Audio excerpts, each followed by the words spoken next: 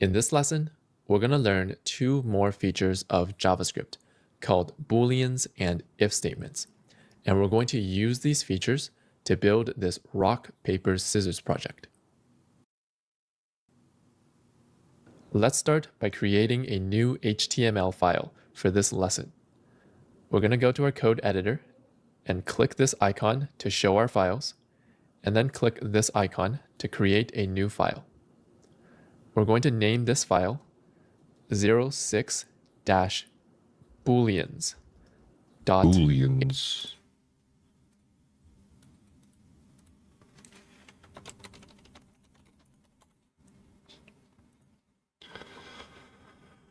Okay. HTML and press enter. Let's open variables.html. I want some music.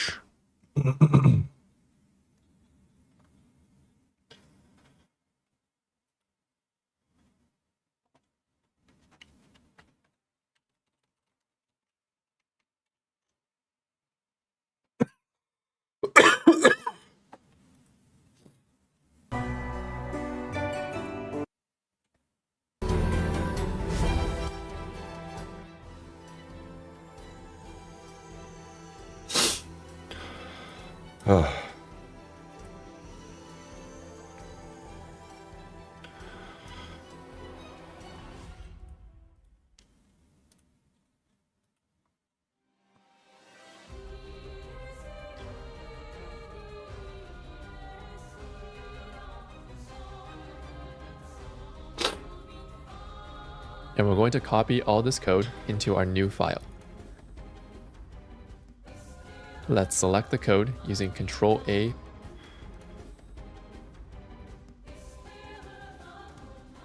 Really?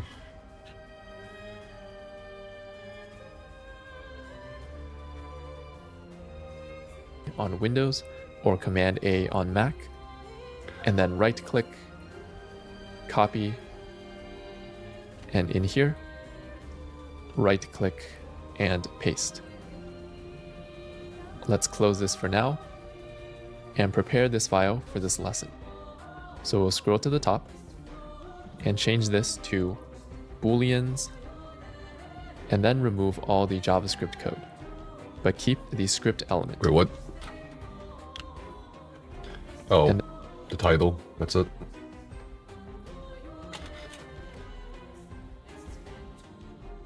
then remove all the JavaScript code, but keep the script element. Now let's save and open this file in Live Server by right-clicking and then open with Live Server. And we can close the previous tabs as well as the previous code for now. We'll start by learning what are Booleans. So far in this course, we learned two types of values in JavaScript, numbers and strings. Booleans are another type of value in JavaScript. Hold on.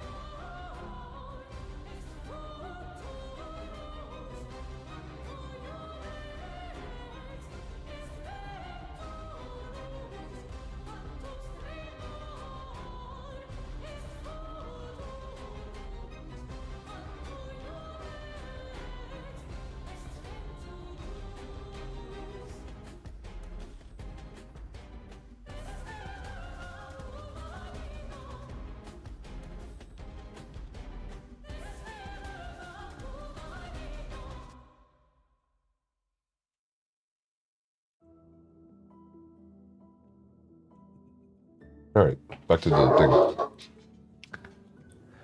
But Booleans are special because there are only two Boolean values, true and false. Let's click in the script element and type true. Press enter and type false. So these are the only two Boolean values that exist, true and false. So what's the purpose of Boolean values? A Boolean value represents whether something is true or false. For example, in JavaScript, we can compare two numbers. Let's create some new lines and type the code 3 less than 5. So this code checks whether the number 3 is less than 5. And of course, this is true. So if we console.log this code, console.log, and save, and then go to our website and open the console, right-click, inspect, and console, it will show us that the result of this code is the Boolean value true. Let's try another example. Let's delete this less than symbol and replace it with a greater than symbol. So now this code checks whether 3 is greater than 5. And we know that 3 is not greater than 5. So if we save, the computer will tell us that the result of this comparison is the Boolean value false. Okay. So as you can see, a Boolean value represents whether something is true or false. Now let's learn the syntax rules for Booleans. To create a Boolean, we just type true or false. Note that we don't surround these with quotes like this. If we surround them with quotes, this is now a string, not a Boolean. We can use type of to check this. So at the front, we can type console.log type of true. If we save, this will tell us that this is a string. Now, if we remove the quotes and save, this will tell us that this is now a Boolean. So when creating a Boolean, don't put quotes around true or false. Let's save. Now, one way to create a Boolean is to compare two numbers. For example, 3 greater than 5. So this greater than symbol is called a comparison operator. And there are many other comparison operators we can use. We saw less than earlier, and we also have greater than or equal to, less than or equal to, triple equals, which checks if two values are equal to each other, and exclamation double equals, which checks if two values are not equal to each other. Now, JavaScript is a little special because it has two ways to check if two values are equal, triple equals and double equals. The difference is that double equals tries to convert both values into the same type. For example, in our code, let's create some new lines and console.log, and let's check if the number 5 is equal to the string 5.00. If we save, it will tell us that these two values are equal to each other, even though one of them is a number and the other is a string. And that's because the double equals converts both values into the same type. So it converts both of these into the number 5 and then compares them.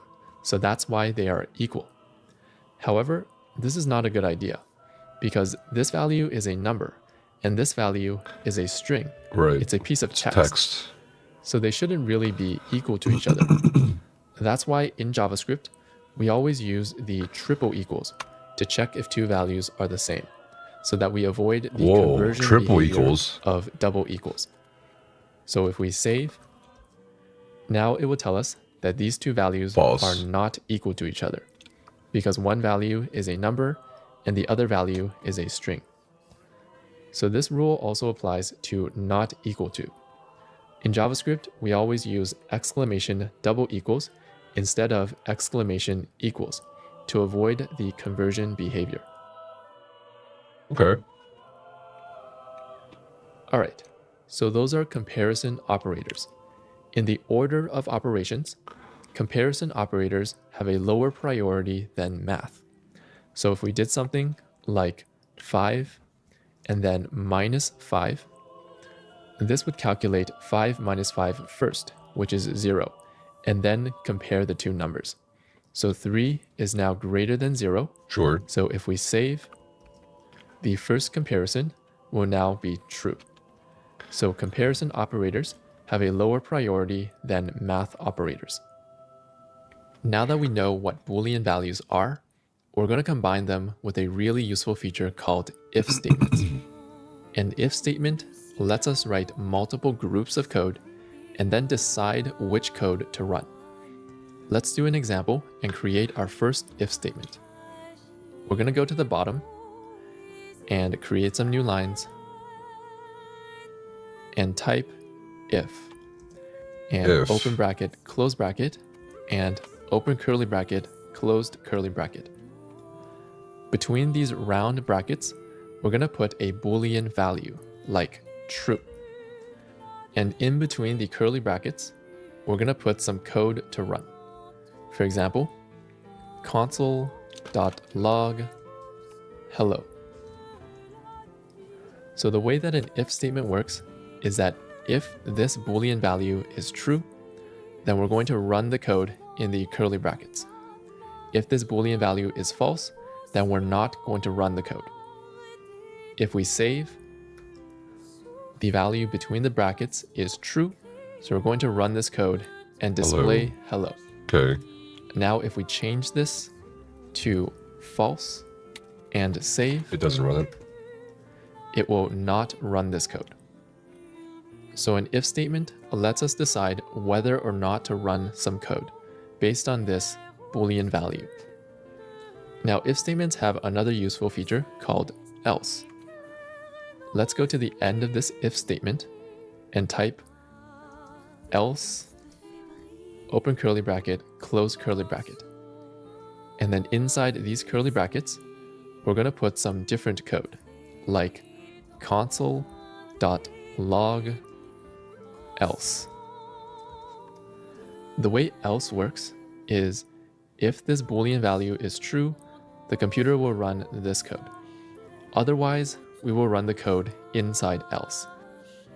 Let's give it a try. We'll change this Boolean value to true and save. And because it is true, it will run this code and display hello. Now, if this Boolean value is false and save, because it is false, it will not run this code and it will run the code inside else and display else. So using if and else, we can write two groups of code and then decide which code to run. Now let's do a practical example. We're going to write some code to check if someone is old enough to drive. Let's go to the bottom and create some new lines. Okay. And we're going to type if, brackets, and curly brackets. And inside here, we're going to compare two numbers. The first number is a person's age. Let's pretend we have a person who is 30 years old. So we're going to type 30. Then we're going to check if this age is greater than or equal to the legal driving age. Let's pretend the legal driving age is 16. Notice that between the brackets, we don't have to just put a Boolean value. We can put any code that results in a Boolean value. So this comparison results in the Boolean value true. That means the computer will run the code between the curly brackets. So in here, let's type console.log you can drive. Now, if this is not true, let's run some different code. At the bottom, we'll type else and curly brackets, and then inside these brackets, we'll type console.log You cannot drive. Now let's save. And it will tell me that this person who is 30 years old can drive. If we go back and change this to a person that is 15 years old and save, this comparison will result in false. So it will display you cannot drive. Okay. So that's how we use But if how do you get that statements. data? We can write multiple groups of code for different situations and then decide which code to run. Now let's learn the syntax rules for if statements.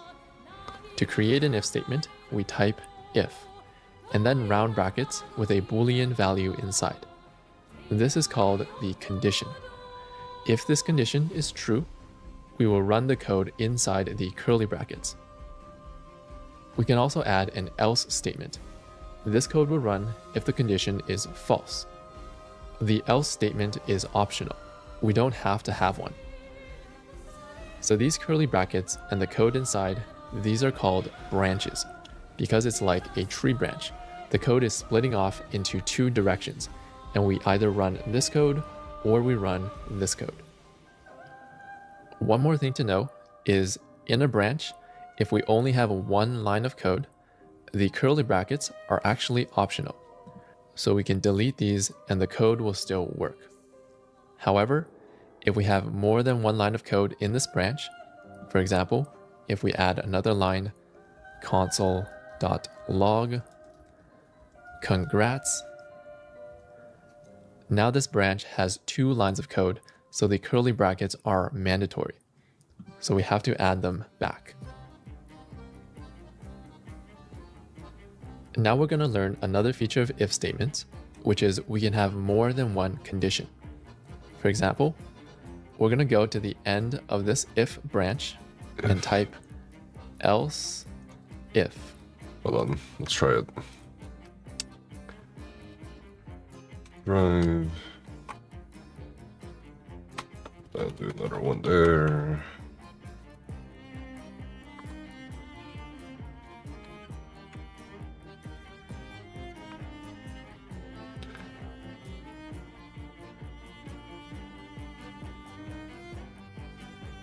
And then bracket. And do else if. And curly brackets. Else if lets us add another branch to our if statement. Between these round brackets, we can add another condition. For example, if a person is almost old enough to drive, let's display a different message. So inside this condition, let's check if this person's age, which is 15, is greater than or equal to 14. So we're checking if they are almost old enough to drive. And now inside the curly brackets, we're going to display a different message. Console.log almost there. So the way this works is that the if statement checks the conditions one by one. First, it checks if this is true. If it is, it will run this branch. Then it checks if this is true. If it is, it will run this branch. And if none of the conditions are true, it will run the else branch. So here, this condition is false, so we're not going to run this code. But now the second condition is true, so we're going to run this code. If we save, we display almost there in the console. So using else if branches, we can add as many conditions as we want to an if statement. The next thing we're going to learn is that we can combine if statements with variables from the previous lesson. For example, here we wrote the person's age 2 times. So we can actually save this age in a variable and then reuse that value. So above the if statement, let's create a variable using const, and let's name this variable age, and we'll make it equal to 15. Remember, the best practice for creating a variable is to use const by default, or let. Oh, and okay. only use let if we're going to change this value later. And now that we saved this number in a variable, we can use the variable inside the if statement. So we'll replace 15 with age, and here as well with age. I see. So this will take whatever value is inside the variable and substitute it into the code. If we save, the if statement works the same way as before, and we run this line. Okay, now we're ready to use booleans and if statements to do a project. We're going to build a rock, paper, scissors game. First, let's take a look at the project. We're going to go to our browser, and at the top, create a new tab, and we're going to type here super simple.dev/projects/booleans and press enter. Here we can see a simple version of a rock, paper, scissors game. And if we click this link, it will take us to the final version of this game. So in this game, we can pick a move, and then the computer will pick a random move, and it will show us the result. And we also have a score of how many times we won, lost, and tied. So we're going to build this as we go through the course. But for now, let's go back, and we're going to start by building this simple version of the game. So how this simple version works is we click one of these buttons to pick a move. So let's pick rock. Then the computer will randomly pick a move. In this case, it's paper, but for you, it might be different. And it will compare the two moves and display the results in this pop-up. So the rules of rock, paper, scissors are rock beats scissors, paper beats rock, and scissors beats paper. Let's press OK, and we'll get started on this project. First, we'll create a new HTML file just for this project. Let's go to our code editor and click here and create a new file. And we're going to name this file 06-rock-paper-scissors.html and press enter. Next, let's copy all the code from booleans.html into this new file. So we'll open this again, and then Control A or Command A to select all the code, and then right click, copy, and in here, right click and paste. Let's close this and prepare this file. So we'll change this to rock, paper, scissors, and remove all of the JavaScript code that we had before. Finally, let's save and open this file in the browser by right-clicking and then open with Live Server. Let's take a look at the project again. So we're going to start by creating the text first, because this text is in the final version of the project. So in our HTML, we're going to create a paragraph element for this text. P1. So less than, P greater than, No. and the closing tag less than /P greater than. Inside our paragraph, we're going to have the text rock, paper, scissors. Next, let's create the buttons. So we'll go to our HTML and create a button. And inside this first button, we'll have the text rock. Let's create another button. This one will be paper, and we'll create the last button. This one will be scissors. Now let's save and check our new tab. And now we created all the elements that we need. Next, let's make these elements interactive with JavaScript. On click, right? So when writing JavaScript, a good strategy is to think about what steps we need to do and then convert those steps into code. So here, when we click a button, the first step is the computer will randomly select a move, and then we're going to compare the moves to get the result. And finally, we'll display the result in a pop-up. By the way, this is called an algorithm. An algorithm is a set of steps to complete a task or to solve a problem. Now that we know what steps we need to do, we're going to convert these steps or this algorithm into code. First, we're going to run some JavaScript when we click these buttons. So let's use the onClick attribute again. We'll go to the opening tag of the button and type onClick equals double quotes. And then inside these double quotes, we can add our JavaScript. So now we have to figure out how to randomly select a move for the computer. To do this, we need to learn a new piece of JavaScript code. So here, we're going to type M math.random, open bracket, close bracket. Math.random generates a random number between 0 and 1. So if we console.log this, console.log, and save, and click this button, and then check in our console by right-clicking, inspect, and the console, it will display a random number between 0 and 1. Okay. If we click this button again, it will generate a different random number. Okay. So every time we run math.random, it generates a different random number between 0 and 1. Now, to be more precise, it actually generates a number greater than equal to 0 and less than 1. Mm-hmm. Now let's save this random number in a variable so we can use it later.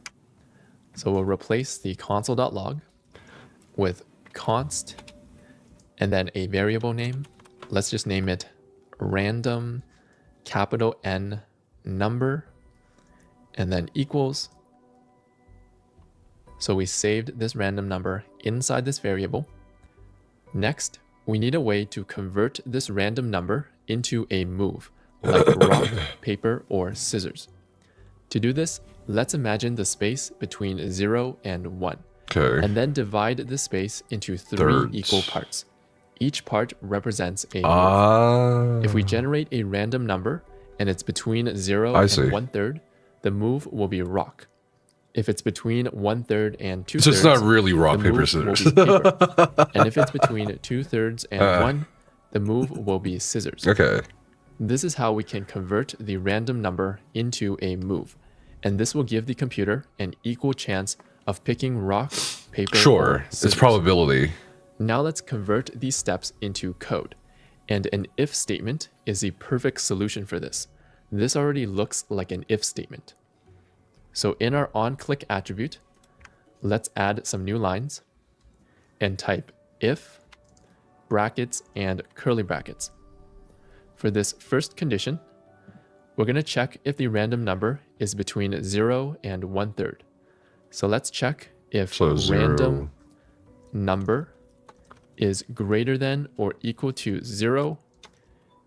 But in this case, we also need to check that random number is less than 1/3. Because we're checking if the number is between 0 and 1/3. But how do we do this? How do we check that two comparisons are both true?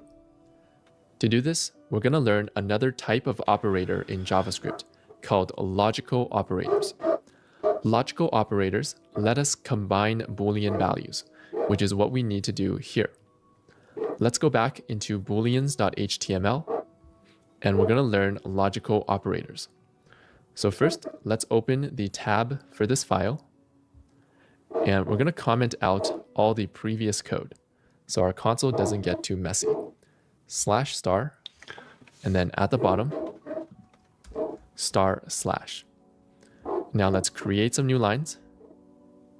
And the first logical operator we're going to learn is called the AND operator. Let's type console.log a Boolean value true and another Boolean value true. So this is the AND operator.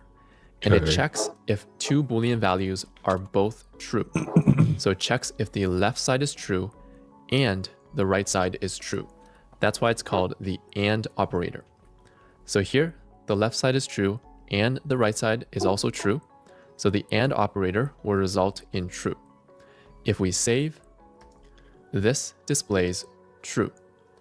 Now, if one of these sides is false, for example, if we change this to false, now let's check, is the left side and the right side both true?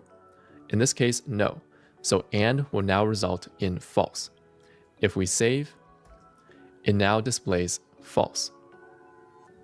So that's the logical AND operator. It checks if the left side is true and the right side is also true.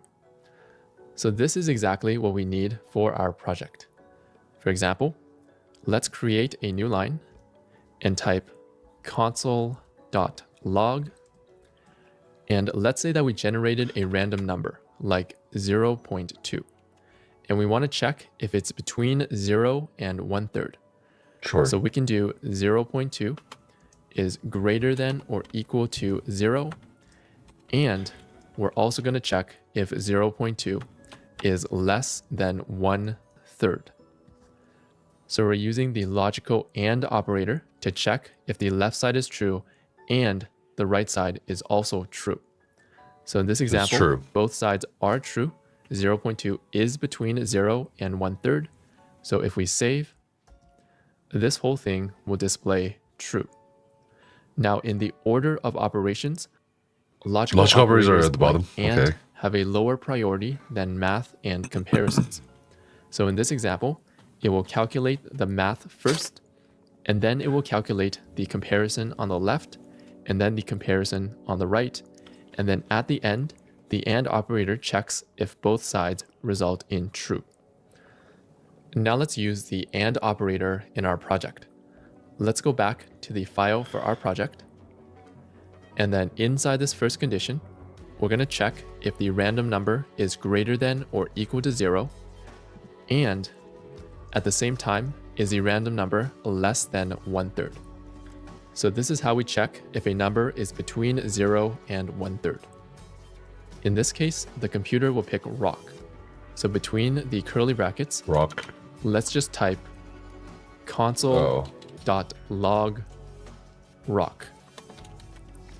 Let's get some practice and create the other two branches for picking paper and scissors. Feel free to pause this video if you want to try it yourself first. So here, we're going to type else if to add another branch, and then brackets and curly brackets. And in this condition, we're going to check if random number is greater than or equal to 1/3 and random number is less than 2/3. So if this random number is between 1/3 and 2/3, inside here, we're going to console.log paper. And finally, let's create another.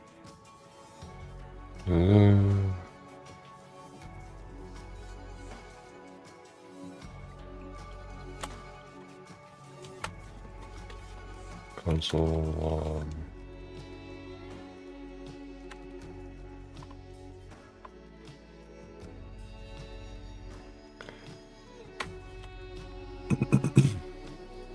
The branch using else if random number greater than or equal to 2/3 and random number less than 1. And console.log scissors. If we save and then go back to our rock, paper, scissors tab and then click the rock button a few times, it will pick some random moves for the computer. So that's how we generate the computer's move. One thing I want to point out is that I use the less than comparison instead of less than or equal to. I just did this so that the comparisons don't overlap. Okay. Before we continue in the project, we're going to learn two other logical operators we can use. Let's go back to booleans.html, and let's also open the tab for this file. The next logical operator is called the OR operator. For example, let's type some new lines and type console.log true or false. So this is the logical OR operator. It checks if at least one side is true. So it checks if the left side is true or the right side is true. That's why it's called the OR operator. So here, one of these sides is true, so the OR operator will result in true. If we save, this displays true. If both sides are true, it will also result in true, because at least one side is true. The last logical operator we're going to learn is called the NOT operator. What? For example, let's create a new line and type what? console.log exclamation true. So the exclamation is called the NOT operator. The NOT operator only uses one Boolean value, and it flips it into the opposite value. So if this value is true, the NOT operator will flip it into false. So if we save, this will result in false. Now, if you think about it, if we say that something is not true, that's the same thing as saying that it is false. Yeah. So that's why this is called the NOT operator. Well, what the fuck is the point of this? Now, if we change the value to false, then it's true. Again, the NOT operator will flip this into true. So if we save, this will now result in true. So those are the logical OR and NOT operators. We don't need to use these in our project right now, but I'll leave some exercises for these at the end of this lesson. Now let's go back and continue the project. Let's open the code and open the tab. The next step is to compare the computer's move to our move, which is rock.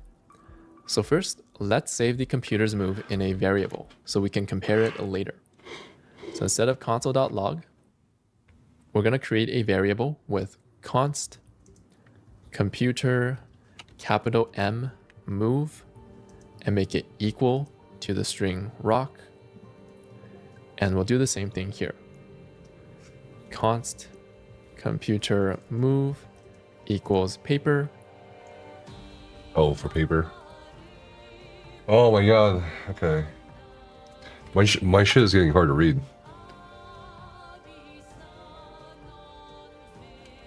So maybe per line.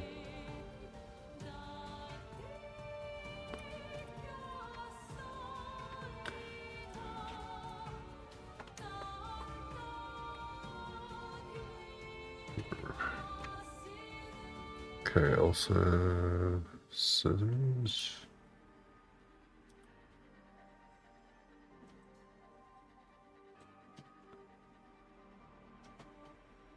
The fuck? And here, const computer move equals scissors. And now at the bottom, let's console.log the computer move variable to make sure that it worked. If we save and then click our So my question is,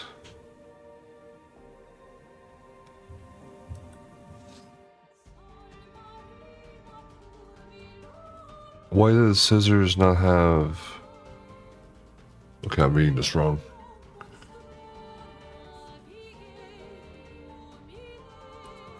It's this, I think. Else...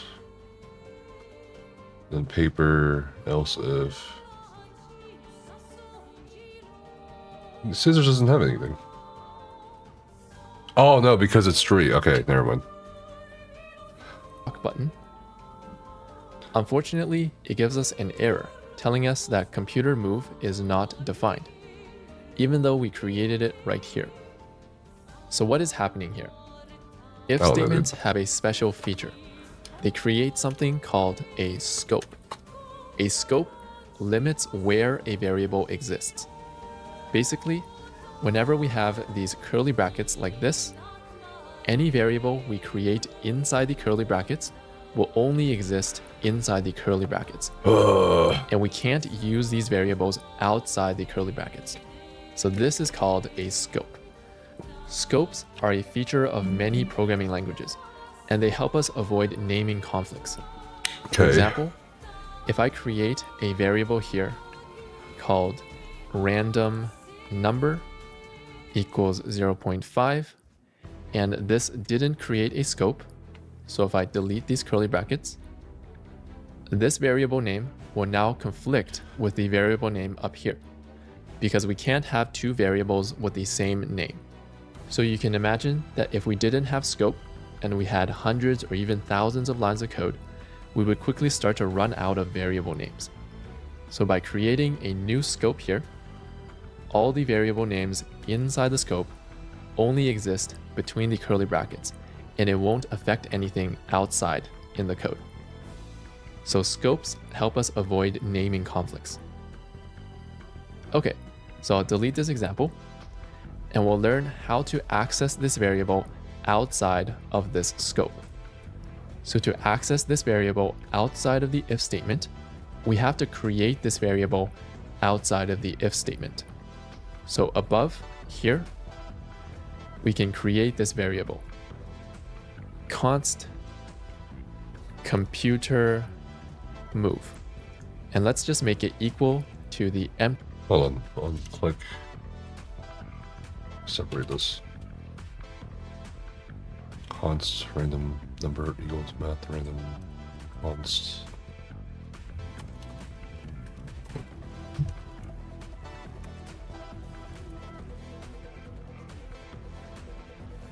String for now. So this variable was not created inside any curly brackets. I see. So it's accessible from all of this code inside the onClick attribute, including inside the if statement. And then inside the if statement, instead of creating a new variable, we're just going to save the move inside this variable up here, because we can access this variable anywhere else in the code. So instead of using const, we're just going to reassign computer move. And we're going to remove it here as well, and here as well. And remember, when we reassign a variable, we have to switch from const to let. And now if we save and then click the rock button, we're able to console.log computer move. Because computer move is no longer inside this scope. It's up here. Hold on. Why didn't it work?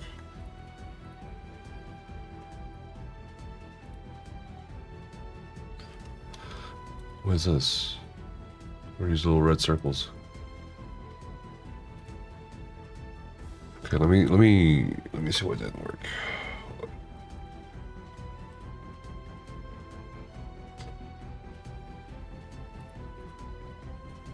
There's something I did wrong. Let computer move equals blank. Const random number equals math random. Okay. If random number is greater or equal to 0 and random number is less than 1/3, then computer move be rock. Maybe it's something, I think it's missing it right here, maybe. Yeah. It's a bracket I'm missing. Else, if random number is greater or equal to 1/3 and random number is less than 2/3.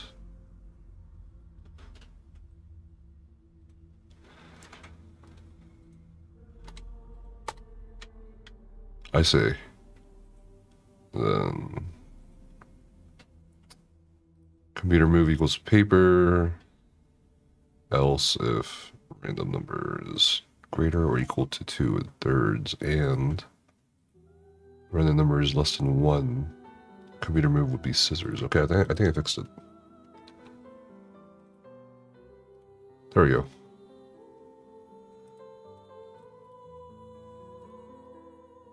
Here, so we can access it in this line of code. So that's how scope works. Any variable that we create inside curly brackets will only exist inside the curly brackets. So remember in the previous lesson, we learned a third way of creating variables called var. The issue with var is that it doesn't really follow the rules of scope. For example, here, if we create a variable with var, like var and random number equals 0.5, this variable will conflict with the variable up here with the same name, even though it's inside a scope. So that's why we don't use var anymore, and we just use const and let, because var doesn't really follow the rules of scope. So we can remove this for now and move on to the next step. So we generated a random move for the computer. Now we have to compare our move, which is rock, to the computer's move to get the result and see who wins. To do that, we'll use another if statement. So at the bottom here, let's type if, and then brackets and curly brackets. And then inside this condition, let's check if the computer move is equal to rock. So remember in JavaScript, we always use triple equals instead of double equals to avoid the conversion behavior. And now if the computer's move is rock and our move is rock, then inside the curly brackets, it's a tie. The result is going to be a tie. And let's save this string in a variable so we can use it later. Again, we have the same situation as before. We don't want to create the variable inside here because then it only exists inside this scope between the curly brackets. Instead, we're going to create the variable above, outside the if statement. So we'll use let to create this variable because we're going to reassign it in the if statement. Let's name this variable result and just make it equal to the empty string at the top. And then in the if statement, we'll save the result into this variable. So result equals tie. Now let's create the other branches of this if statement. So here we'll add else if brackets and curly brackets, and we'll check if the computer move is equal to paper this time. If the computer move is paper and we picked rock, then we lose. So the result is equal to you lose. And finally, we'll add another else if brackets and curly brackets, and we'll check if the computer move is equal to scissors. And if the computer picked scissors and we pick rock, the result is that you win. So that's how we compare our move to the computer's random move using an if statement. The last step is to display this result in a pop-up. So at the bottom, let's create a pop-up using alert, open bracket, close bracket, and let's go back to super simple dev to see the message in the pop-up. So we'll click this, and in the pop-up, it shows our move, the computer's move, and then the result. So we can actually just copy this, right click, copy, and then in here, right click and paste. So obviously the computer is not going to pick this move every time, and this is not going to be the same result every time. Instead, we want to insert computer move into here. Oh. We want to insert result into here. So because we want to insert values, we're going to turn this into a template string using backticks. And now instead of paper, we're going to insert a value using $ and curly brackets, and we're going to insert the variable computer move. And instead of this text every time, we're going to insert the variable result. And now if we save, and we can click OK to close this and go back to our tab and click the rock button, we're going to pick rock. The computer will pick a random move and it will show us the result in a pop-up. So that's how we create this simple version of rock, paper, scissors. In our code, we did things step by step. First, we generated a random number. We converted it into a move for the computer. And then we compared our move to the computer move and we displayed the result in a pop-up. So as you can see, when we're writing JavaScript, we first figure out what steps we need to do. This is called an algorithm. Yesterday. And then we convert these steps or this algorithm into code. So now we can actually remove this console.log because we don't need it anymore. And the last step is to make the other buttons here interactive. So feel free to pause this video if you want to try it yourself first. For the paper button, let's add some new lines to make it a little easier to read. Yes. And again, we'll add the onClick attribute. OnClick and then equals inside here, quote, we can actually make a copy of all the JavaScript we wrote. So we can select all of this. Oh, really? We can just, okay. And then right click, copy.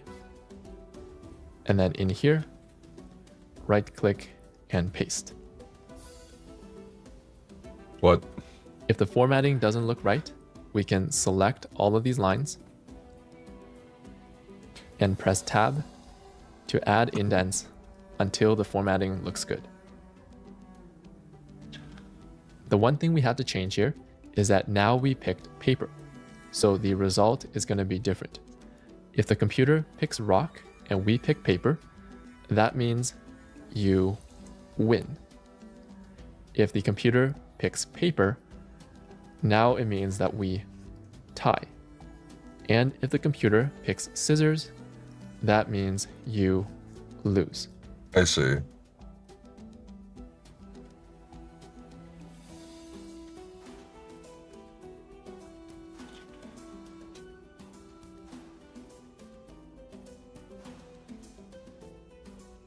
Okay, let's try it.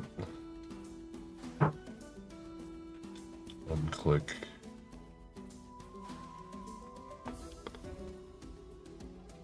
Jesus. So many lines for rock, paper, scissors. Yes, so this is paper. So we say win. Tie. You lose.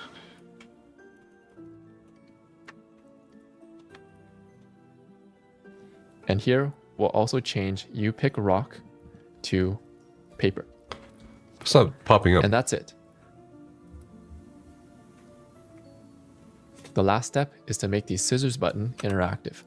So again, on click equals double quotes, and then we'll make a copy of the code. So I already have it. So just right click and paste. And then again, select the code that we need to fix the formatting for and press tab. And here we pick scissors. So if the computer picks rock, then the result is you lose. If the computer picks paper, the result is you win. And if the computer also picks scissors, the result is a tie.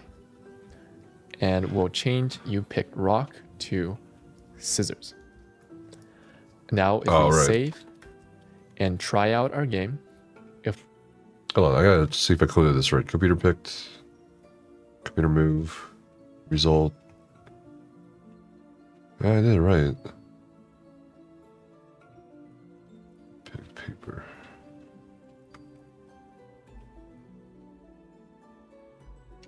Yeah. If we click rock, we're going to pick rock.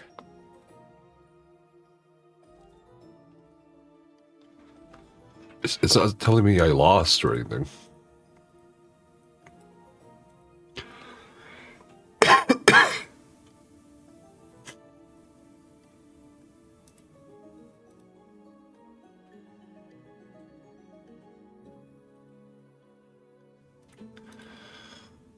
Computer picks a random. You lose.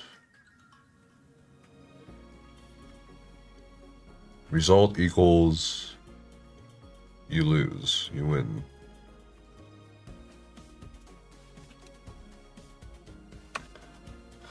Else if you win.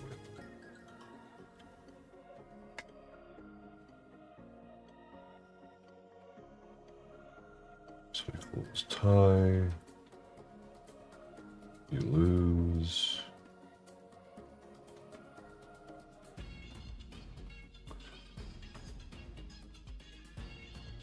Tie.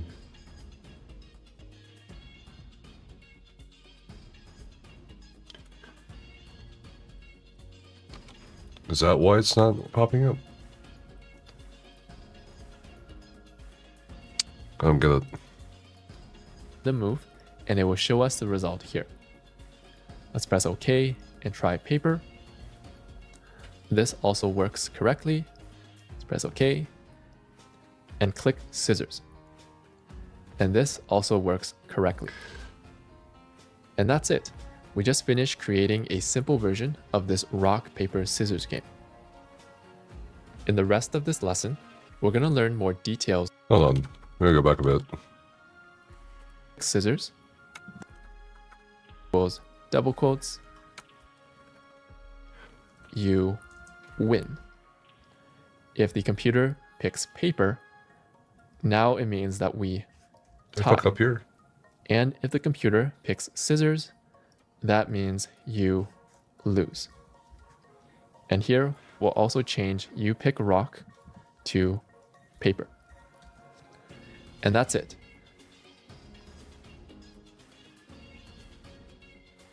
Scope.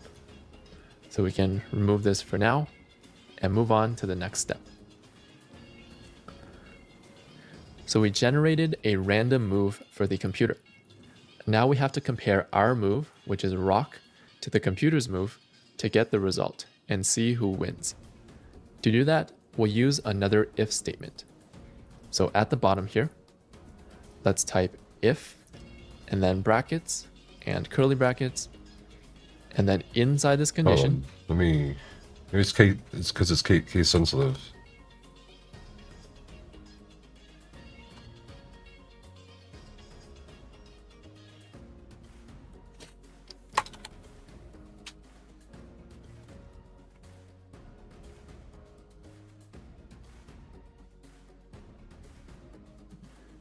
let's check if the computer move is equal to rock.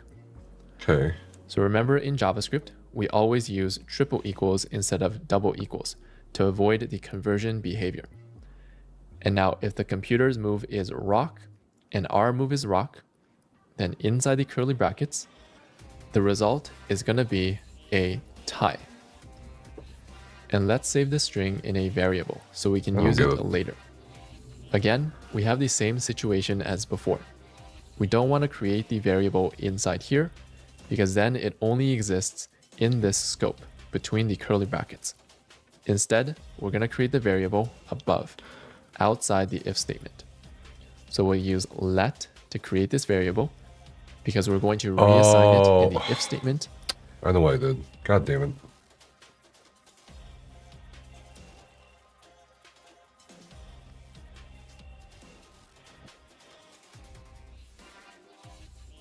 Maybe? No. I'm so confused now. Let's name this variable result and just make it equal to the empty string at the top. And then in the if statement, we'll save the result into this variable. So result equals tie. Now let's create the other branches of this if statement. So here we'll add else if brackets and curly brackets, and we'll check if the computer move is equal to paper this time. If the computer move is paper and we picked rock, then we lose. So the result is equal to you lose. And finally, we'll add another else if brackets and curly brackets, and we'll check if the computer move is equal to scissors. And if the computer picks scissors, okay, now it's invalid. Oh my god. Yeah, we're coding. Chillin'. We'll be playing more Elden Ring with Becca later. I think I'm just fucking up this lesson. And we pick rock, the result is that you win. Ah. So that's how we compare our move to the computer's random move using an if.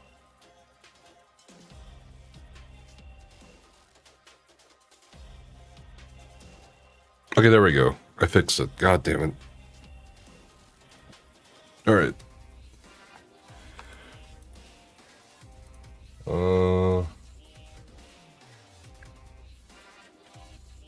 So I'm just gonna actually copy paste this part since that works.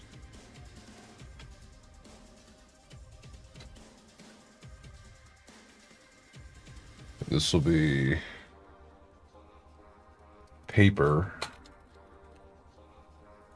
and you win because it's against rock.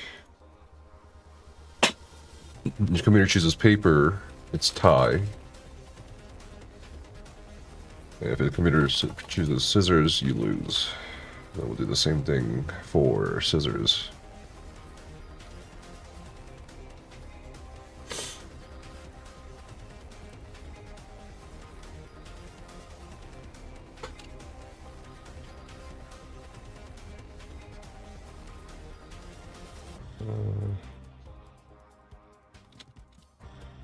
Scissors.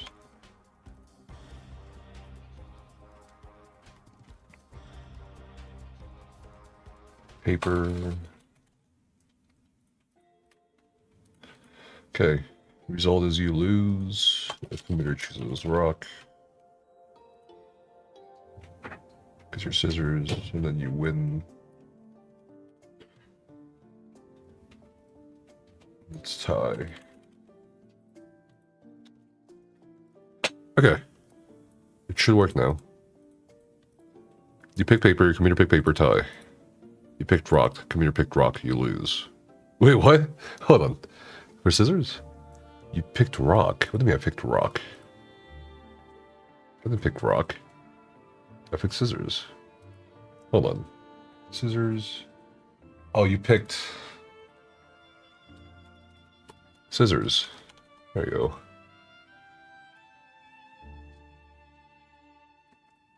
Save that. Let's try scissors again. You pick scissors, computer pick rock, you lose. You pick scissors. Okay. Where's the tie?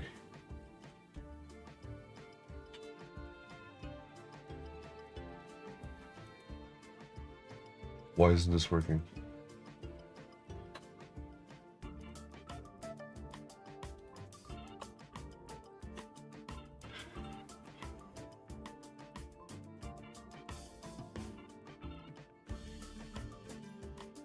I don't think I need this.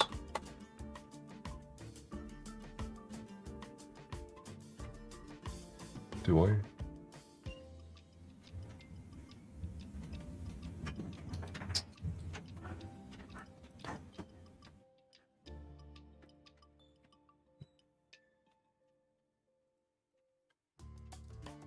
I do need it. Wait, what?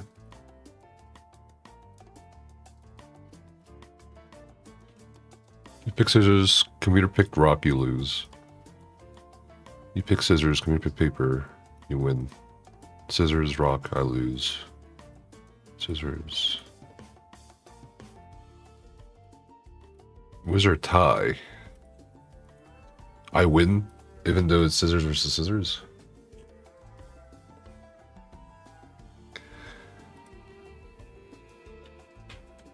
If computer move equals scissors, the result should be tie.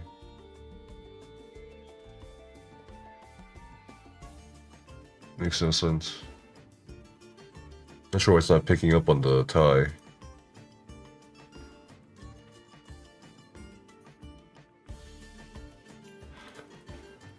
Fuck it.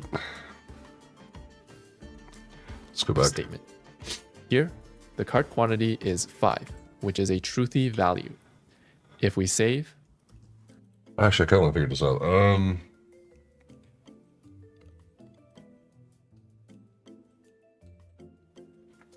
There's a harm in this one.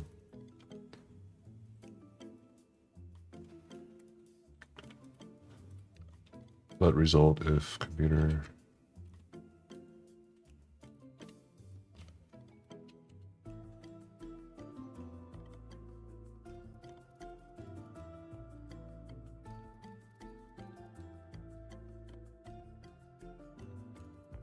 This is all for scissors. Random.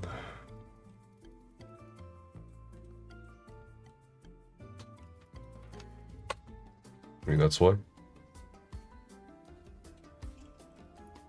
Scissors. Let result equals blank.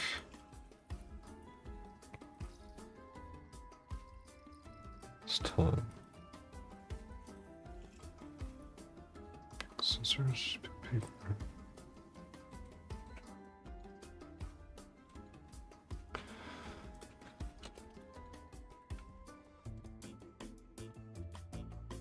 Okay, let's try it.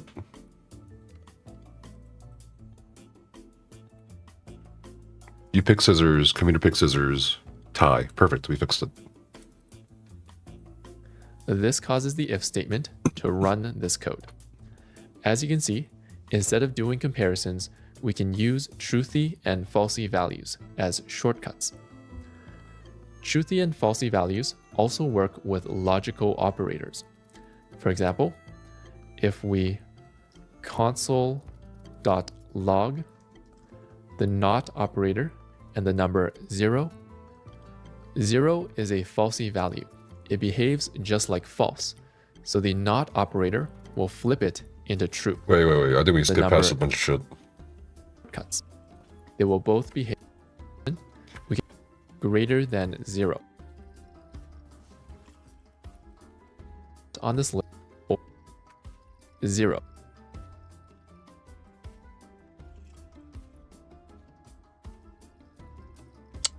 Instead of putting a boolean brackets, let's type value.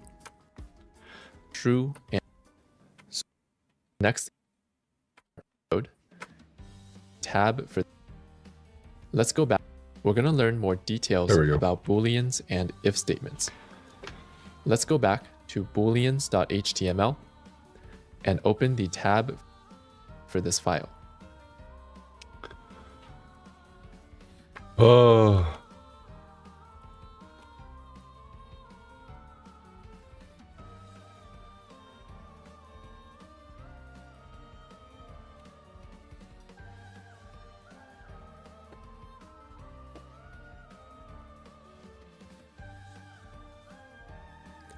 And let's comment out the previous code using /* and */ and create some new lines. The next thing we're going to learn is called truthy and falsy values. Truthy and falsy? So if statements don't just work with Boolean values like true and false. They actually work with any type of value, including numbers and strings. For example, let's type if brackets and curly brackets And inside this condition, instead of putting a Boolean value, we're going to put a number like 5. Okay. And then inside the curly brackets, let's console.log the string truthy. If we save, the number 5 behaves just like true. It causes the if statement to run this code. So we call this value a truthy value because it behaves just like true. Now let's change this value to a different number, 0. If we save, the number 0 behaves just like false. It causes the if statement to not run this code. We call this value 0 a falsy value because it behaves just like false. The fuck is the point? So how do we know if a value is truthy or falsy?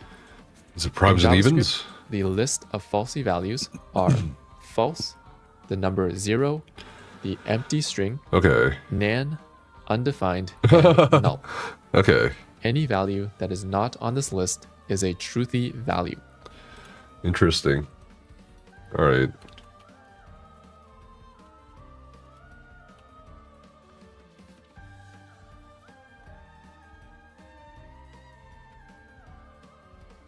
So why do we use truthy and falsy values?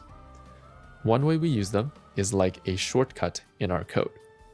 For example, let's create a variable at the bottom using const, and let's call it cart quantity and make it equal to 5. Next, let's create an if statement. If, brackets, and curly brackets. And inside the curly brackets, let's type console.log the string cart has products. Okay. Now let's say that we only want to display this message if our cart has products. Usually, inside this condition, we would check if cart Quantity is greater than 1. is greater than 0. 0. Sorry. But now, instead of doing this comparison, we can actually just type cart quantity, and it will behave the same way. If the cart quantity is not 0, they will both behave like true. If the cart quantity is 0, they will both behave like false. So here, the cart quantity is 5, which is a truthy value. If we save, this causes the if statement to run this code. As you can see, instead of doing comparisons, we can use truthy and falsy values as shortcuts. Truthy and falsy values also work with logical operators. For example, if we console.log the not operator and the number 0, 0 is a falsy value.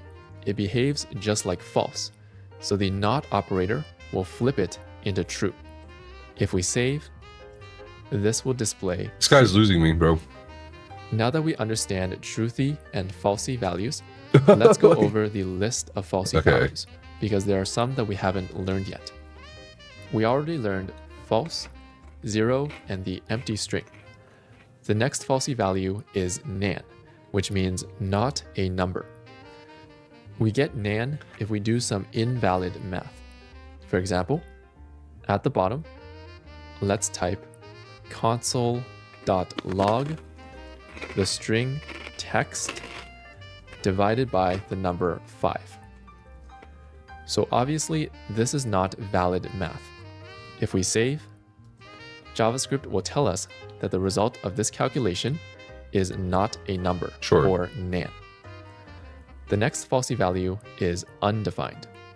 Undefined represents that something doesn't have a value. For example, at the bottom, if we create a variable with let variable 1 and we don't give it a value, and then we console.log this variable, and we save, it will show us that variable 1 contains the value undefined. So undefined represents that this variable doesn't have a value. But why? What is the point? One thing to note with undefined is that we can only use this syntax with let. We can't use it with const. If we really want to use this with const, we have to type out equals undefined directly. The last falsy value is null. We'll need some extra knowledge to understand null, so we'll learn about null later in this course. What? The last thing we're going to learn in this lesson But why do are we some shortcuts for if statements called the ternary operator, the guard operator, and the default operator. First, let's comment out this code so our console doesn't get too messy. /*, and then at the bottom, */. And let's scroll down, and we'll start by learning the ternary operator. We're going to type a Boolean value like true, and question mark, another value, for example, the string truthy, and then colon, and another value, like the string falsy.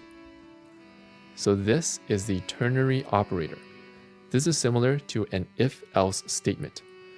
The first value is like the condition. If it's truthy, the result of this code is a value after the question mark. If the first value is falsy, the result of this code is a value after the colon. So you can think of the question mark as the if branch and the colon as the else branch. This is sort of like a shortcut for an if statement like this. Now, an advantage of the ternary operator over an if statement is that we can save a ternary operator in a variable. So at the front, we can do const result equals. And now if we console.log the result and save, the first value is true. So the value after the question mark gets saved in the variable. As always, we can use truthy and falsy values instead of just true and false. So here, if we change the first value to a falsy value like 0, this will cause the value after the colon to get saved inside the variable. If we save, that's exactly what happens. So this is the ternary operator. It's sort of a shortcut for an if-else statement like this. The next shortcut is called the guard operator. Earlier in this lesson, we learned the AND operator, which checks if two sides are both truthy. The AND operator has a special feature. Let's say we have an AND operator and the left side is false. In this situation, we already know it's impossible for both sides to be truthy. So we don't even need to check the right side. Oh my god. So the AND operator actually stops early and doesn't even run the code on the right. And this is called a short circuit evaluation. For example, let's go into our code and create some new lines, and we'll type false and console.log hello. If we save, the left side is falsy, so the AND operator stops early or short circuits, and it doesn't even run the code on the right. So as you can see, we can use the value on the left to block or guard the code on the right. So when we use the AND operator like this, we call it the guard operator. This is sort of like a shortcut for an if statement like this. And just like the ternary operator, we can save the guard operator in a variable. For example, let's create a variable const message and make it equal to false and the string hello. If the first value is falsy, the guard operator will stop early, and the result will be the first value. If we console.log this message and save, the value false will be saved inside this variable. Now let's change this value to a truthy value. like the number 5. Now it will not stop early, and it will give us the second value as the result. Okay. If we save, the string hello is now saved inside this variable. This is sort of like a shortcut for an if statement like this. So don't worry if it's a bit confusing. Hello, Kaya. All of these are just shortcuts for an if statement. They're sort of like an if statement. Okay, so these are shortcuts. I was like, dude, this guy's like losing me. I was like, what the fuck is the point of all this? So all this is shortcuts for if statements. Jesus. On a single line. The last shortcut is called the default operator, Oh my god, another which shortcut. is similar to the guard operator, but uses OR. Okay. Earlier in this lesson, we learned the OR operator, Yes. which checks if at least one side is truthy. Let's imagine we have an OR operator, and the left side is true. In this situation, we already know the result of the OR operator, because the left side is already truthy. We don't even need to check the right side. So the OR operator also stops early or short circuits if the first value is truthy. For example, let's create some new lines. And let's say that in our final Amazon project, we can choose a currency to pay for our order. Let's create a variable with const currency and make it equal to the string EUR, or euros. Now let's say that choosing a currency is optional. If we don't choose a currency, How's it going? You're being we'll racist by use doing a smart people default things. value Perfect. of USD, or United States dollars. It's pretty To good. create a default value, we can go to the end and type or the string USD. So here, the left side is truthy. So the OR operator will stop early, and it will result in the value on the left. If we console.log the currency and save, it will display euros. Okay. Now let's say that we didn't choose a currency because it's optional. So let's go here, and we're going to change this currency to undefined. Now the left side is falsy, so the OR operator does not short circuit.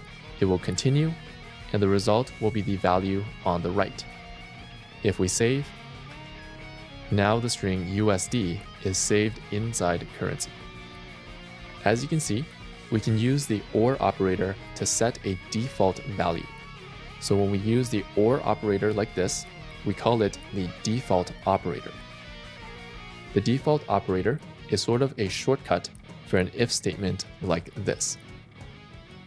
So don't worry, remember that everything that we learned in this last section are basically some shortcuts for if statements. We don't have to use them, but they can save us some typing. And Okay. that's the end of this lesson. Cool. In this lesson, we learned about booleans and if statements. Boolean values represent whether something is true or false. We learned how to use if statements to make decisions in our code. We learned how to use comparison and logical operators. We learned about algorithms and created a simple version of rock, paper, scissors. We learned about truthy and falsy values. And we learned some shortcuts for if statements: the ternary operator, the guard operator, and the default operator. Here's some exercises to help you practice booleans and if statements.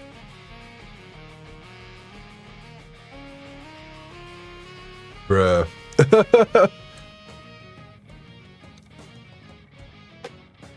Okay.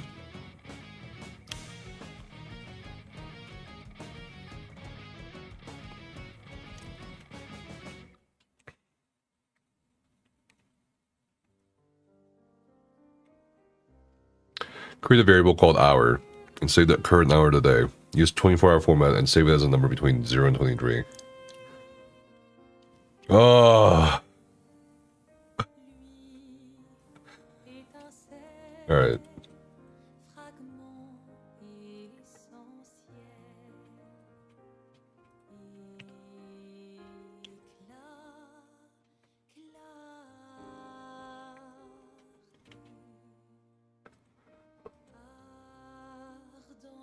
plus equals.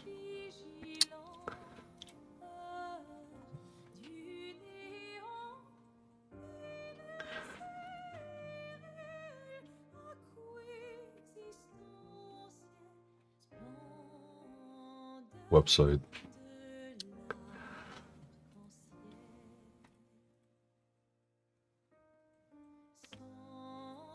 All right, more practice.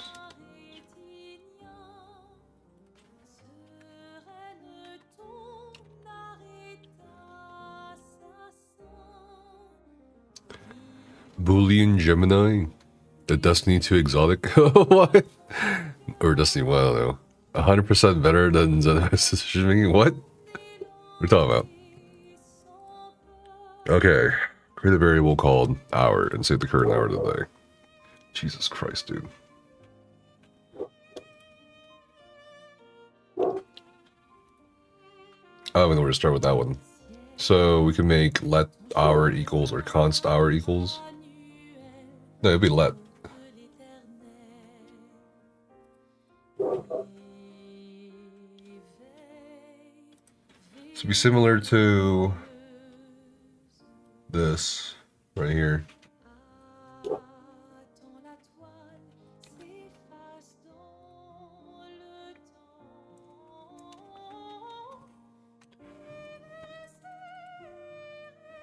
I need to also get this. I might as well just do that.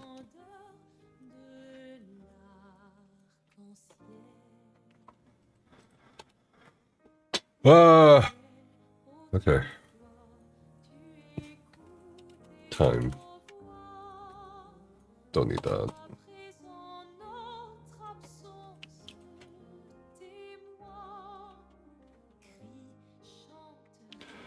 I kind of want to just skip this exercise. Just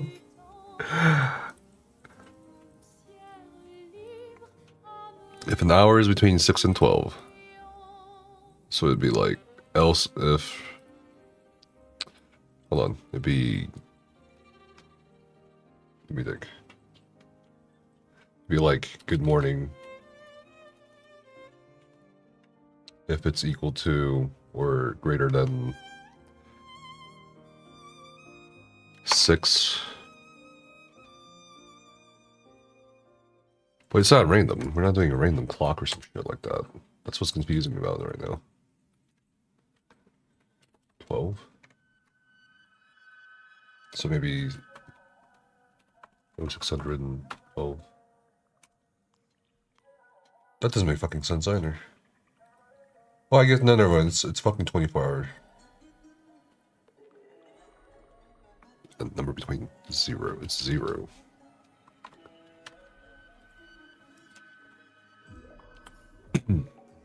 You only log into ESO to kiss long lost friends on the cheek.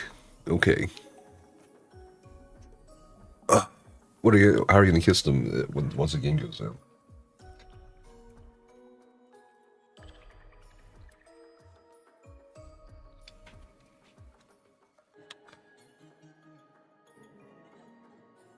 Let.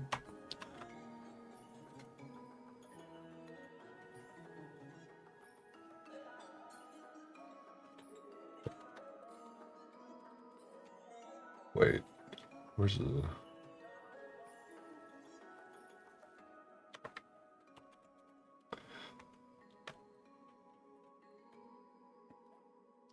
Oh, it's not in the code.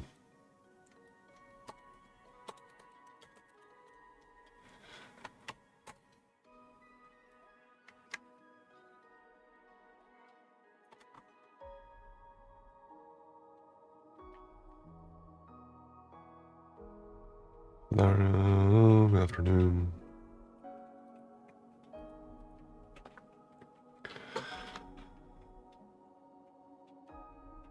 Script. Where's the other script?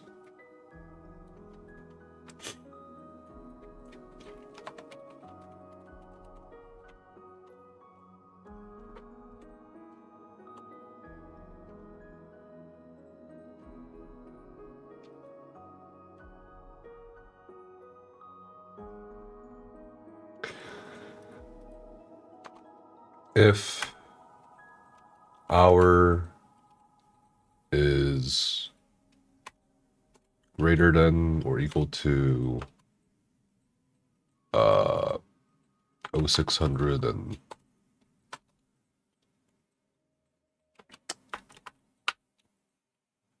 100.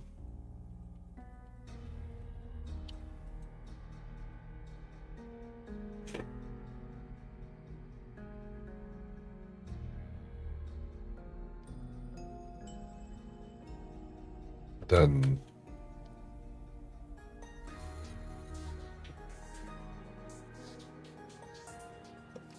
what is it? Then console log. Good morning.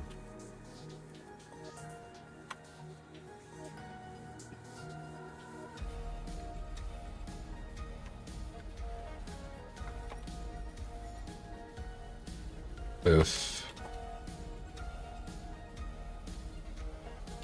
hour is greater or equal to 1300 and 1700. Console log. Good night. Good afternoon. If hour is greater than or equal to... Fuck. Hold on. I don't kiss him anyway, that's a lie. Okay.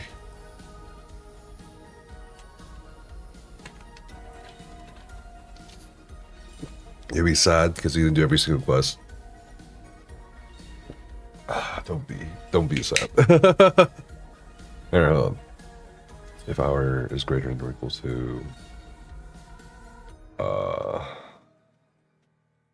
that doesn't make fucking sense then, does it?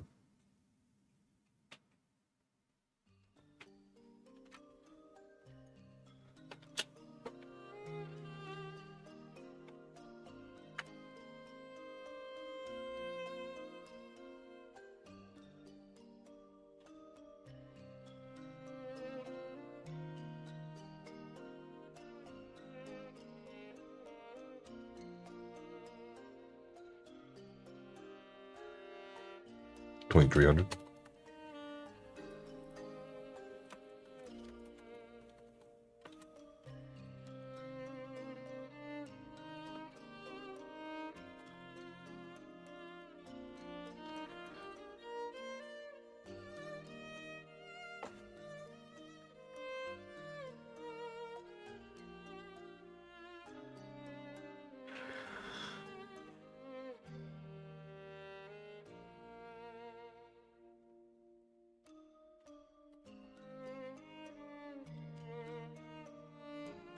Else if...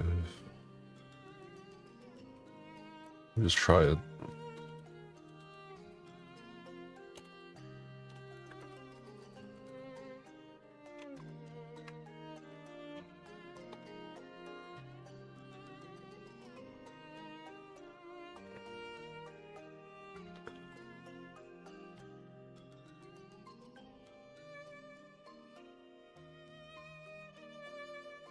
Has been declared. Oh, whoops.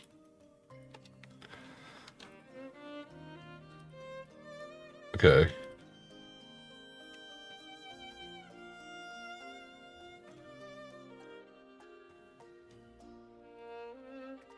Let's try 1700.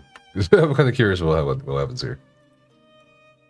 Okay, so it does both. So I have to do 1800 maybe. Right? Good afternoon. Okay. Cool.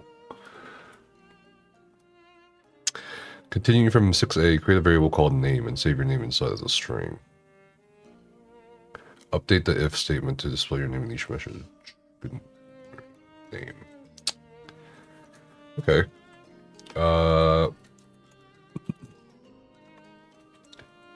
Let name equal, well, actually constant, right? Because it's always going to be the same name.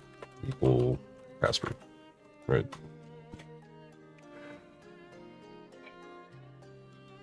And then good morning $sign. Name. Does that work? Will that work?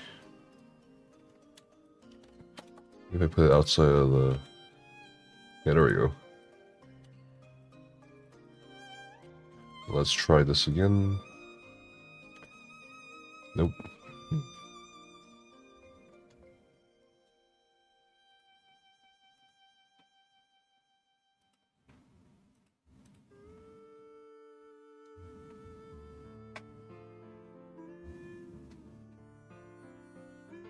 Oh, I see what's going... Okay, maybe... no, that doesn't make sense either.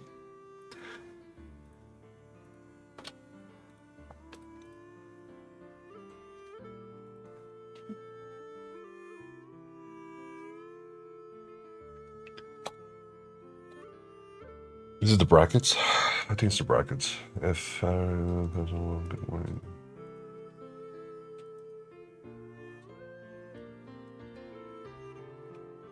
Console log good morning name.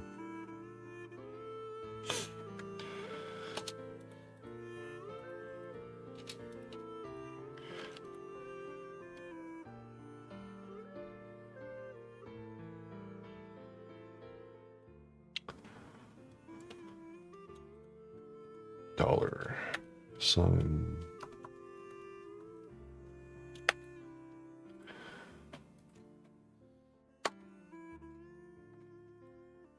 Try it.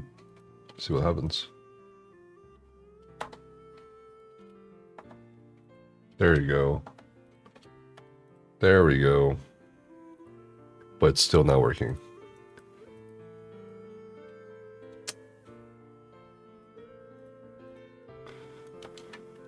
Huh.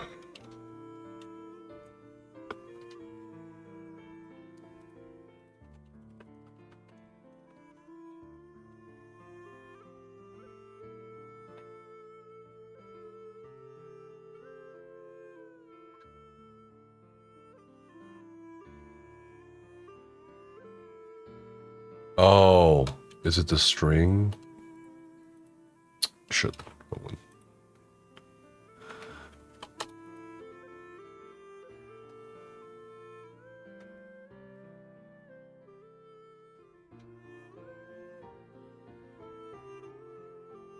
Zero is falsy.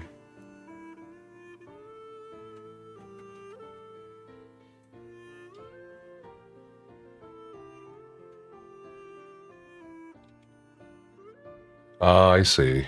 God damn, that's kind of annoying. What the fuck? But it has to be less than. There's less than that. I see. Because you can't do zeros. What the fuck? What a devious solution. Or sorry, what a devious puzzle. Oh.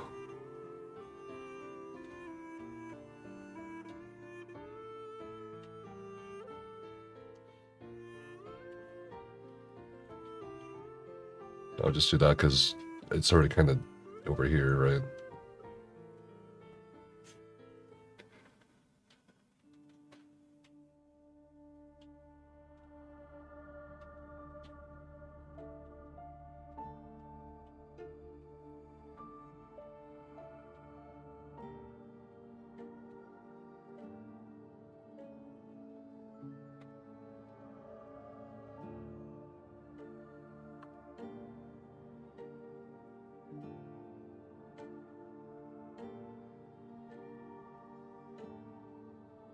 Something went wrong here. Oh.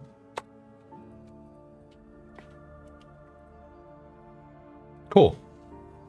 I think I fixed it. Let's try 2300. I should say goodnight. Oh, perfect.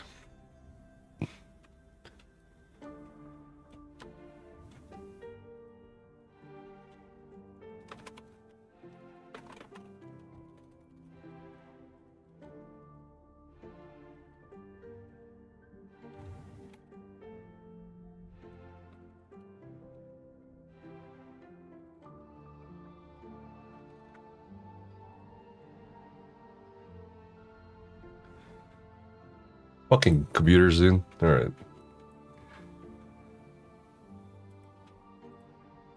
What's next? Imagine an amusement park that has a discount for children. 6 years and younger, or senior 65 years and older. Create a variable age. And save a person's age inside. Create an if statement that checks if the person qualifies for a discount if they do display discount.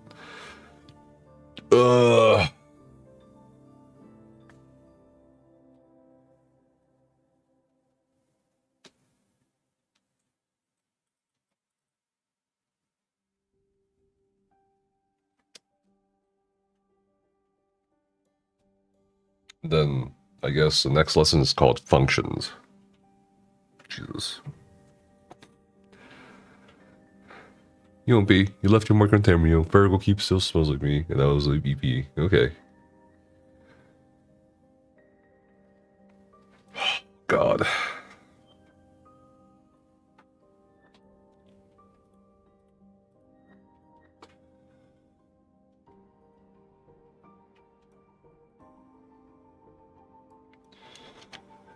I'll be right back, chat. We're gonna take a little classroom break. Position 1.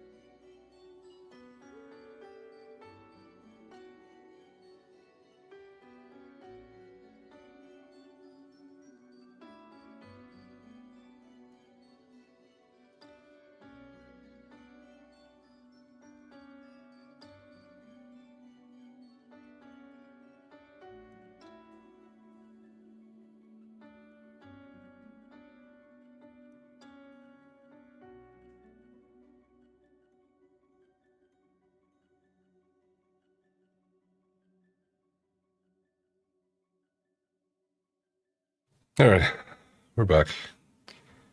Oh, I don't want to do this. Create a variable age and save a person's age inside.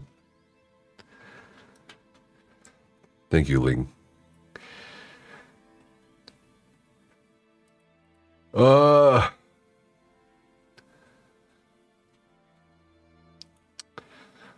right.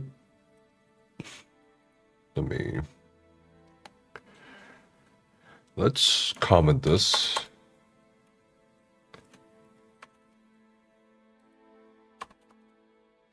Shit, I'm doing it wrong.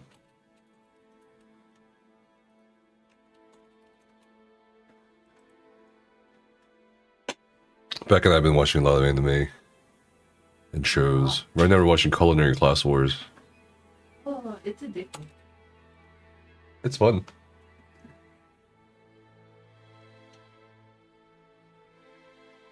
Imagine an amusement park. Create a variable called age. Okay, let age blah blah blah. If age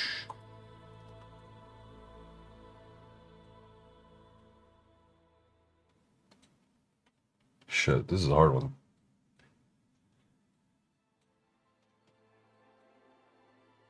I could just do two statements. If age is greater or equal to 65,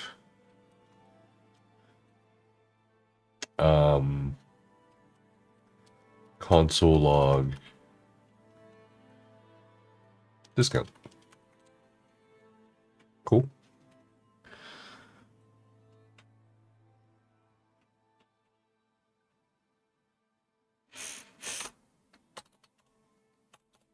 If age is greater, or sorry, less than or equal to 6, console log discounts. Discounts. Hold on. Let me just do this. Discounts. Fix this real quick. Okay. If age is greater or equal to, try to use the line operator in your solution. Shit.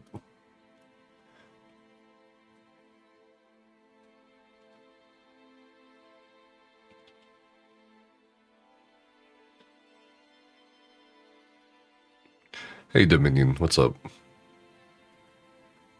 Track me.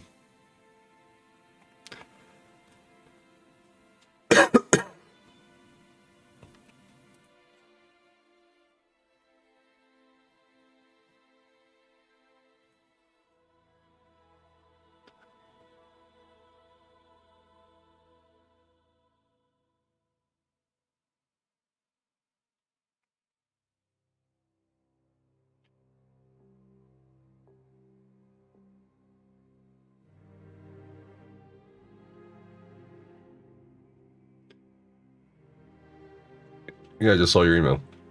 I'll reply back to you after stream or something. Thanks for a heads up.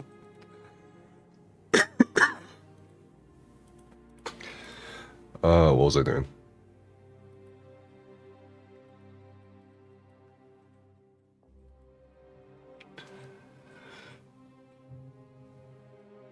Operator. He wants me to use the operator. Oh my god. Okay. I just don't know how to use. I mean, should I try it? I might as well try it. There's no harm in trying it.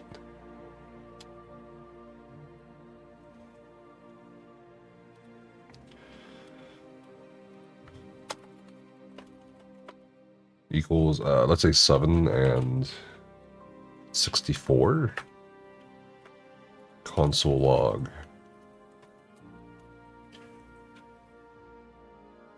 No discount. Right. Let's try it. Shit. Let's try 63. Age has already been declared. Ah, because constant let. Okay. So should I do if? Because it's changed? No.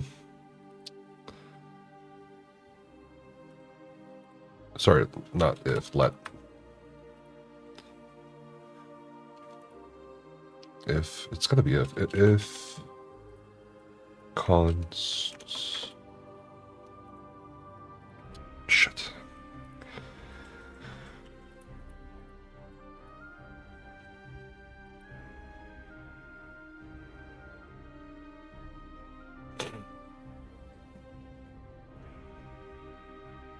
I could combine them maybe if age and age is less or equal to 6 discount.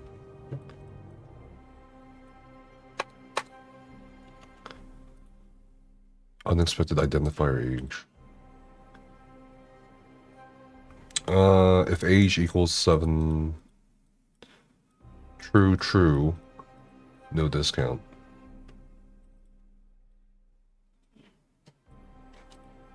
What's wrong with this? Is it because there's no range here?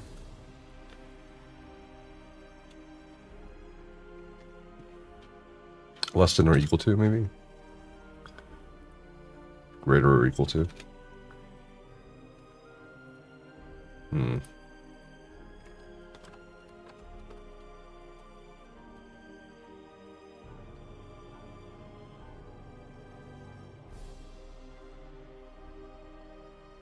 Oh, what am I doing? That's what I'm doing wrong. No.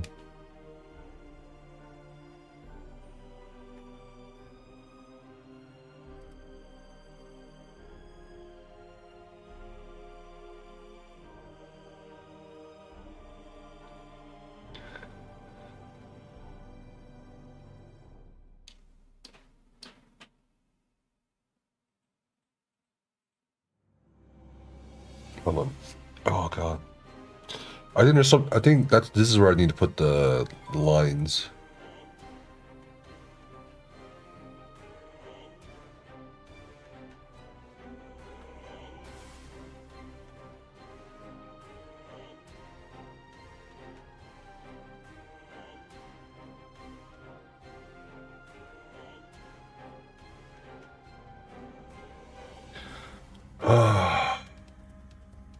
Okay.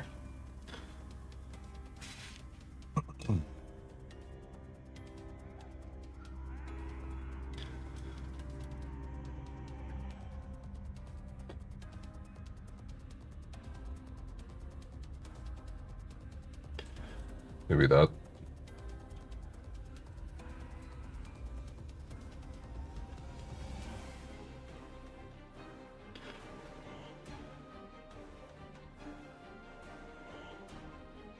If age.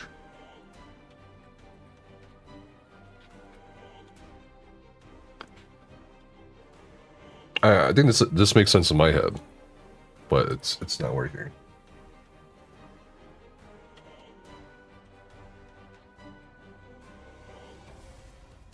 Oh, right. There's else. I keep forgetting about else.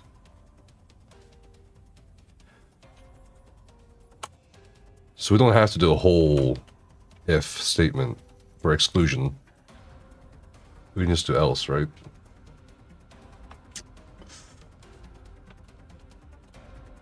Console log. No discounts. Let's try that. Still not working.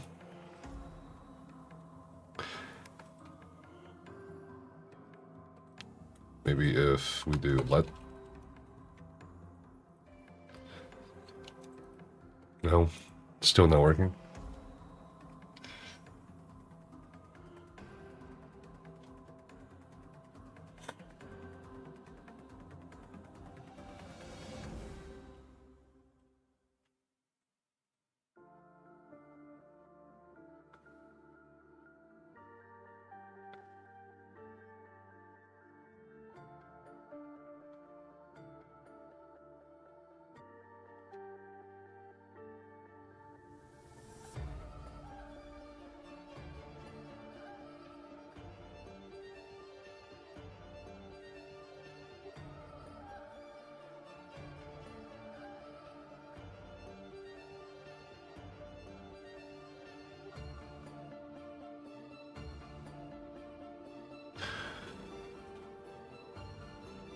Const.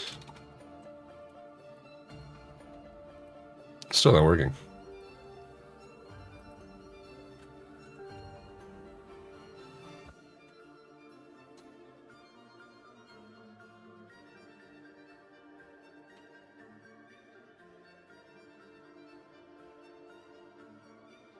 Why is it not working?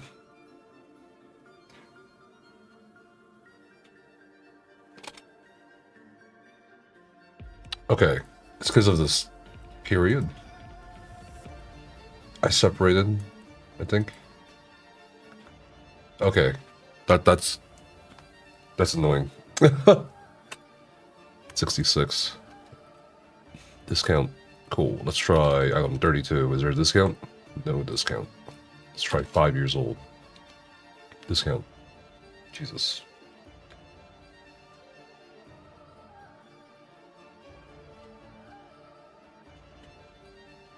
Okay.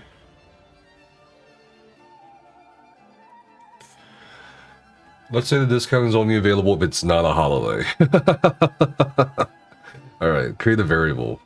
Const equals... Const is holiday equals true.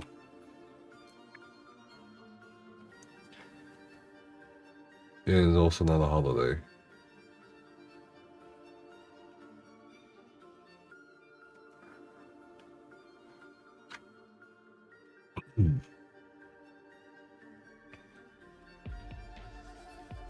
Update the code so that in order to get a discount, people must meet the age requirement and it is also not a holiday. And it is also not a holiday.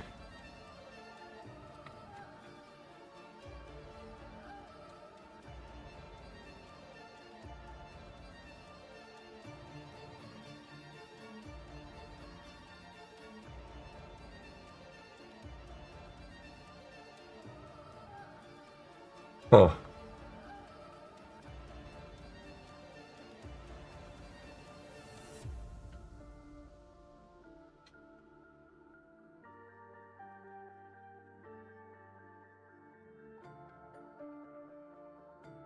Okay. Will I just add to this? You know what I mean? So, for example, if is holiday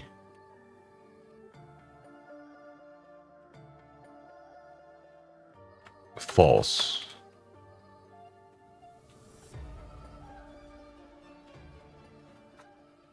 then move this to there. Okay, no.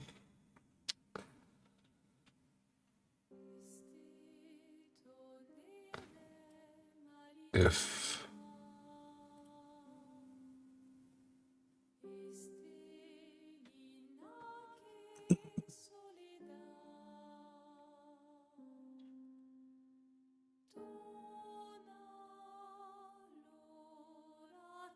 huh. I don't know.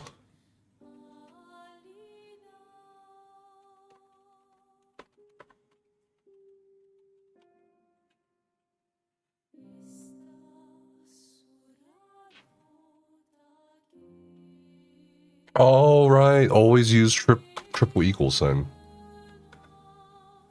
Okay.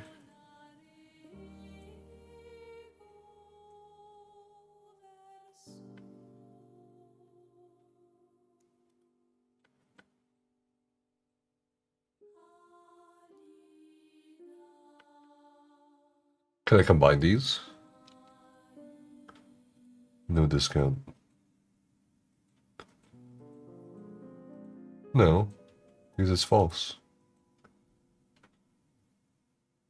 Oh, I see. Wait. Discount. Oh, okay. But can I combine these? Because in the problem, it says I can use more brackets for which code gets done first. So let's try true. If age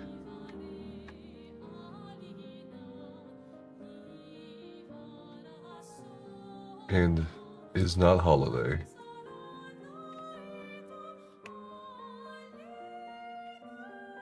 is not holiday. Exclamation point is false.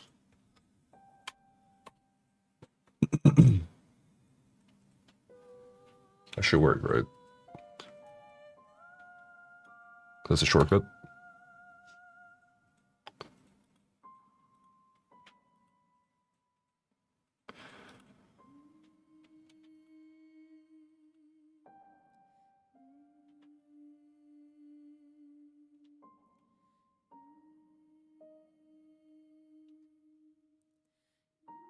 Does it work? No discount.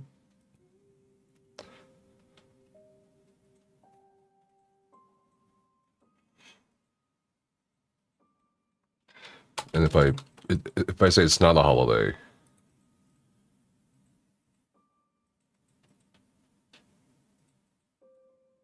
then it's a discount.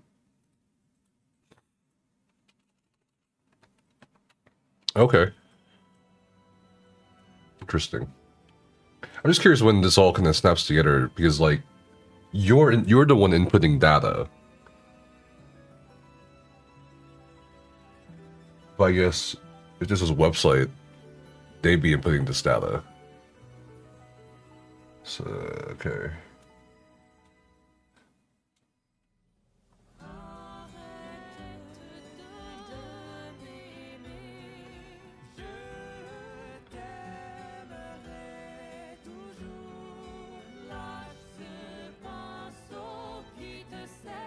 Huh.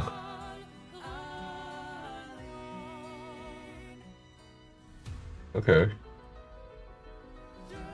Yeah. I'll put this in Discord.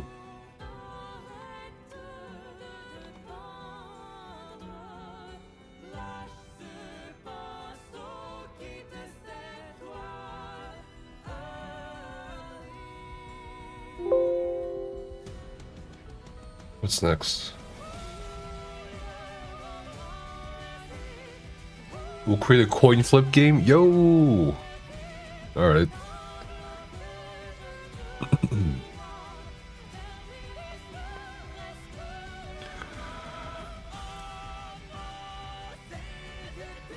Coin flip game.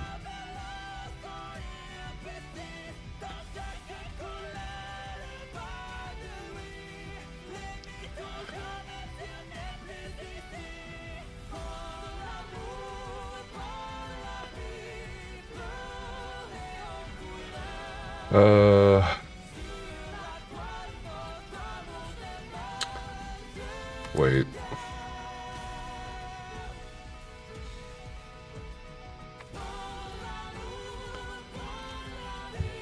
Let's try math, random.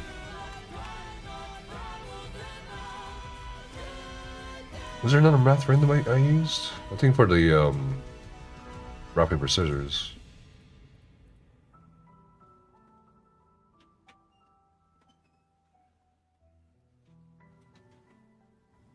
Math random number.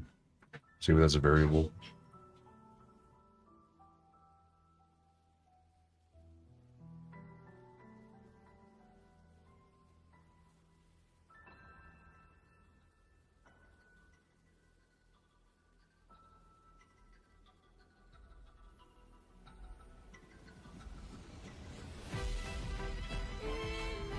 Okay.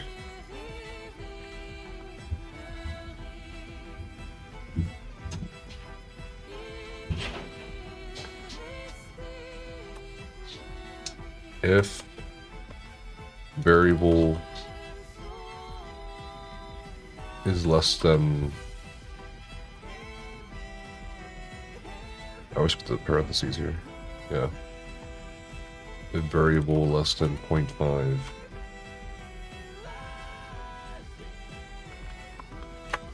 then console log heads. Else console log tails.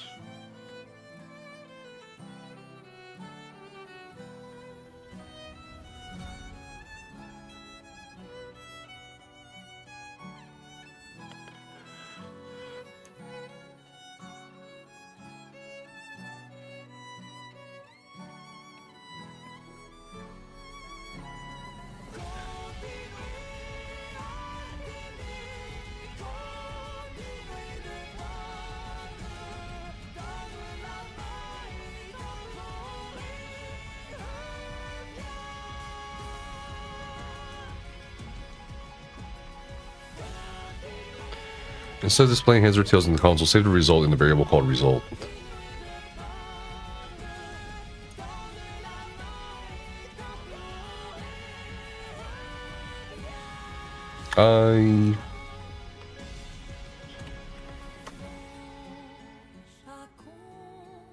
It's a variable. What? 2 equals result. No?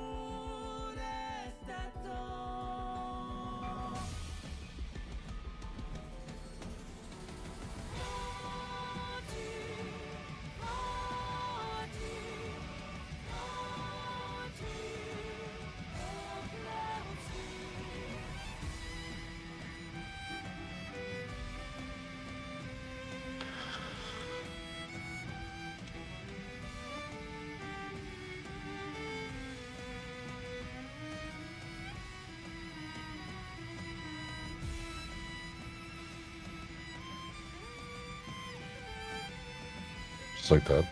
Without a button.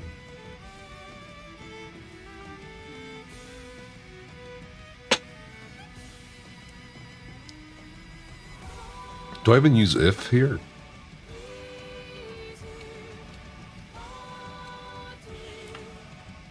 If the number is less than 0.5.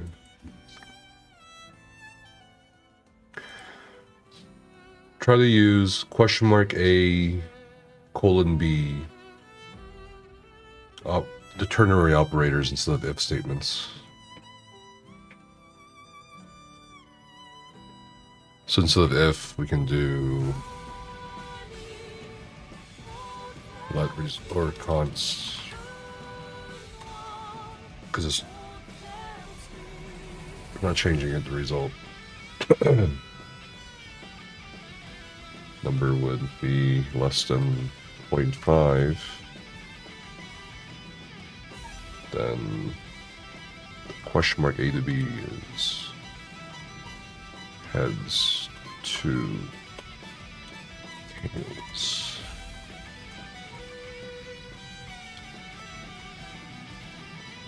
So if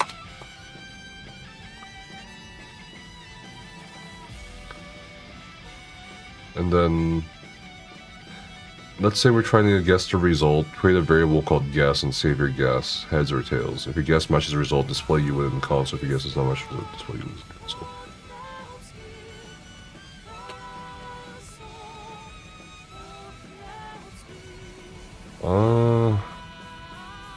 If guess equals heads,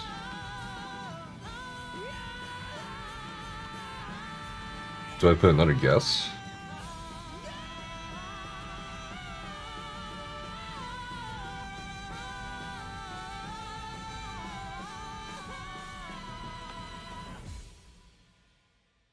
Oh no.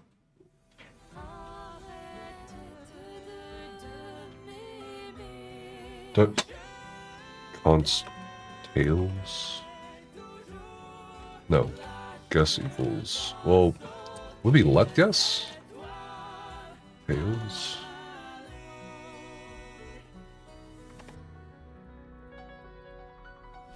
And then we want to do alerts, right?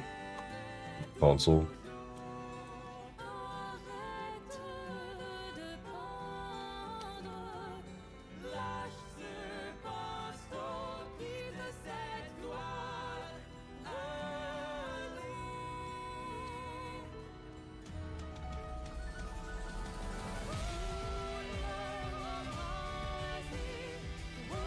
Results.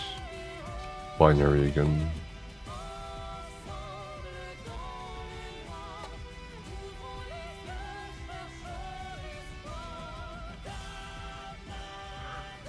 So guess what always be result?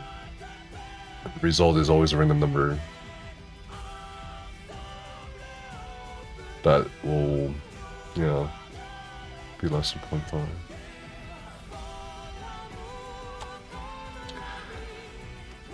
Then console log,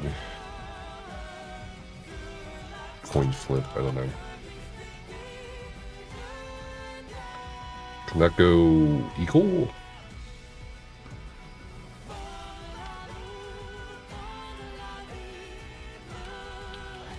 Or I'll guess first, I think.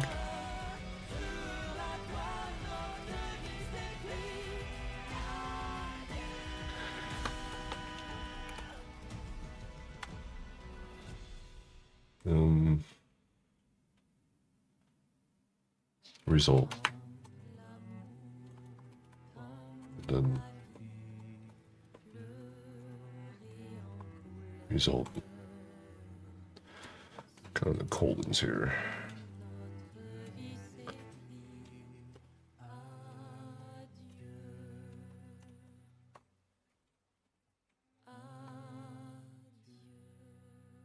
Let me open this.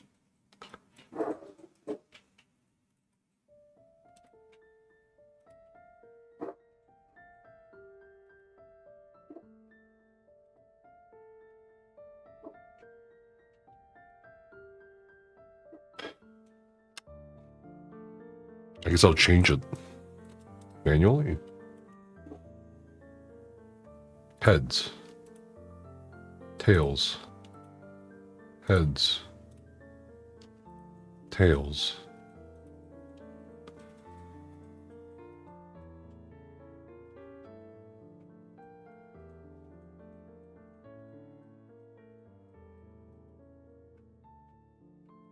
I have no idea if I did it right. Like,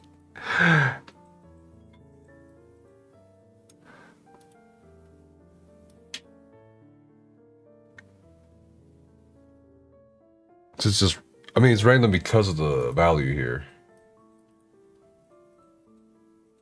And my guess is heads all the time until I change it to tails, which determines the result. Okay.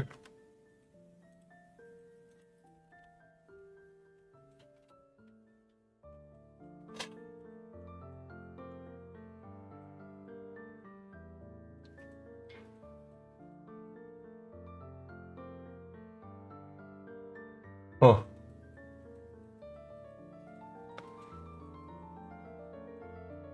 And then what if I wanted buttons?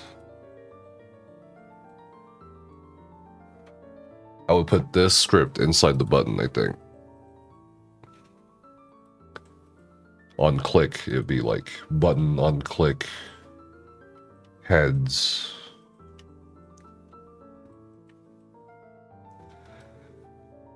I feel like things are coming together in my brain.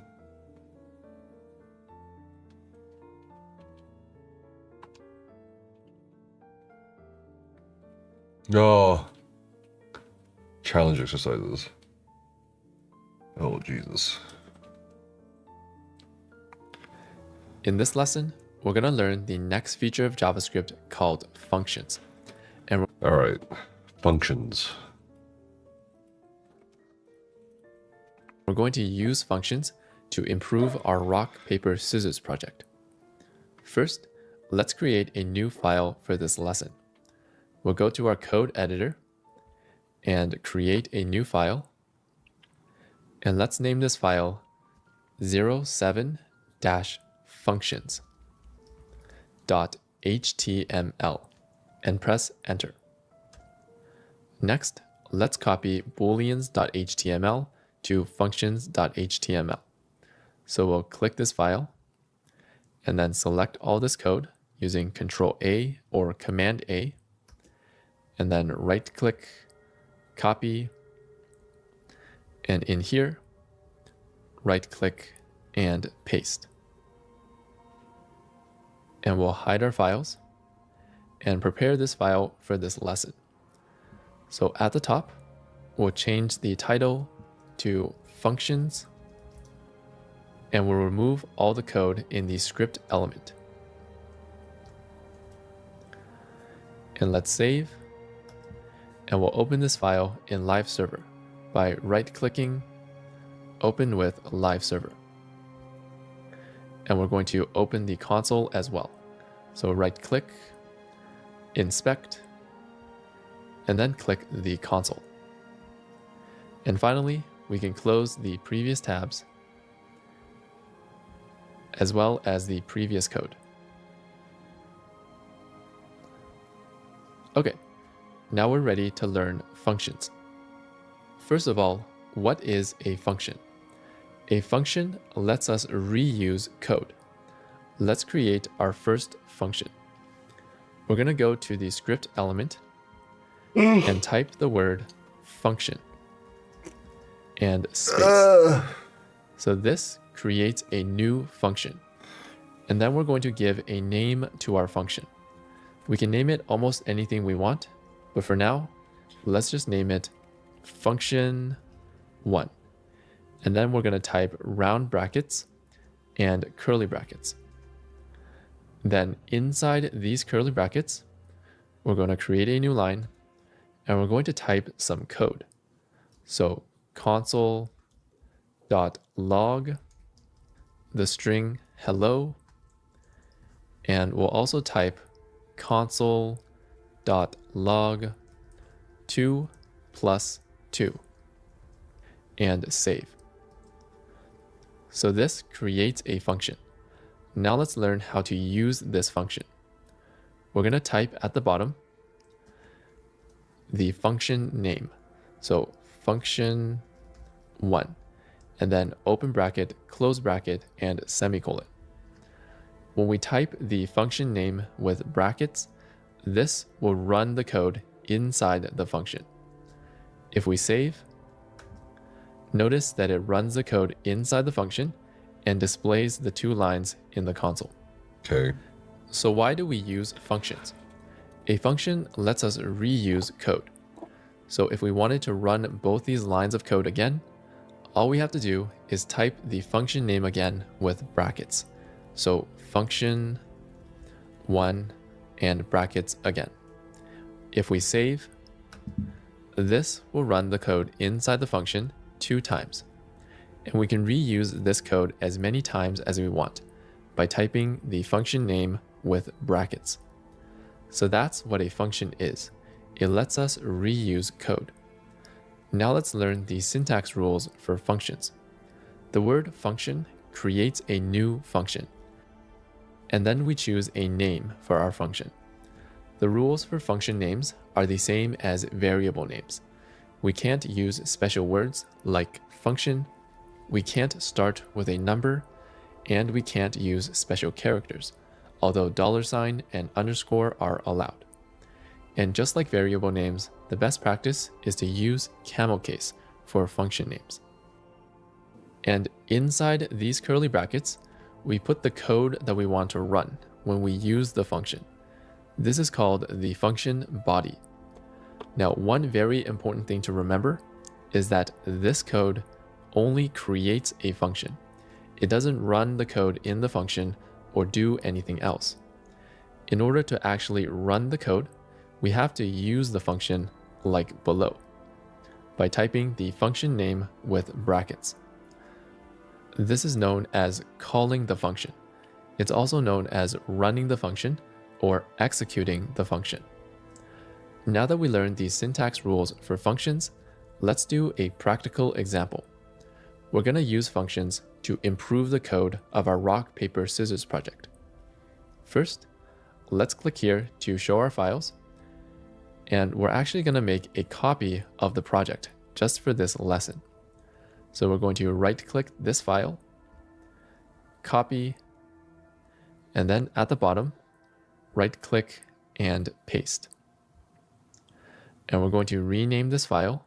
So right-click, rename, remove copy at the end, and then at the beginning, we'll change this to 07 and press enter. Next, we're going to open this file in Live Server by right-clicking, and then open with live server. And let's also open the console on this page. We'll right click, inspect, and then click the console. All right, now if we look at the code for generating a computer move, you'll notice that this code is the same for all three buttons. So this is a perfect situation to use a function, because a function lets us reuse code. So let's scroll down to the script element, and we're going to make a function here. So let's type function and then a function name. Let's name this function pick computer move, and then brackets and curly brackets. So one recommendation for function names is to use a verb or an action in the name, such as pick. So next, we're going to move all the code for picking a computer move into our new function. Whoa. So let's create a new line here, and we'll scroll up to the scissors button because it's the closest one, and we'll select all of this code for picking a computer move, and then right click, cut, and inside the function, right click and paste. If we need to fix the formatting, we can select these lines and press tab to add indents. So the reason we created this function in the script element is because remember that the script element runs when the page is loaded. So we want to make sure that we create the function first, and then we use it in the buttons after. Now remember, this code just creates a function. It doesn't actually run the code inside. To run the code inside, we're going to call this function. Wait. So let's scroll up. The fuck did he pick? Cannot undo, really?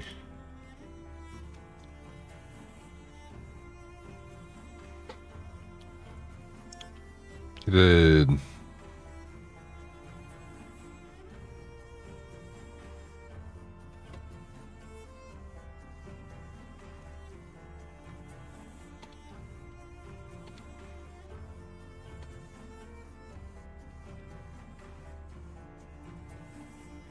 Okay.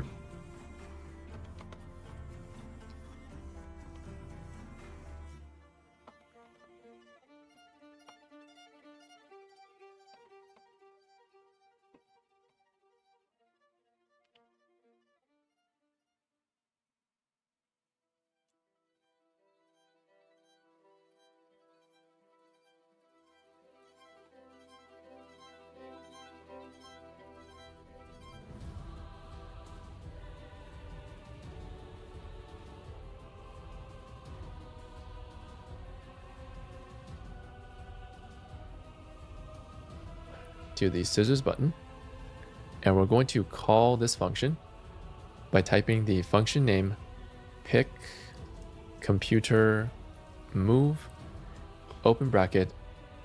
Shit. Oh, okay, hold on. I think I fucked up.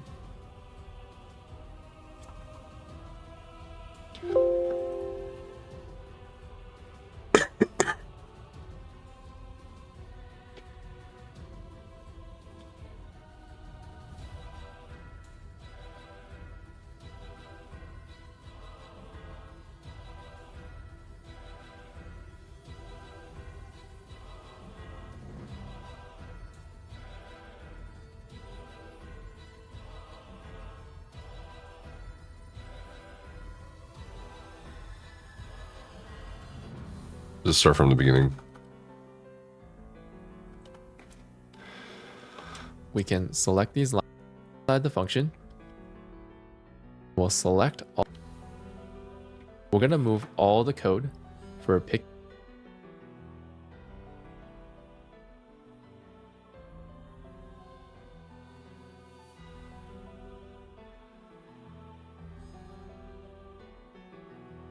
a computer move into our new function. So let's create a new line here, and we'll scroll up to the scissors button because it's the closest one, and we'll select all of this code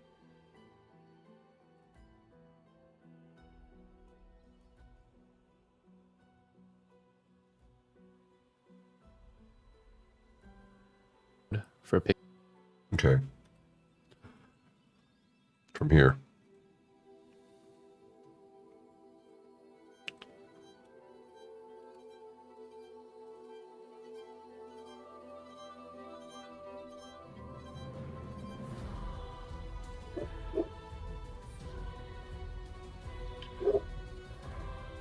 Picking a computer move, and then right click, cut, and inside the function, right click and paste.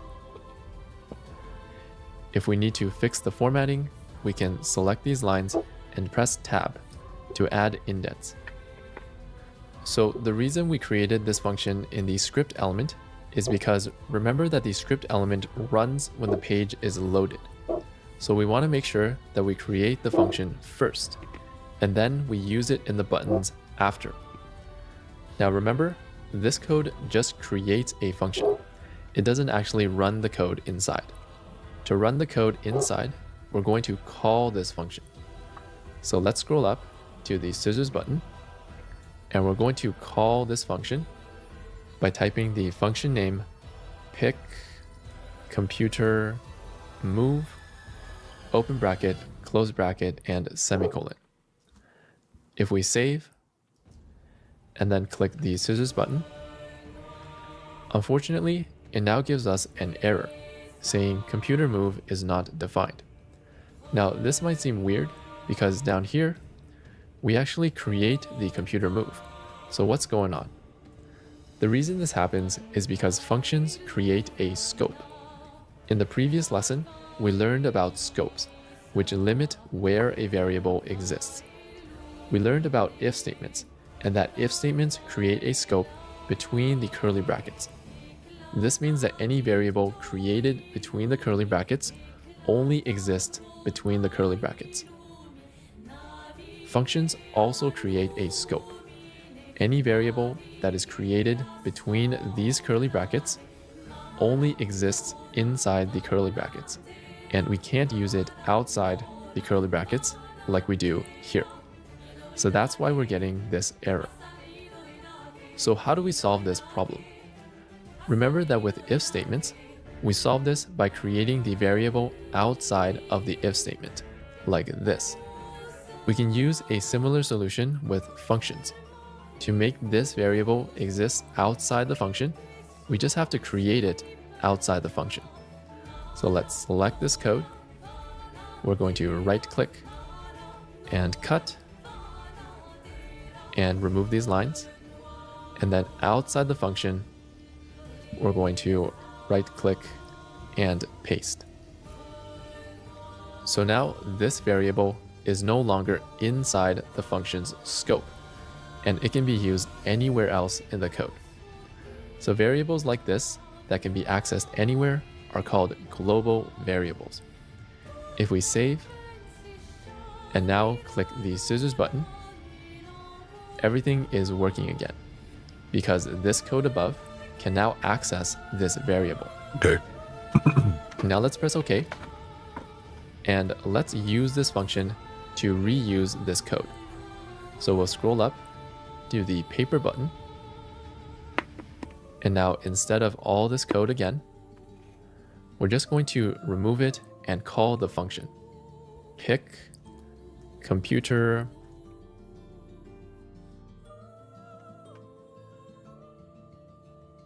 and now instead of all this code again, we're just going to remove it and call the function pick computer move open bracket close bracket semicolon, and also with the rock button. We'll select all this code and remove it and just call the function pick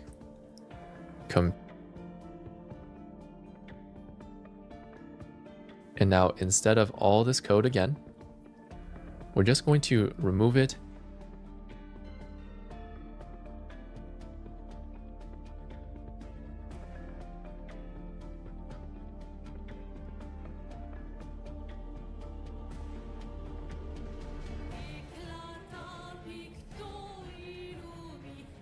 and call the function. Pick computer move, open bracket, close bracket, semicolon, and also with the rock button. We'll select all this code and remove it and just call the function. Pick computer move, brackets and semicolon. Now, if we save and click the rock button, it works just like before. We'll press OK and click the paper button. It also works just like before. So as you can see, functions let us reuse code, and they make our code a lot cleaner by removing all the duplication that we had. Another benefit of removing duplication is that before, if we ever wanted to update the code for picking a computer move, we had to update it in 3 places in each of the buttons. But now, if we scroll down, we only have to update it in 1 place, inside this function. So functions also make our code easier to update in the future.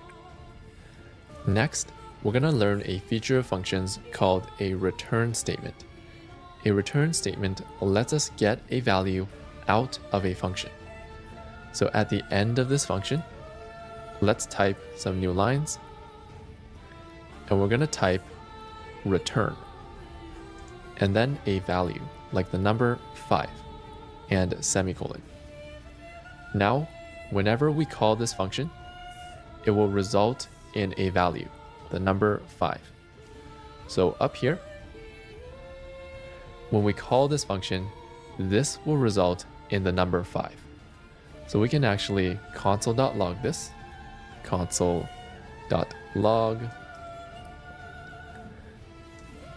and then save.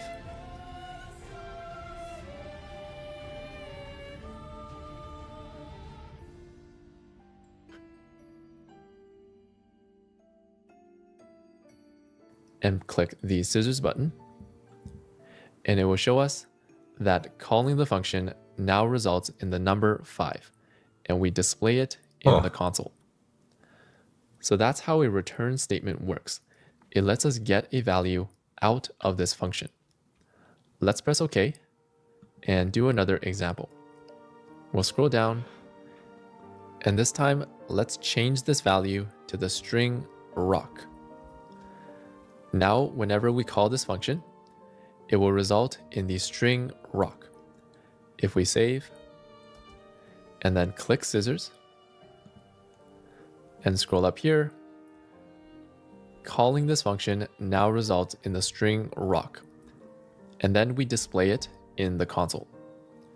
So now let's press OK, and we'll learn the syntax rules for a return statement. So we just have to type the word return and then a value, and it will get this value out of the function. Now, instead of just a value, we can also return a calculation or a variable or anything that results in a value. So this is known as returning a value from a function. And this value is known as the return value. We also don't have to return anything from a function. If a function doesn't have a return statement, or we return without a value, like this will return the value undefined. So if we save and then click scissors again, the function will return undefined. And lastly, when we use a return statement, it ends the function immediately. So after the return statement, if we type console.log the string after and press OK here and save this file, and then click the scissors button, notice that it doesn't run this code. And that's because once we return, the code returns back to where we called the function. That's why it's called a return statement. So it's not going to run anything after the return. So we can remove this code and press OK. So now that we understand return statements, we're going to learn a better way of getting the computer move out of this function. So first, let's actually move this variable back into the function. So we'll right click and cut, and then in here, right click and paste, and delete these lines. So now we're back to the original problem. How do we access computer move outside of the function? So another solution is to return this variable, because remember, a return statement lets us get a value out of the function. So down here, we're going to return the computer move. So this will take whatever value is saved inside computer move, which is one of these values, and return it out of the function. If we save and then click the scissors button, we were able to get the move scissors outside of this function. So what happened here is that we returned this move, and then up here, we took the move and displayed it in the console to get scissors. So that's another way of getting the computer move out of a function using the return statement. However, now we're back to this problem with computer move not being defined because we moved it back into the function's scope. So let's scroll up and remember that this return value is just a value. We can use it like any other value.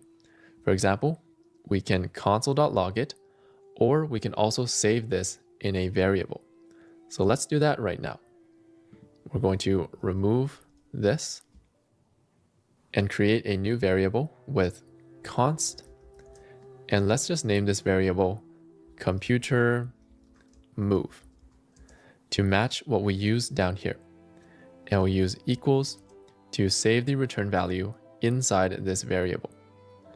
So note that even though we use computer move here as well as here, they're different variables.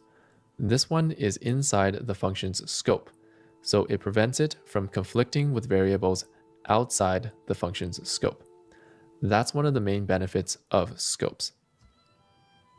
So now that we save the return value into this variable, and we're using this variable down here, the code should now work. If we save and click scissors, everything is back to normal. And let's press OK. So don't worry, functions can be a little confusing at first because the code is no longer simply going from top to bottom. It sort of jumps around a little bit. Okay. So let's go through this step by step. When we click this button, we're going to run this function. So the code is going to jump down here. Right. And then it's going to run all of this code from top to bottom. Then goes back after At return. the end, we're going to return whatever is inside computer move back to where we called this function. So we're going to return all the way back here. And then we're going to save that return value into a new variable, computer move, and then use computer move down here.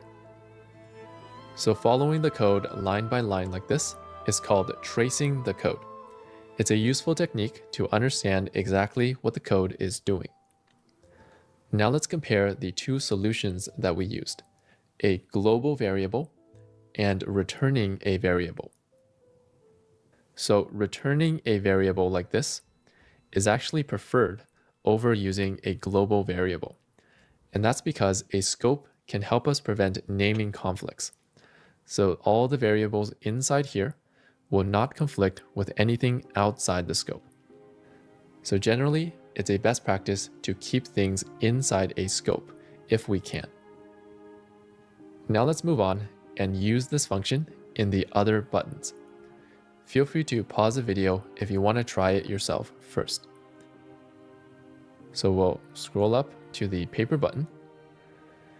And then here, we're going to save the returned computer move into a variable. So const computer move so that it matches the code down here. Make it equal to whatever is returned. And then same thing for the rock button. We're going to save the return value in a variable const computer move equals. If we save and click the rock button, it works. Let's press OK and click the paper button, and this also works. And let's press OK. So that's how we use a return statement to take advantage of the benefits of scope. Next, if we look at the rest of this code, where we compare our move and display the result, you'll notice that this code is very similar for each of the buttons. The only thing that's different is the result and the message that we display. So we can actually use functions here as well. Interesting. To reuse code that has small differences. To do this, we're going to need another feature of functions called parameters. Parameters. So let's go back into functions.html and let's open the tab for this file. And let's also comment out the previous code by typing /* and at the bottom // and create some new lines. And now we're ready to learn parameters. So parameters are sort of the opposite of a return statement. A return statement gets a value out of a function. A parameter puts a value into a function. So let's do an example. Let's say that we're working on the final Amazon project, and we need to calculate the tax for our order. Let's create a function to calculate the tax. So function, let's name it calculate tax, brackets and curly brackets. And then inside the curly brackets, let's say that the cost of our products is 1,000 cents or $10, and the tax is 10%. To calculate the tax, we can do 1,000 times 0.1, which is 10%. Let's also display this number in the console. So at the front, we'll type console.log and brackets. Now let's save. And remember, this code only creates a function. It doesn't run the code inside. To run this code, we're going to call this function. So down here, we're going to type the function name, calculate tax, and then brackets. If we save, it runs this code, and then it displays the tax, which is 100 cents or $1. However, right now, this function only calculates the tax for 1,000 cents. What if we want to calculate the tax for a different amount? How would we modify this function to work with any number? To do this, we're going to learn a feature of functions called parameters. A parameter lets us put a value into a function. So let's finally create our first parameter. So inside these round brackets, we're going to choose a name for our parameter. So let's just name this parameter 1. A parameter works the same way as a variable. We can save a value inside this parameter and then use it just like a variable. We do. So first, let's save a value inside the parameter. To do that, we're going to go to where we call the function. And then inside these brackets, we're going to put a value. For example, 2,000. This will save this value into this parameter. And now we can use it just like a variable. So instead of 1,000, we're going to type parameter 1. And it will take whatever value is inside parameter 1. Isn't that just the same thing, but 2,000 with extra steps? And substitute it into the code. If we save, it now calculates 2,000 times 0.1 to give us 200 cents as the tax. Now, every time we call the function, we can save a different value into the parameter. For example, let's create a new line and call the function calculate tax, And this time, we're going to save the value 5,000 Oh, into okay. parameter 1. If we save, this line of code will calculate the tax for 5,000 cents and result in 500 cents. So as you can see, a parameter lets us put values into a function, and this allows our function to work with any value. Now let's learn the syntax rules for parameters. To create a parameter, we just typed the parameter name between the brackets. Parameter names follow the same rules as variable names. We can't use special words, we can't start with a number, and we can't use special characters other than $ and underscore. Okay. And the best practice is to use camel case. Let's actually change this parameter name to cost so the code makes more sense. And save. Next, when a function has a parameter, we usually say this function takes a parameter. If this parameter should be a number, we say this function takes a number. When we put a value into the function like this, we call this passing a value into the function. Another name for this value is called the argument. And believe it or not, we've actually used functions and parameters this whole time. The first code that we learned in this course was alert. Alert is actually a function. You can tell it's a function because of the round brackets. And between the brackets, we put a string. So this is an example of a parameter. And lastly, a parameter only exists inside the function's scope. So we can only use this parameter between the curly brackets. We can't use it outside the function. Next, a function can actually have more than one parameter. For example, right now, our calculate tax function can only calculate a 10% tax. But what if we're in a different country and we want to calculate a different tax percent?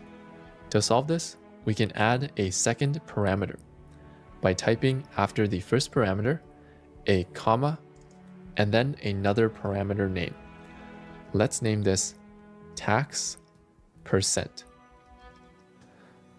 And now to save a value into the second parameter, we'll go to where we call this function and also type a comma and a second value like 0.2 or a 20% tax. Oh, right. So the first value gets saved in the first parameter and the second value gets saved in the second parameter. And now we can use our second parameter just like a variable. So instead of 0.1 every time, we're going to calculate it with tax percent. I see. And it will substitute whatever value is inside tax percent into the code. If we save, this first line will multiply 2,000 by 0.2 and give us 400 cents as the result. So we can have as many parameters as we want in a function. We just have to separate them with a comma. Now notice that the second time we call this function, we didn't give a value for the second parameter.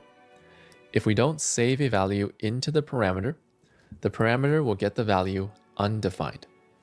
So here, if we console.log the second parameter, tax percent, and save, it will show us that the second time tax percent is undefined. And then multiplying the cost times undefined is not valid math, so we get the result nan, or not a number. So now let's remove the console.log and we'll learn how to fix this. So to fix this, we can either pass a second value into the function, like this line, or we can also set a default value for the parameter.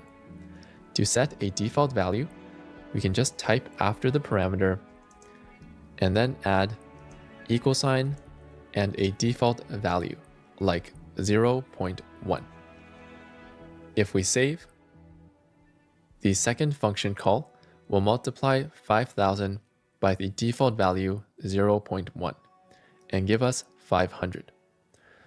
So that's how we add a default value for a parameter. All right, now that we learned parameters, we're going to go back to the rock, paper, scissors project and reuse this even is like more code. So let's go back to the file for the project and also the tab for this project. And now, if we look at the code inside each of the buttons, you'll notice that the code is basically the same for all 3 buttons. The only small difference is the move that we picked. So this is a perfect situation to use a parameter.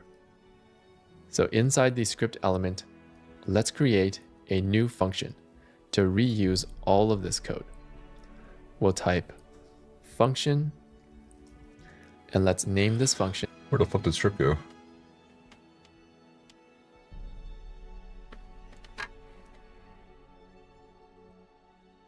Oh. Oh wait, we're in the wrong.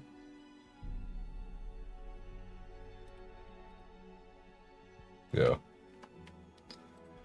It's my bad.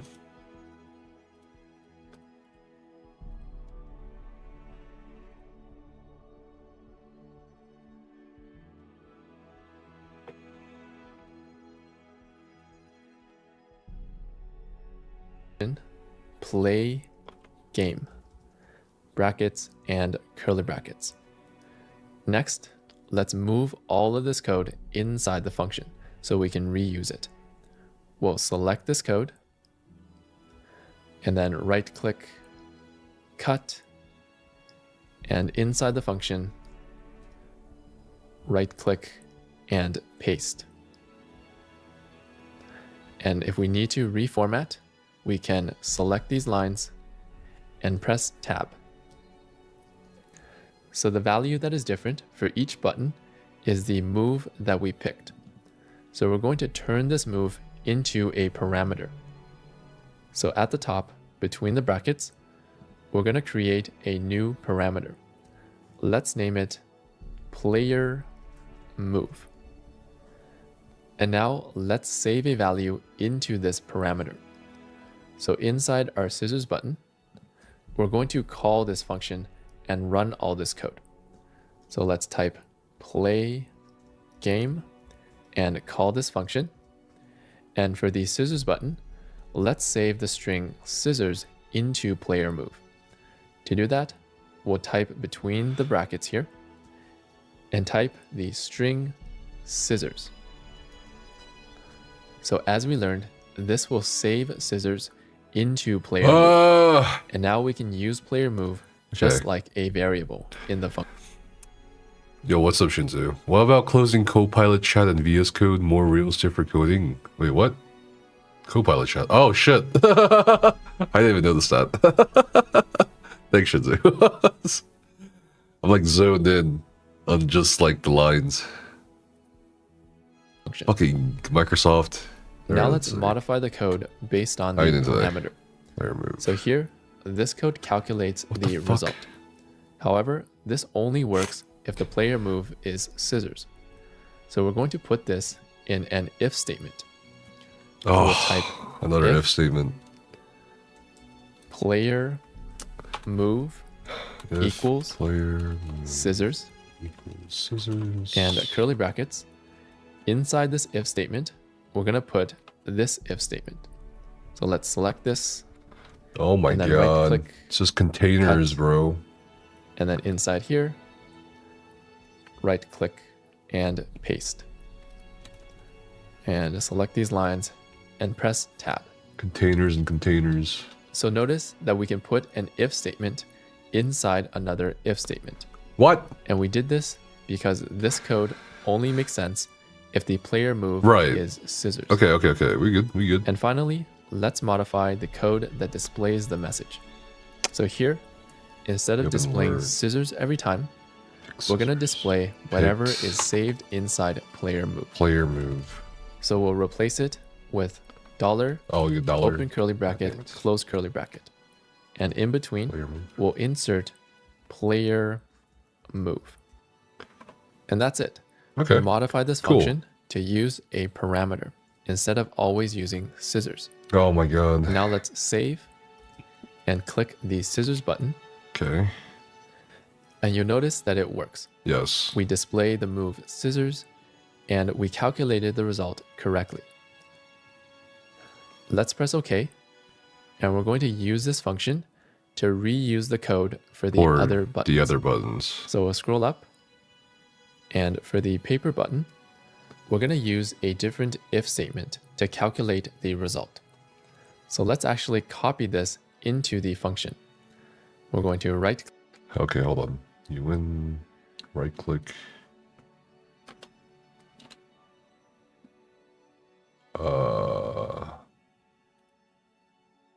Okay.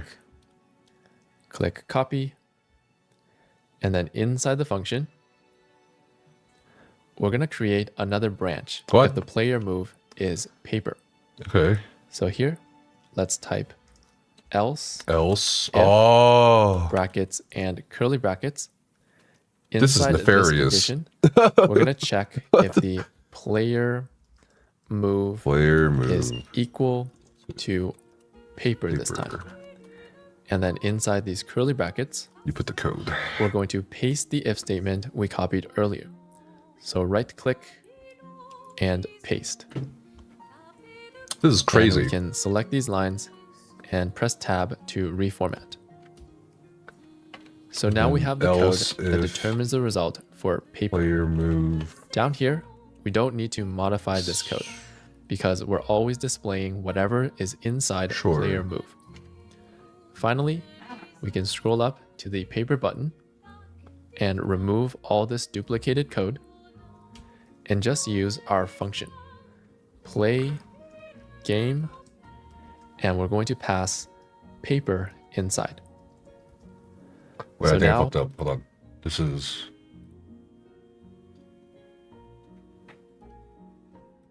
paper. Wait, hold on. I'm fucking up here. I think I did rock first.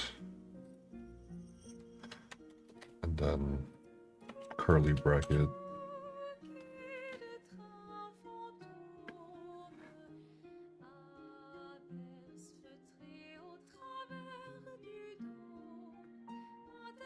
Paper will get saved inside player move, and it's going to run this if statement instead. If we save and click the paper button, in this example, I picked paper, computer picked rock, and it calculated the result correctly. Let's press OK and use this function for the rock button. Feel free to pause the video if you want to try it yourself first. So let's scroll up to the rock button. And first, we need to copy this if statement into the function. So let's right click, copy, and then inside the function, let's create a branch for rock. Else if player move is equal to rock, and then curly brackets, and inside here we're going to right click and paste the if statement we copied earlier. And now let's select these lines and press tab a few times to reformat. And again, this doesn't need to change. The last step is to scroll up to our rock button, and instead of duplicating all of this code, we're going to remove it and just call our function instead. Play, Hold up. What the fuck did you remove? and instead of duplicating all of this code, From rock. Yeah. we're going to remove it and just call our function instead. Right. Play game, brackets, and then inside we'll have the string rock. Now let's save and click the rock button. So I picked rock, the computer picked paper, and we calculated the result correctly. Hold on. Play game rock. There should be play game paper.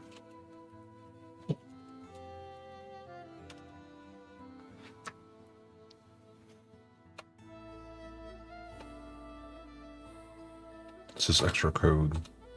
This is so much cleaner, but this is so much more. I don't know. Button, play game scissors. Button. Just 2 buttons.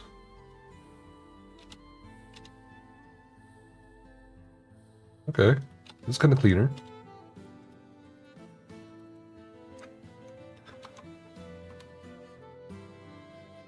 You lose, tie. It's working. Perfect. Correctly. Let's press OK. So by using a function with a parameter, we were able to reuse all of the code in our buttons. And you can see that it made our code a lot cleaner. So lastly, notice that inside a function, we can call other functions. Let's go through the code step by step so that we understand how it works. So here, when we call the play game function, we go inside here, and then we call the pick computer move function. So now we're going to go inside this function and run all the code. And then when this function returns, we're going to return back to where we called it, and then keep going and run the rest of the code. And then when the play game function finishes, it's going to return back to here. And then here. So inside a function, we can call other functions. Now, one last thing we're going to do for this code is we'll scroll down, and we're just going to add some new lines to this if statement to separate the branches and make the code a little easier to read. Okay. And save. And let's scroll up. And that's the end of this lesson. In this lesson, we learned about functions, which let us reuse code. We learned how to get a value out of a function using return. We learned how to put values into a function using parameters. And we improved the code for our rock, paper, scissors project by reusing the code and removing duplication. Thanks for watching this course so far. If you want to support this channel, you can check. That's enough for today. Becca, you ready? This shit's crazy.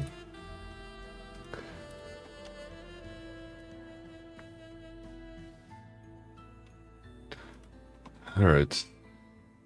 Let me switch categories.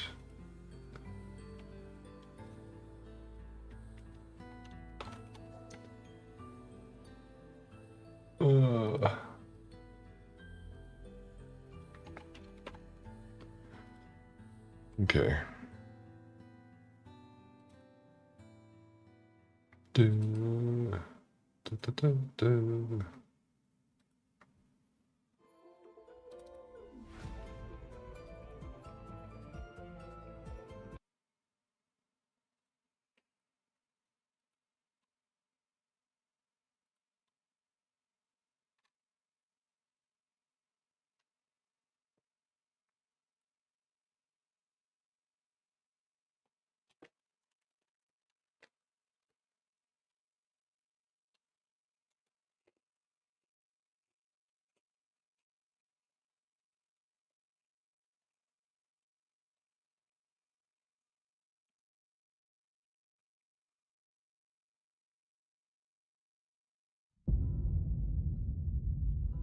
It worked.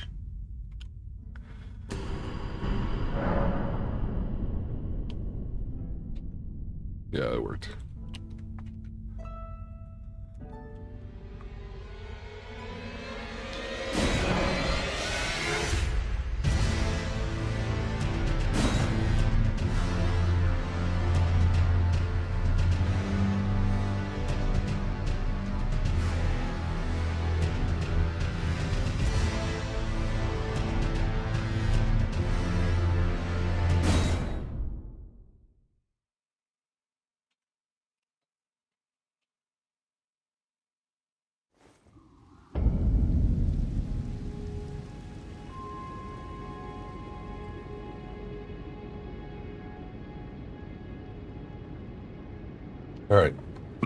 gonna open my world up.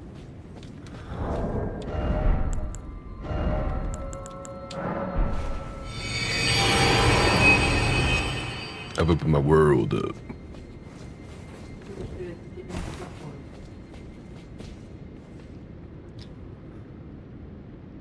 Oh.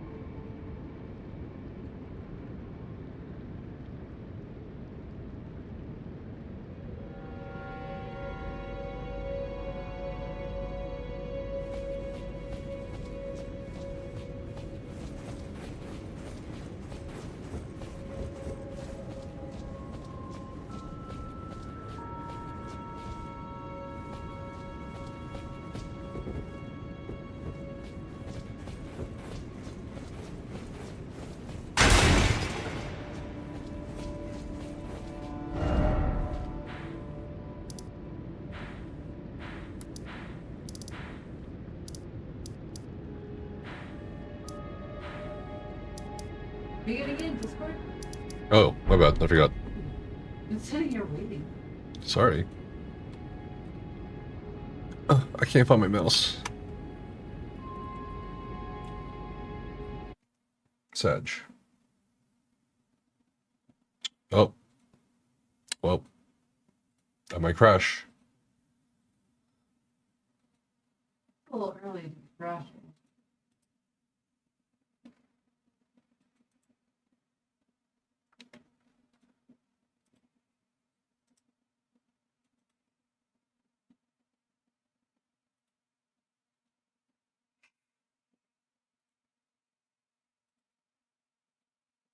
Just the last time I streamed Crash, I all tabbed out.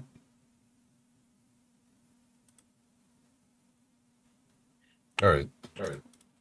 Is it chat shared?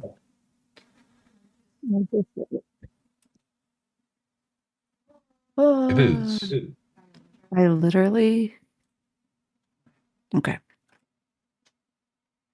I was saying I had just shared chat. I started. Okay.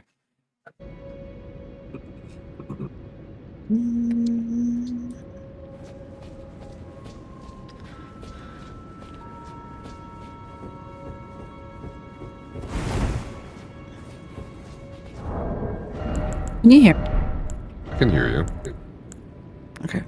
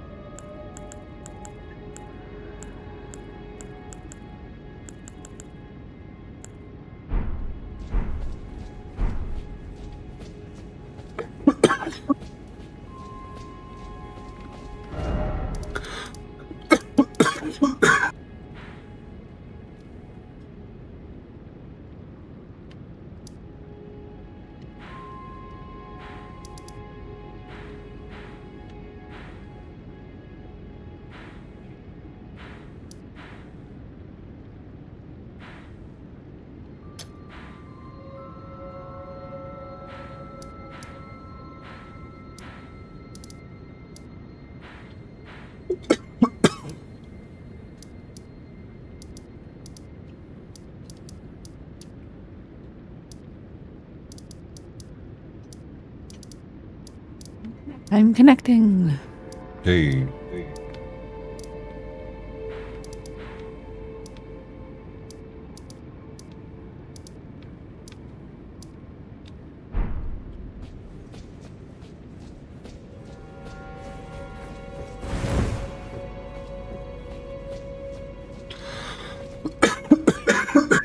We should sit down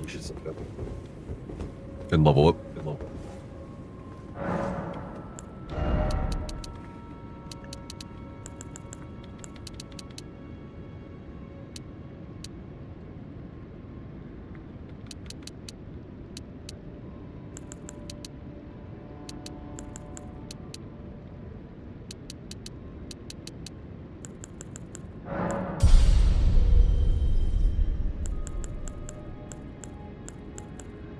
I'm level 50 now. I don't remember what I was working on. Oh, you are higher than me.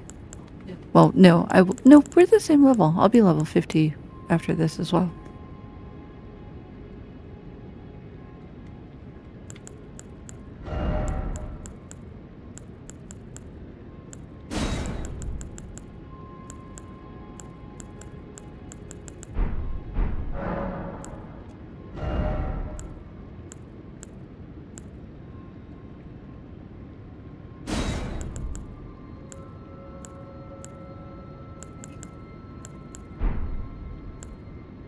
Well, I guess actually I'm level 52.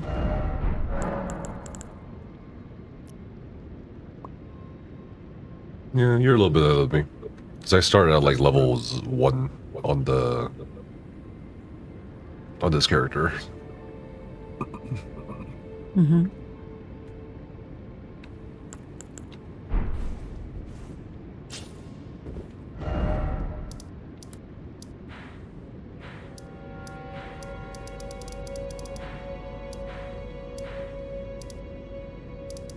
Oh, I need to get my intelligence up quite a bit.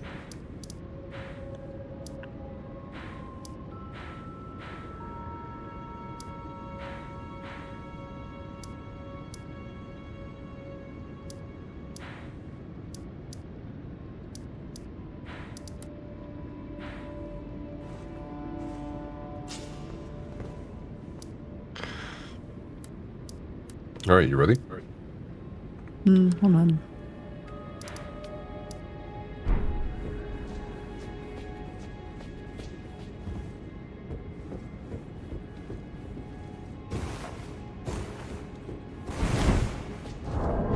Thanks for the follow.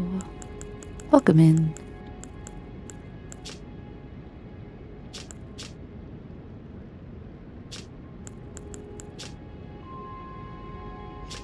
Yeah, I guess. Okay.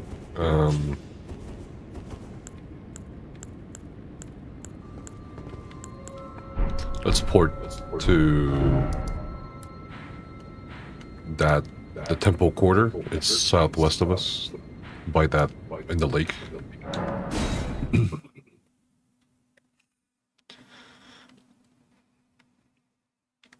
Southwest by the lake. In the lake, like In the lake. next to the icon, Okay, gotcha. where we met those Gotcha. creepy frog people. People. Froggies.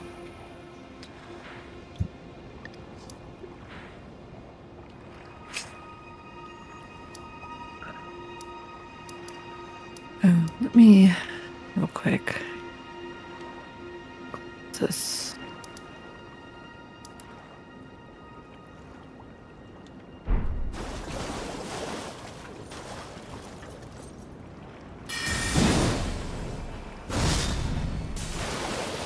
It's a pretty good spell. I have no idea why it was doing that. I wasn't even in the game. I was trying to close out my work computer. All right. So it just decided to take on a mind of its own.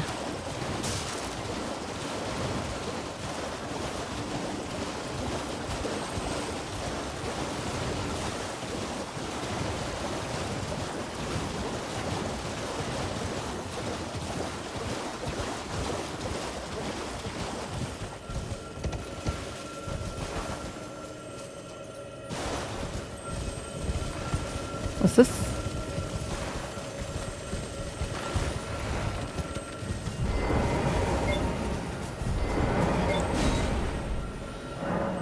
Oh, what? Do you have a stone sword key? I thought we had a few of them. I think this one needs Oh. 2 from one person. I have says one. I not only have enough. 1. Alright. Well, we'll come back later, I guess.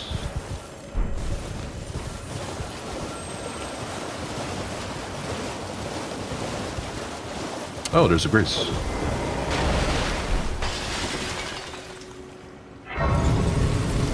That's nice.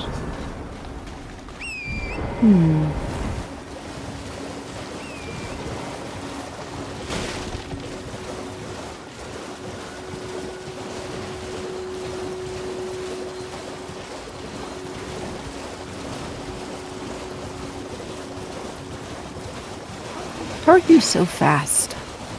You can sprint on the horse. I know, but mine doesn't sprint as fast as yours does. I just spam circle Oh, because it that gives you sounds burst speed. exhausting.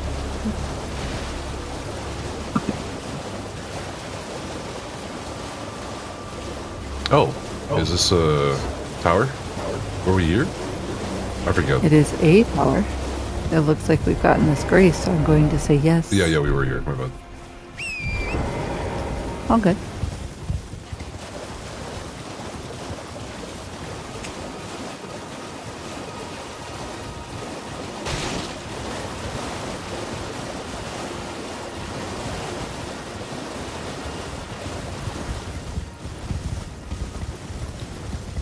There's a map fragment here.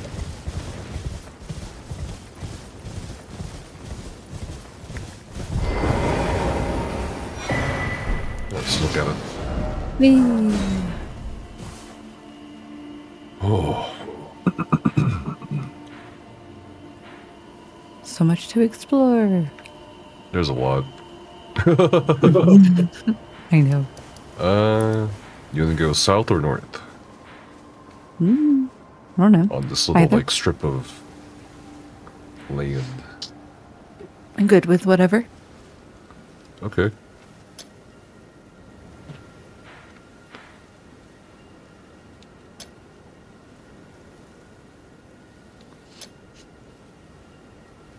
I guess we're going south. Oh, to all those beacons. There should be a grace right here.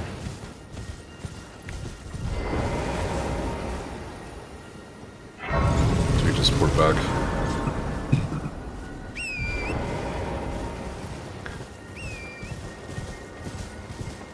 So many squids.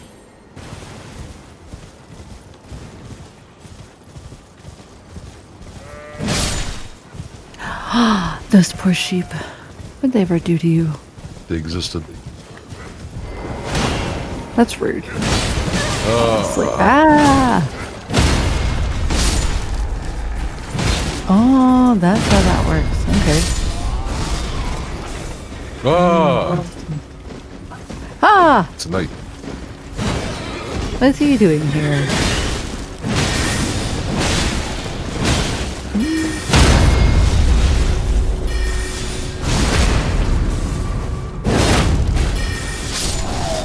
You really like that sword spell. That's pretty cool. Hey, can we have his horse? No, Aw. it hates us. We killed its owner. Okay. There's a troll. Where? Oh, another carriage we can plunder.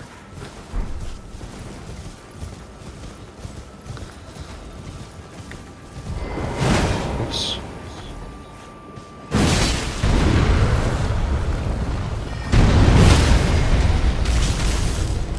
Oh.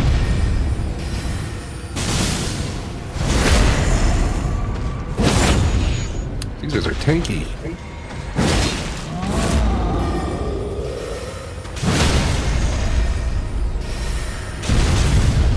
There's like no damage.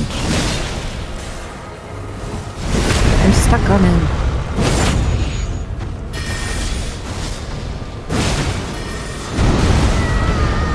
Oh, that. Okay, I'm gonna.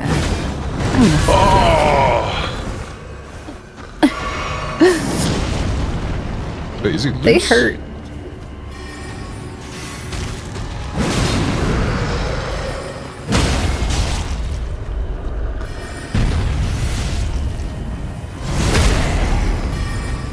Okay, he's a...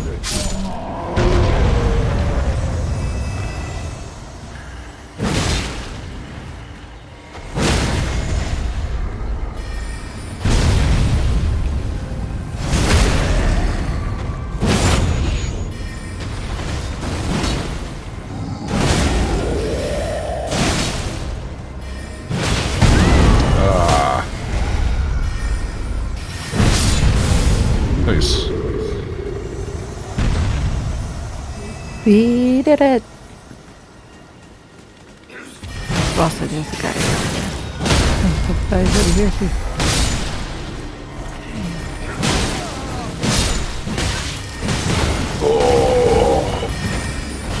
I might die. Ah.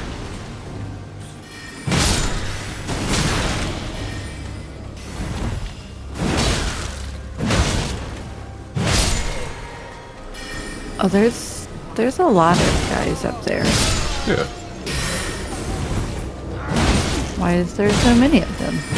They were escorting the carriage. Robbing a train.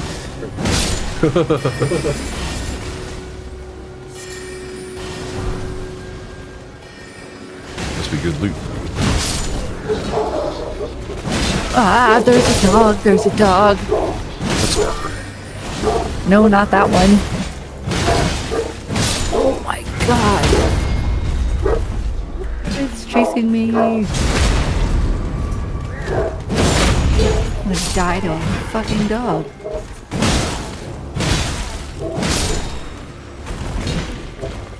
Ow, ow. Oh! Pushing it.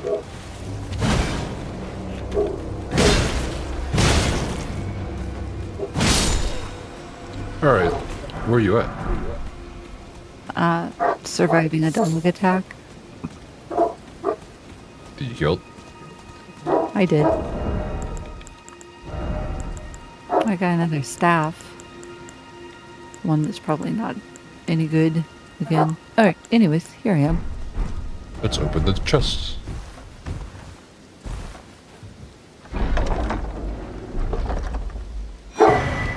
A What? sword. A Carrion Knight's sword. It looks shiny.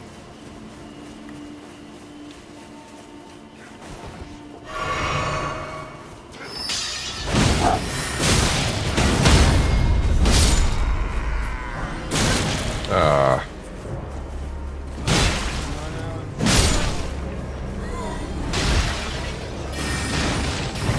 There's a chest over here. Ooh, a cuckoo stone.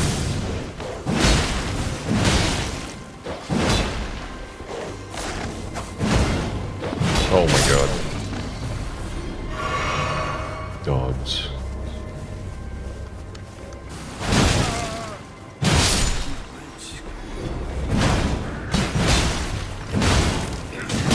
Ow! They're shooting magic at me up there. Ah!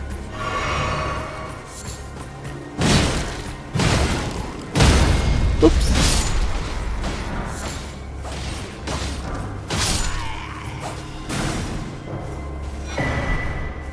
Those were some very traumatic dying sounds.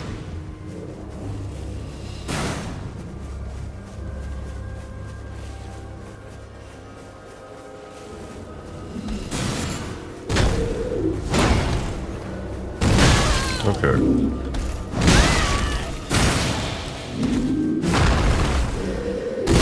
Okay. Ow! What the? What is attacking me? Oh my god. What is that? Where is that?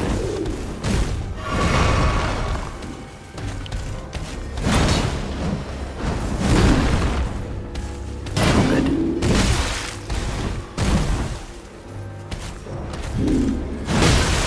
jeez.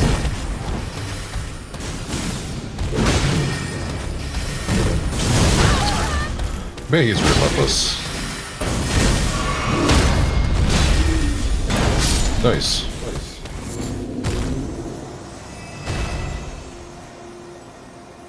As I killed the guy shooting magic at us up the cliffside. It was rude.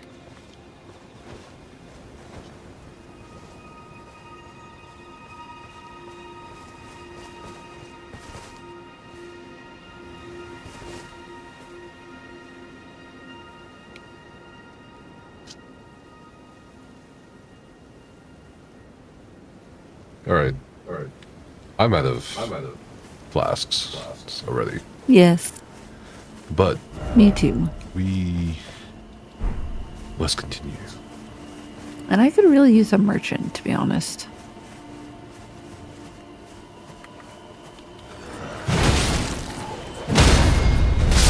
Boy.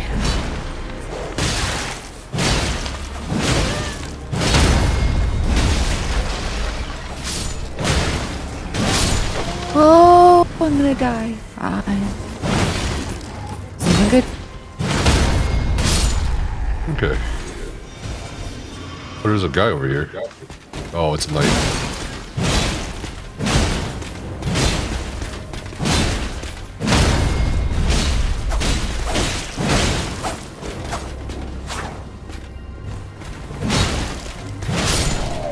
He's dead. Oh, hey, we got some flasks back. Very good.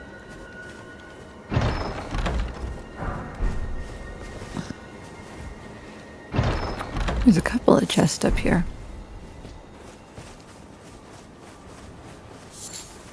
A blood collet? Yeah. Crafting materials.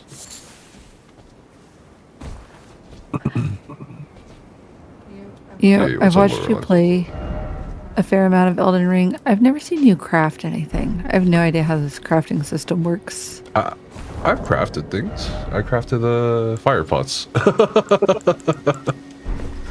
Okay. Oh, hold on.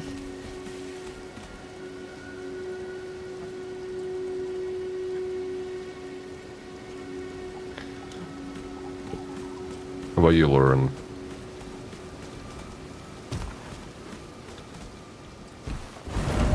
Let's see. There's another level to this area. To go up.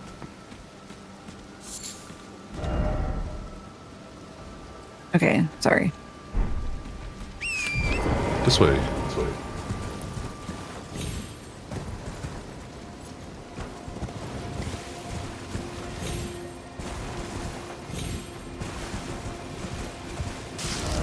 Wait, is it this way? Into the trees? Hold on. Mm-hmm. I'm trying to figure out. Oh, it's over here. It's between these like little No. crevice. There's a headless troll. I haven't. Okay. What? Oh my god, where are you? I went through the little crevice.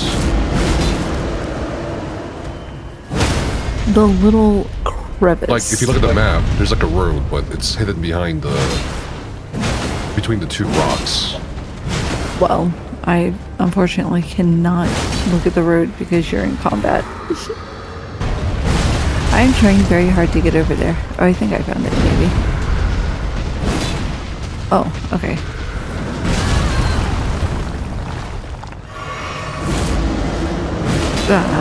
It's too far to be using that.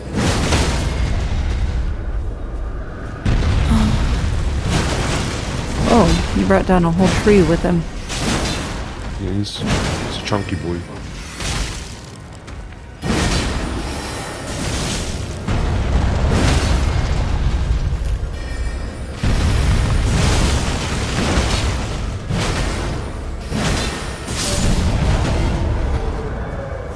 Alright.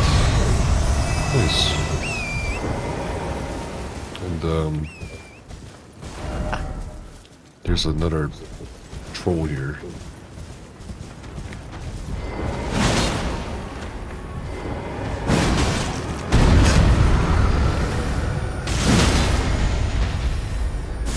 Why are they headless?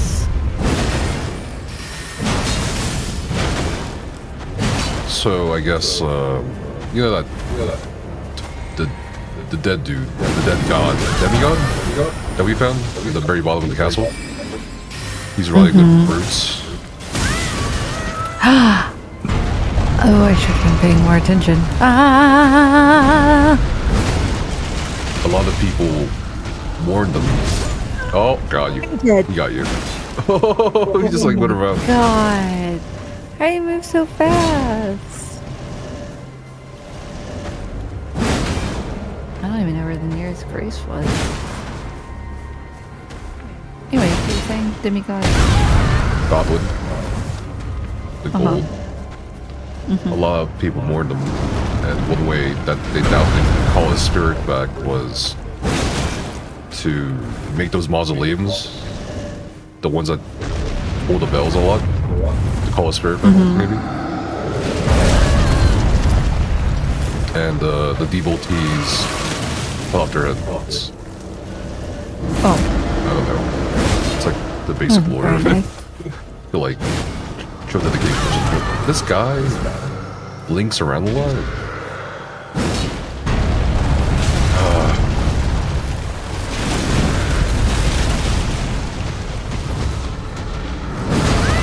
Jesus. I have no idea how to.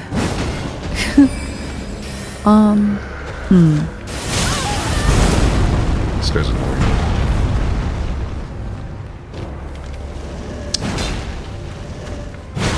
I don't know which way it is. This way, maybe? Oh.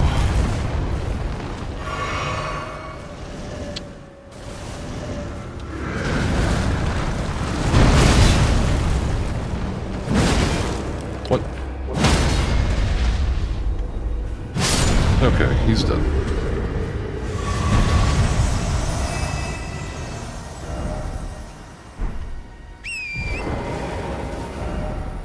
I see where you are on the map. Yeah, I just Found the grace. found a grace. I'm trying to get over there, but I don't really know how. Just follow the road. Not much of a road, really. Exactly. So that's not helpful If advice. If you go back to the grace, The one that I was just at. yeah, Why? because I'm right here.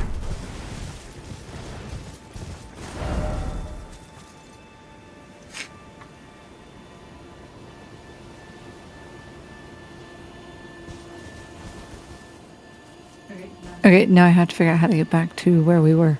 This way. Through the trees.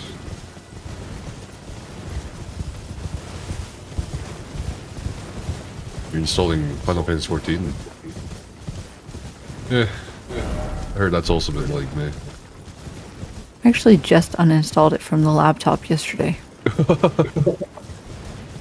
Have to re-gear everything though. Yeah.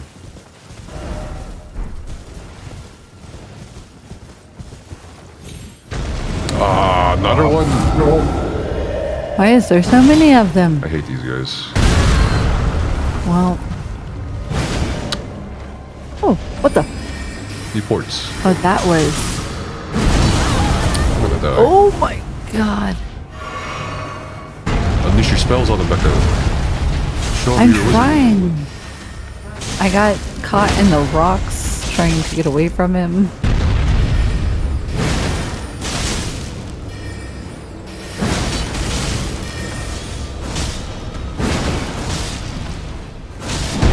Oh, he stepped on me. He's yeah.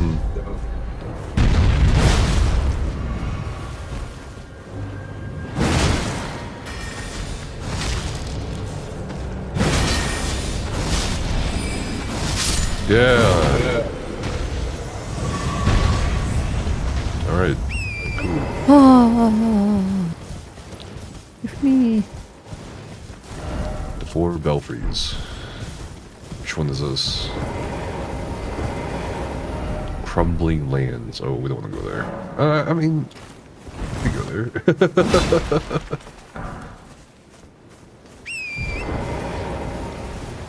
You remember that key we found when we were going around the rooftops? Yeah. Those keys unlock these 4 portals that lead to I assume it only unlocks one one at key. a time. Yeah. Yeah. I'm trying to figure out which way. Oh, here's a Grace.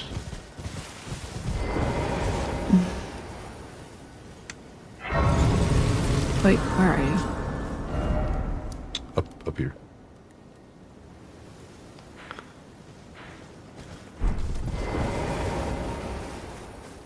Do you need to sit? I know you were out of potions a while ago. Yeah, we can sit. So come over here. There's a chest. Hello, Burb. Oh, okay. Oh, another imbued sword key. How kind. Okay, let's sit. We probably have like enough runes for leveling. Oh, hold on. Don't sit yet. Oh, Let me. okay. Let me. You weren't You should sitting sit. on my screen. Oh my god. I need to do something. I can't do anything. Okay, I'll get up. The reason I was saying don't sit yet is because on my screen you weren't sitting. You were just standing next to it. Okay.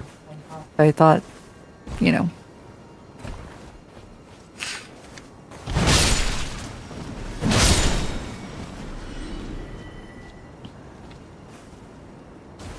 How's Elden? It's fun. It's fun. As always. Ah. This is normal Elden Ring or modded multiplayer? This is seamless co-op. Mod, yeah.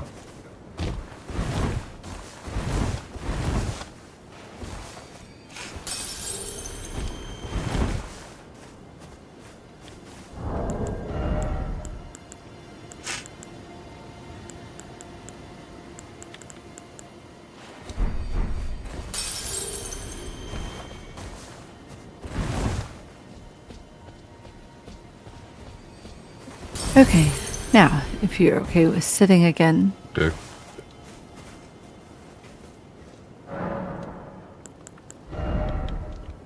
Well, am I carrying remembrances? I like collecting things.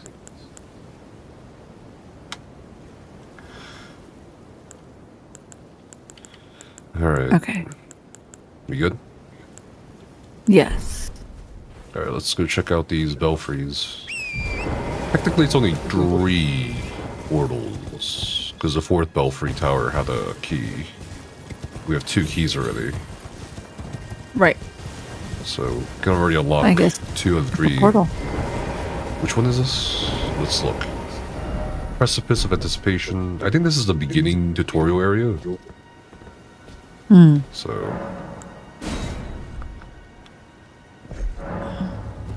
let's try it. Looks like we need to each. Yeah. It didn't unlock when I unlocked it. Makes sense. Makes sense. Game probably doesn't want us to like cheese.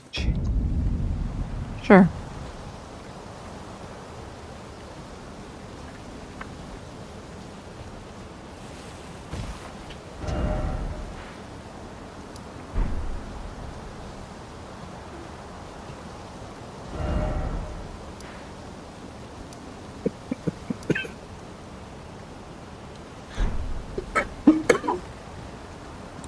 Ready? Ready. Yeah. You remember the spider boss in the tutorial?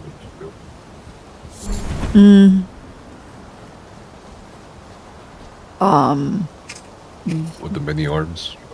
No? I don't know, I guess.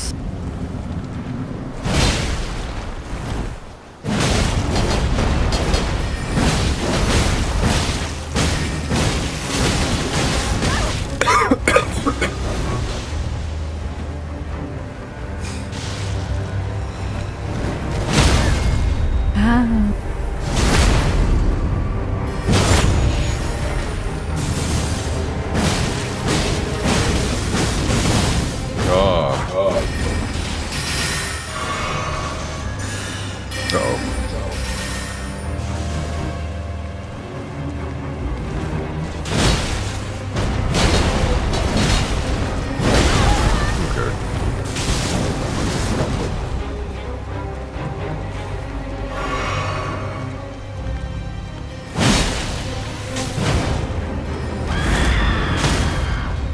Oh.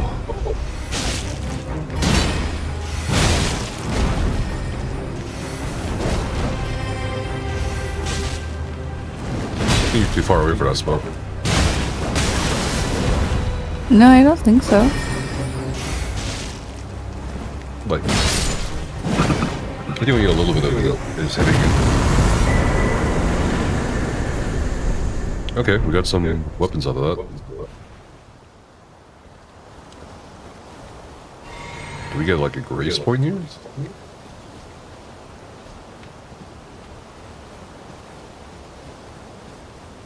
Define buffs. I got. What is it? Equip load and health. Talismans.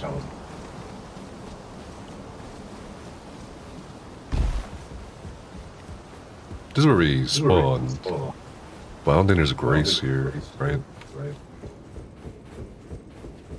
No. No.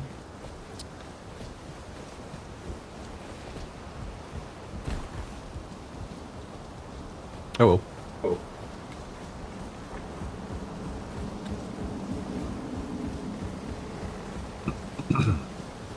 Do we want to port to the belfries again? It's way northwest of us. And unlock another portal.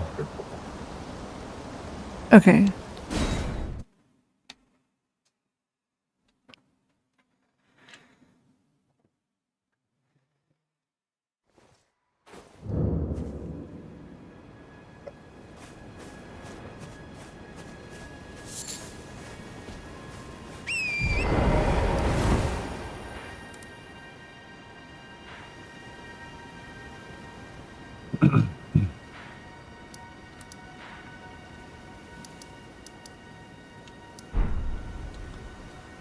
Alright. We can unlock one more. What do you choose, Becca? I don't know. I don't know anything about these. It's two We down can here. unlock whatever. This one's called Night Sky Unceasing. Something tells me that's not as nice as it sounds. This other one is called Crumbling Lands. That sounds terrible, so it's probably not too terribly awful. Okay. I don't know. I don't care. Whichever. Ow. Foot hurts. Here we go. Oh.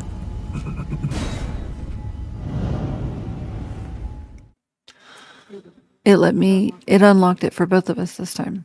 Oh, weird. Does that mean you can unlock the So other maybe one? we can- Maybe we can try.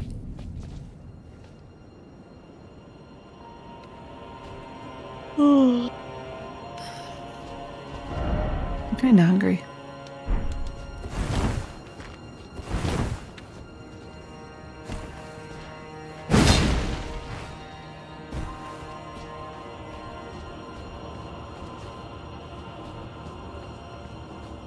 Oh, well.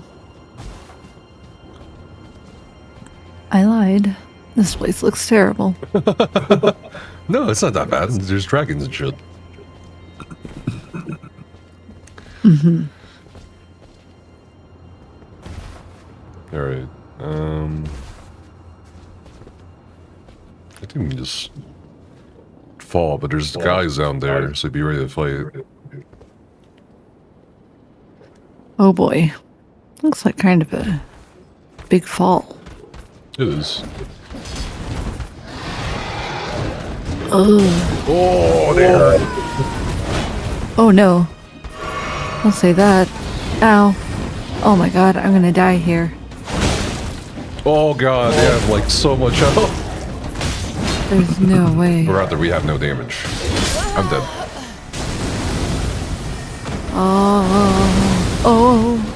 Oh, wait. Oh, okay, I'm dead. What? We should try it. I want my runes back. What do you mean we should try it? We did just try it, and we died. I feel like we didn't try hard enough. I felt like I was trying pretty hard. Ah! What? I cannot get comfortable.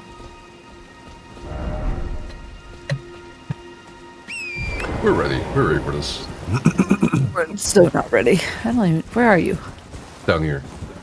At the belfry, where we had to go through the portal. Okay, hold on.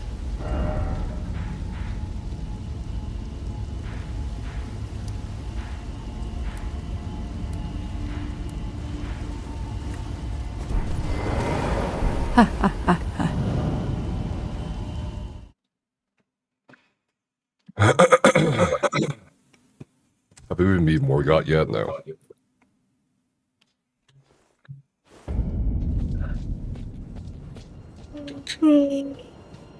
Alright. Where was it? This way.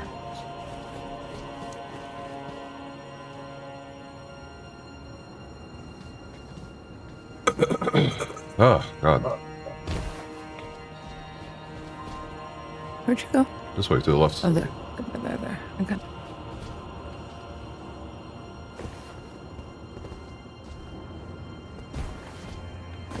Oh my god.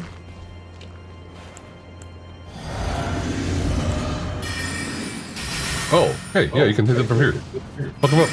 look at that guy. Oh! Oh! You can reach me. That Okay. was. Hold on.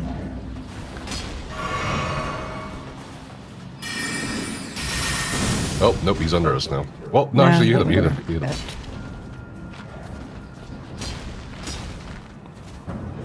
Where is he? Under us. Try that guy, yeah. Oh, he's going back.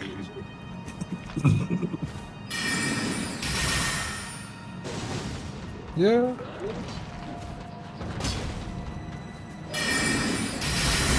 Nope.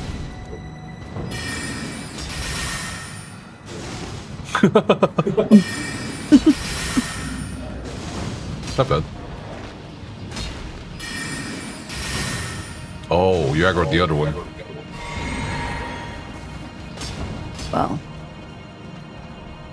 wasn't necessarily intentional. Dang it.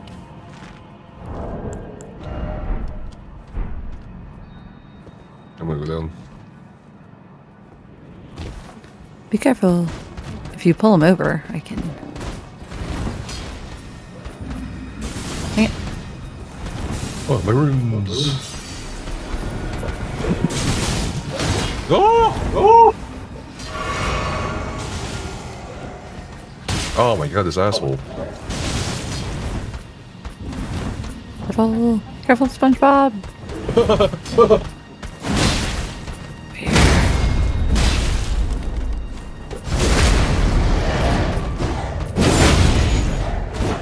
Jesus. Can you hit the melee guy? Ah, I'm trying. It's hard to target them because you have them like directly under me. How about this guy? Okay, I can reach him better.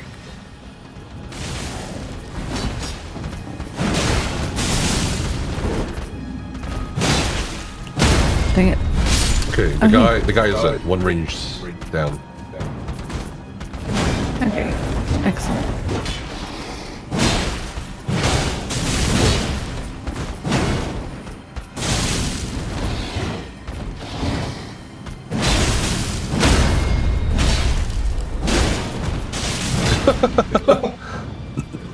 No! Ah! He definitely was not there when I jumped.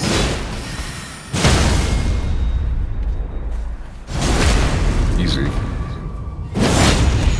Alright.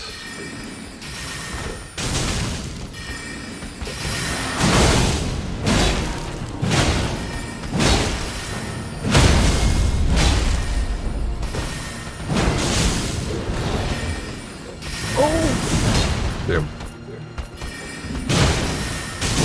He's done. Oh, oh. No. No. Oh my god, Kill what? him! Kill him! Okay. Oh my god. He like went into his last move. Dude. With a, He had like no health bar. That's not fair. oh, it's fair. Oh yeah.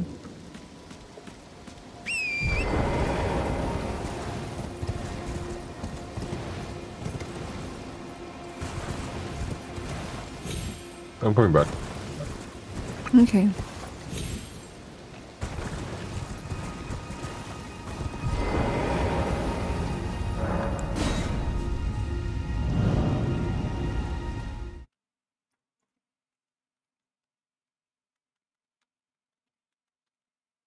You are in late game. You don't have any buffs. We're fine. Alright, I'm back. Where's my runes? You get your runes? Mm-hmm. I got mine.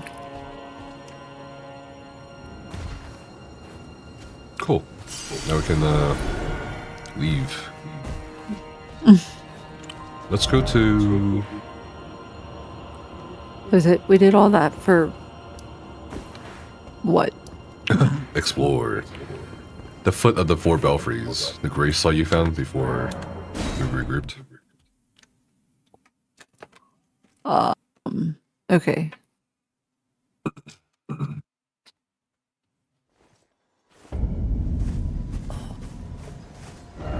And then we can go south. Keep going south.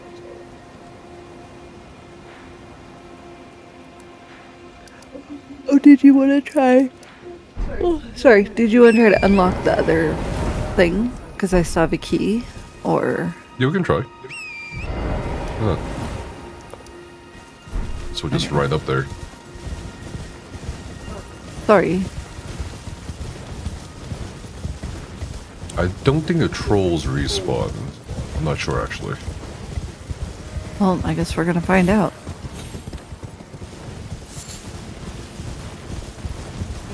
Hey, look. There's Yeah. a troll. They respawn.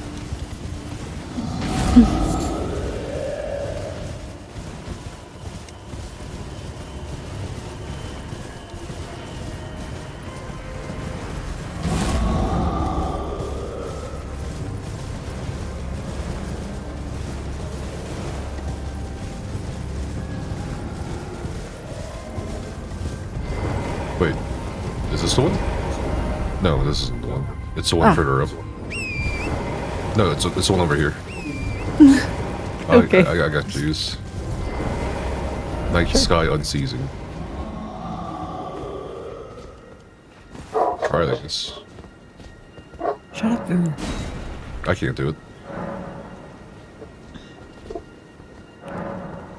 Did it work? Yeah. Did it work for you? I guess it did. It just didn't show. Mm-hmm. Nokra. Eternal City. Oh, it's so pretty. Where? Oh, there you are.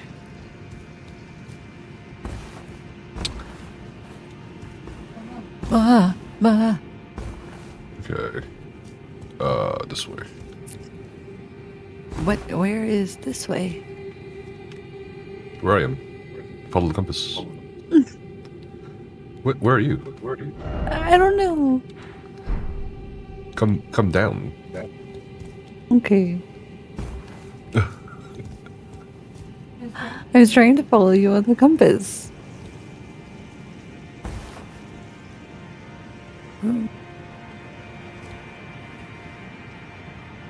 How am I supposed to get down there? What? There's only one way down. I don't. I'm lost. What? There's only one way down. I see you right there. There's only one way down, Becca. What? I didn't see this over here. Why are you so mean to me? I just think there's only one way down. You can't get lost. Yes, I can. You clearly don't know me.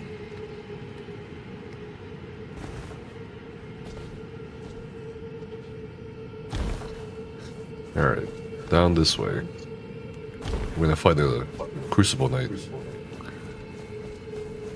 This is already so much better than that other world. Should have gone here first.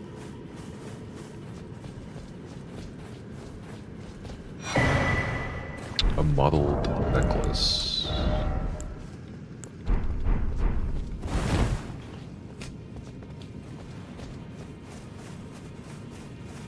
Muddled.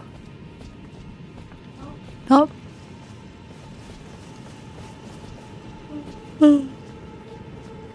We had to fight that guy. Yep. Okay.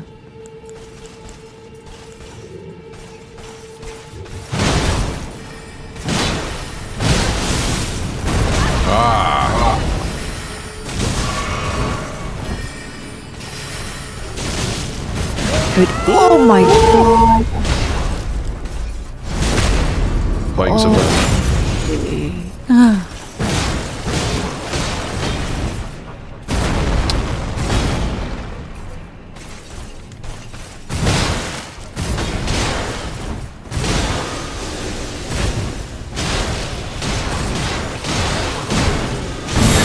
Okay, buddy. He's got wings now. Careful. In the tail. There's no business having wings. Oh! Oh, no, wait, don't look at me. Stop looking at me. Okay.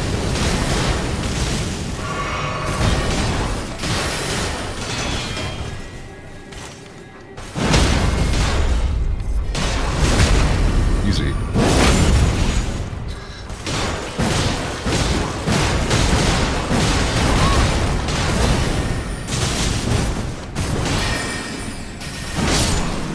What? We did it. That's annoying. And we didn't die. Yep. Alright. Back to the... You have to right click. Or you have to click your right thumbstick. Back to the bracelet. Why do I There have you to? go. Why? Huh? What are you talking about? Your map, you'll see. Right now in the underground. So you have to go back to the surface layer. Oh, I see. Okay.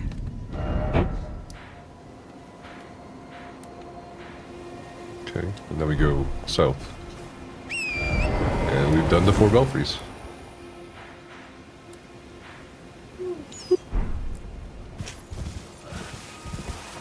Kinda anticlimactic, to be honest. Because we did it together. Wow. Yeah. Tell Two's me how better you than really one. feel.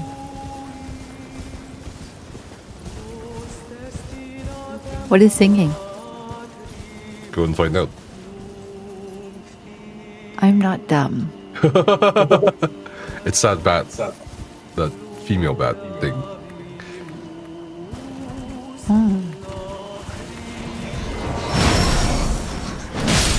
Oh, you're fighting them. Okay. I didn't know that's what we were doing.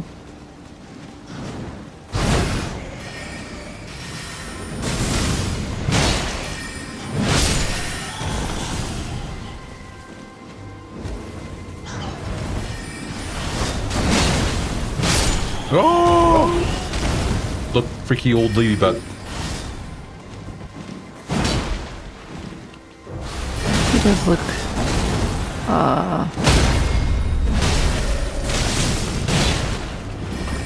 like something. Like something. Uh-huh. What was she hiding here? Nothing. Mushrooms. Alright.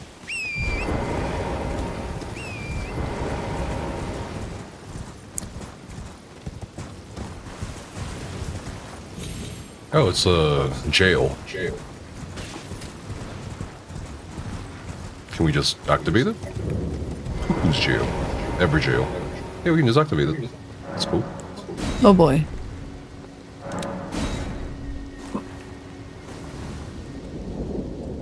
What kind of boss is this? course. Oh, good. A troll. A troll. Because we haven't fought near enough of these today. Alright. At least it's not headless, so I can, like, you know, Sure. do this. So he's not missing a head.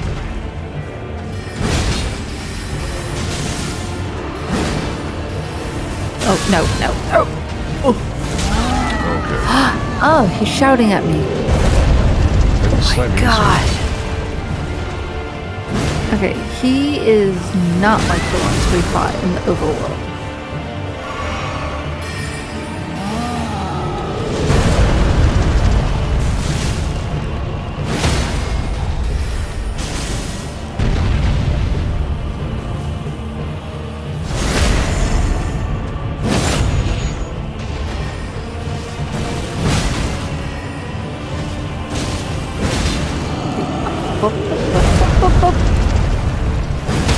He's down again.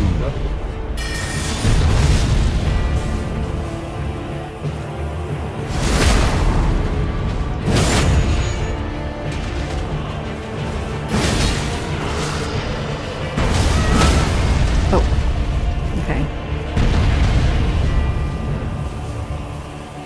Shit.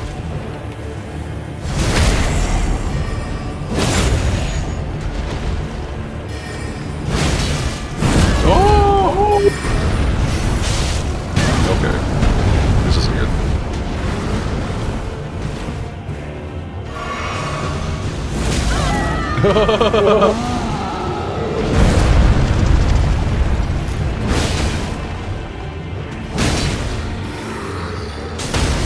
Nice.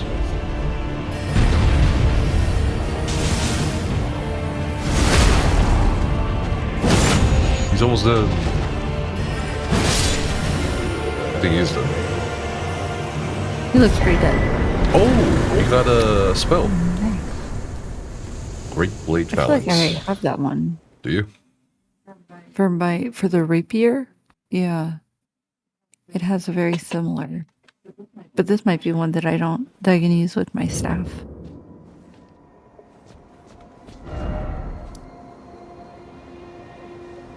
Which would be pretty cool.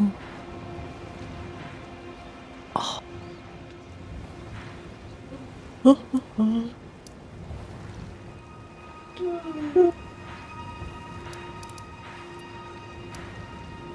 Alright, ready?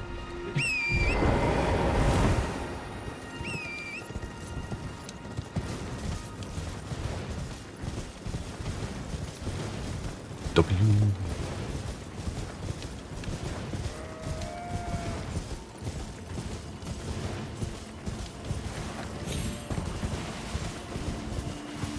Oh, there's a house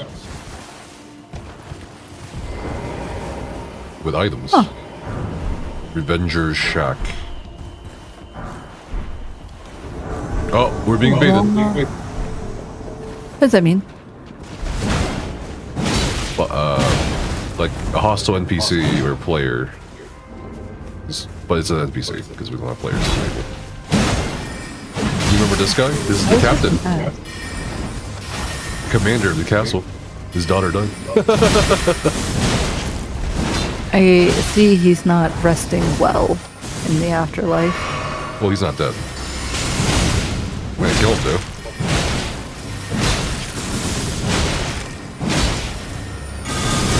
Ah! Kill him, Becca. Ah! I'm stuck And in the this- house. Oh! Oh, I'm gonna die. It would really help if I would hit the right button. I panicked. Oh, hey, we got an eyeball from him. Uh-huh. I'm dead, but sure. That was very unfortunate. Yeah. I unlocked the grace. What is the grace called? Revenger's Shack. I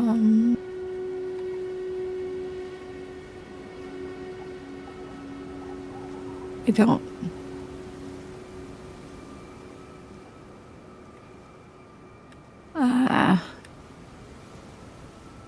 Why?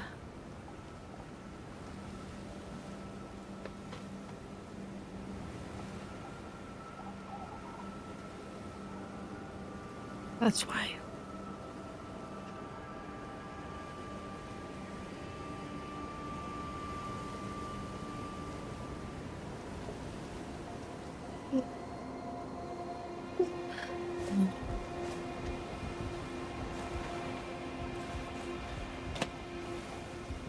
Okay, we'll do hiatus quest line after we explore the south here.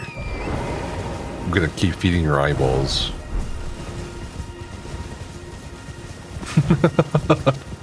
I don't think that's very healthy, personally. I mean, eyeballs is a good. An eyeball is a good source of protein. Okay, it's a delicacy. One could say. Okay. Ever had fish eyeballs? No. Okay.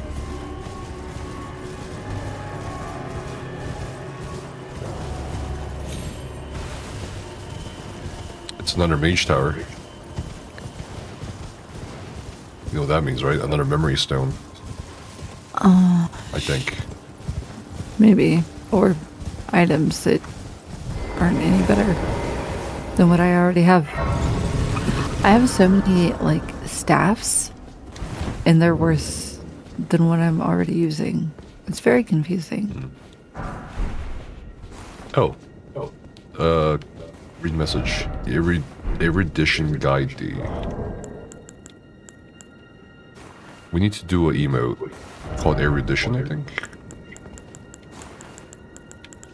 I forget. I forget which emote it is.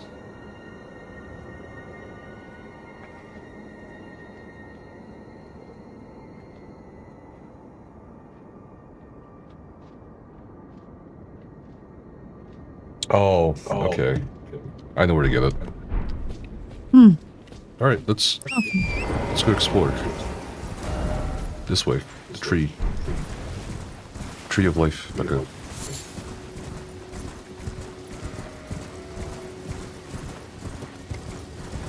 There's so many sheep here. Is there any hole or cave? No. Stuck on the tree. It feels like there should be or would be. Oh, there's something down there. You see that like strip of land I see gravestones. over there?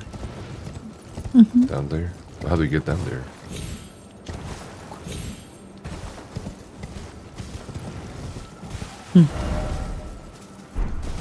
So we'll find out soon.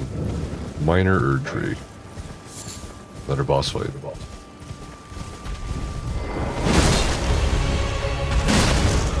They really love their boss fights.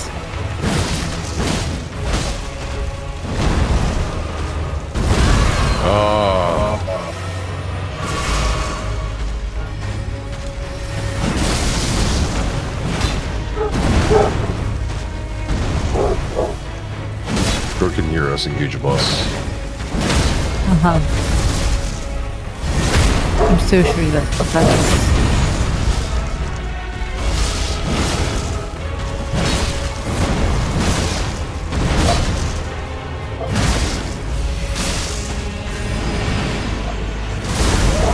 Oh! Okay. Should we mark it? Oh! Thank you. Okay. You're not trying to die, are you? No. For the lose, for the win.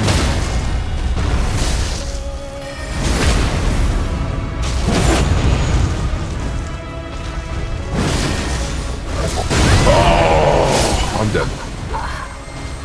You got me. Oh!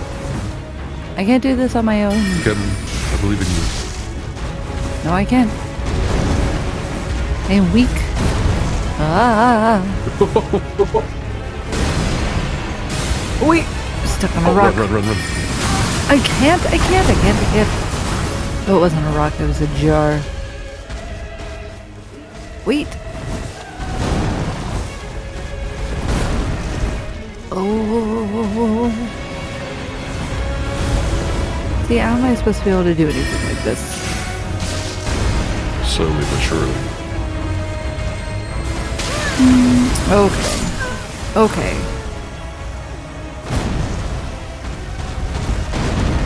Well. That went exactly like I expected, actually. Steak America.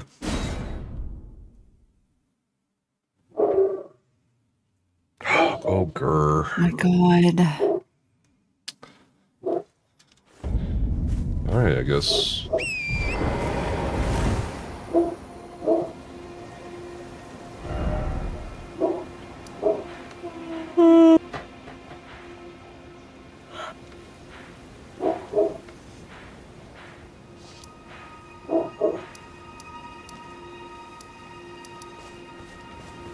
Ready?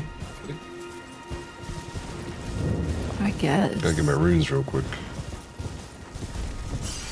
Where are my rooms? Ah. Over here. The secret distance.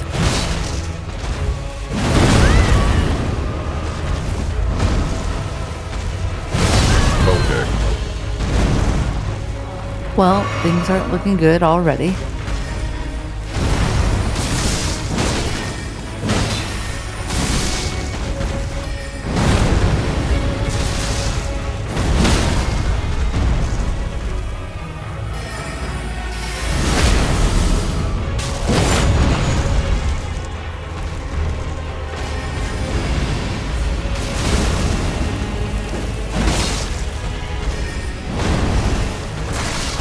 Ah!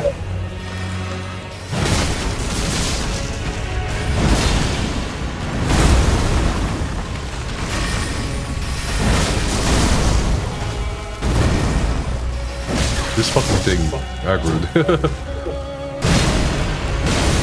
Oh. Ah! Oh God, no, not again. If you run, like, to the left or right, those miss typically. I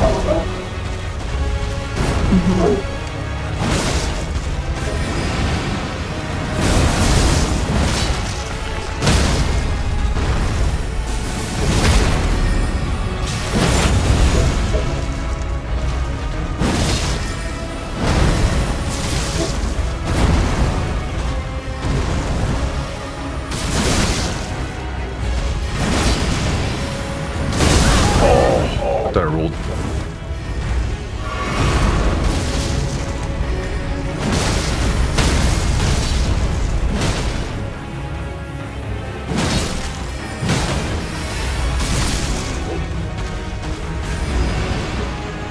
Likes jumping a lot. It does.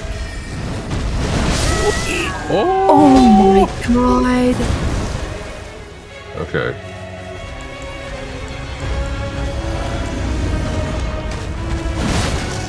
Oh my god, that's not good. Okay. Wow. That was...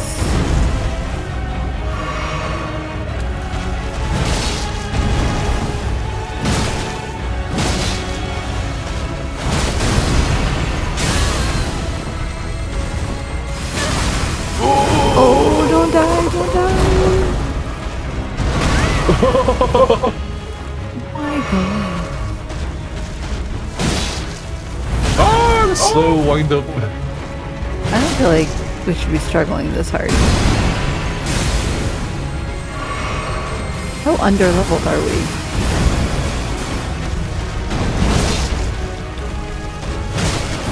Really? Ah.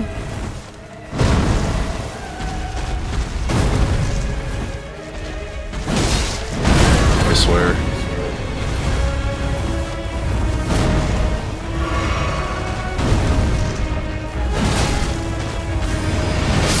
Oh, okay. We did it. Congratulations. Well, mostly you. I died, remember?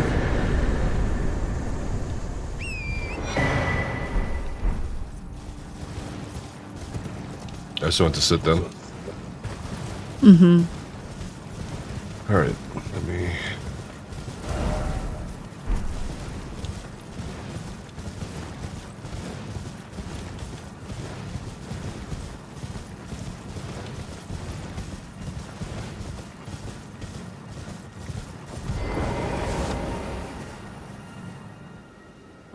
Ah, Should be able to level up. I guess,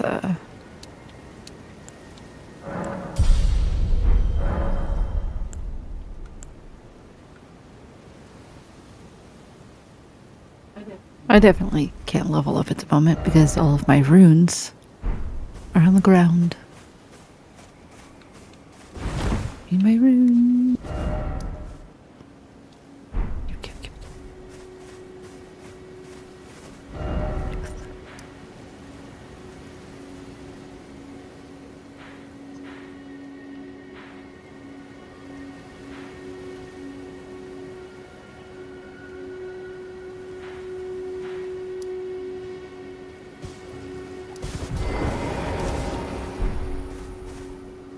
You good? Yeah, just a second. Dang it. There's.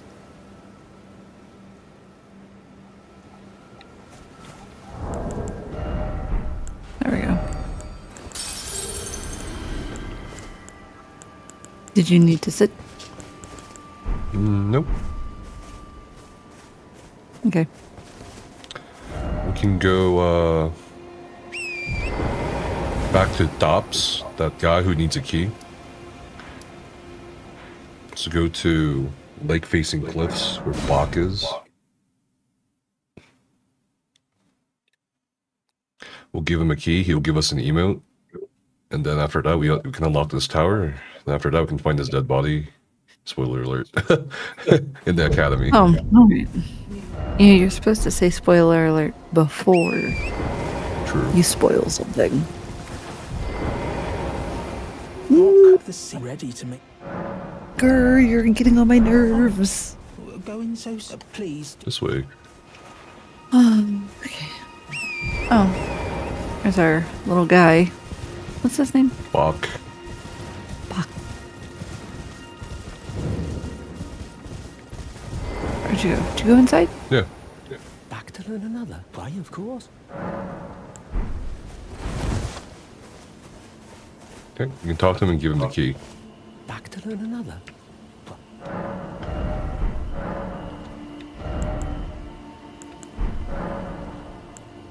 Are you certain you're willing to give my my thank you? Now I can go to resume my study of glintstone sword.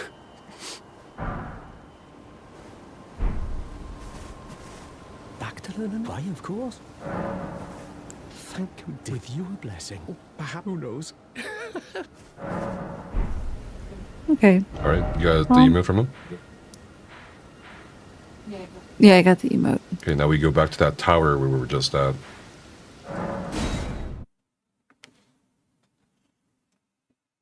Okay.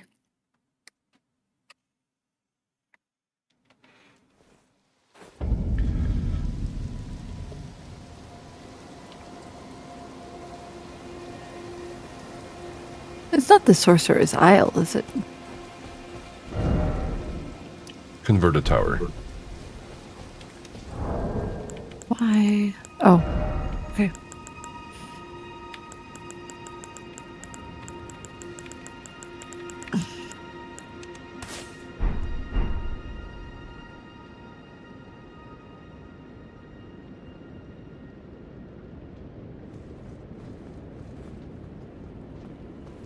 Right. Okay, and then swap out an emote for the erudition emote.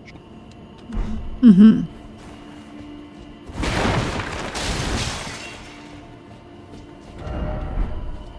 And then use the erudition emote.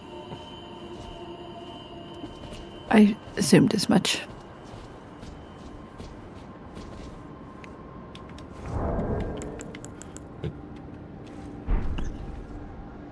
You just keep holding it.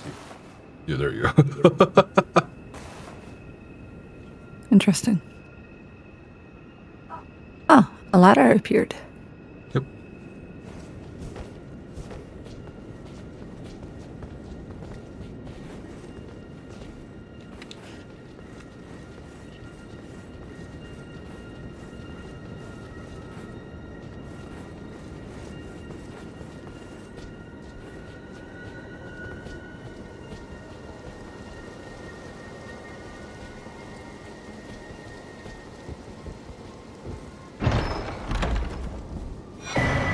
And a memory stone. More spells for you. To use at the same time.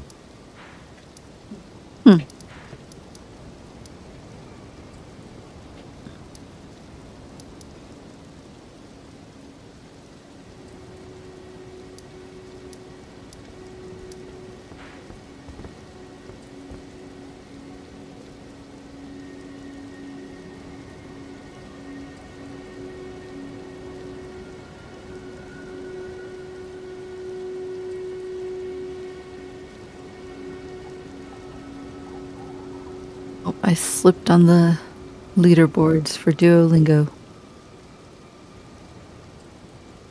Gonna have to get back on there this evening and regain my spot. Okay, we go to Schoolhouse Classroom in the Rayalkaria Academy.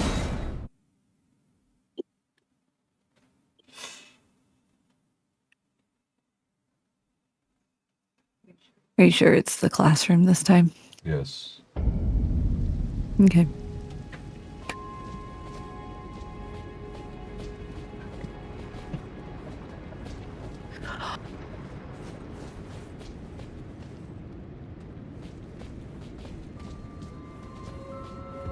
Oh, goodness. You want to sit at this grace really quick so I can learn a new spell? Sure.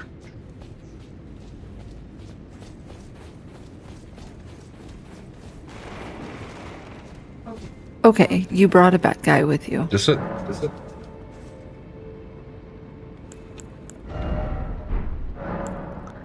Oh, apparently I can also level up. Ain't that nice? Okay, spell.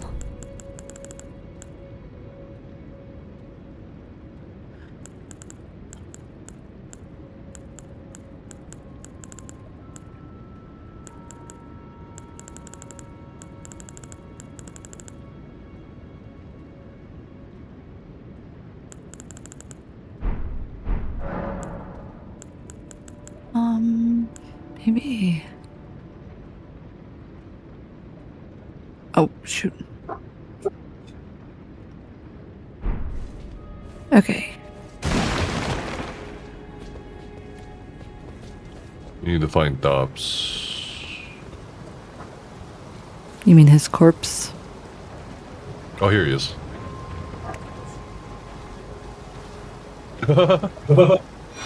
How sad. Oh, a staff. Okay, now we can port to...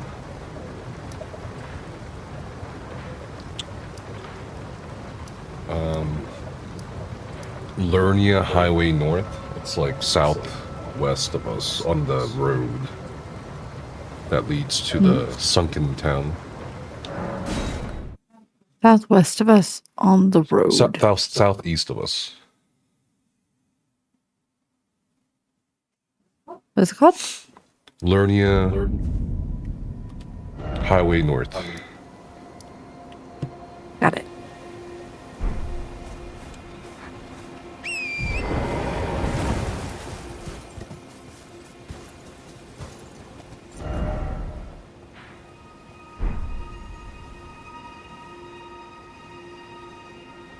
Okay, and now we find that maiden. Oh, we have to feed her an eyeball, don't we? 2 eyeballs. Poor dear. What the? Where is she? She's around here somewhere. On these ruins. Oh my god. What? I don't know.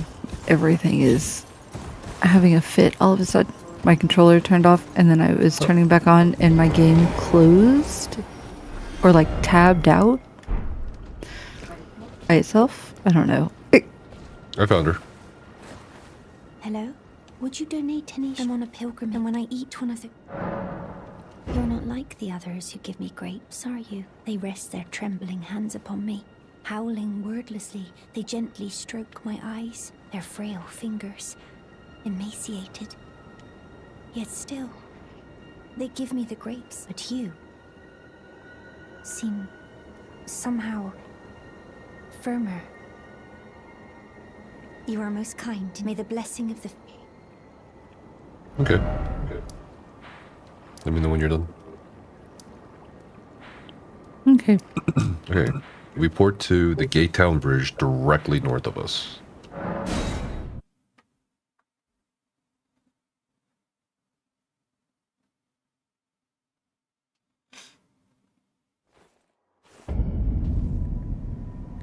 Okay, teleporting directly north. Yeah, to the Gate Town Bridge. I'm going to lose my mind. My controller keeps turning off. Maybe it's dying. Or dead. It charged all night. There's no way.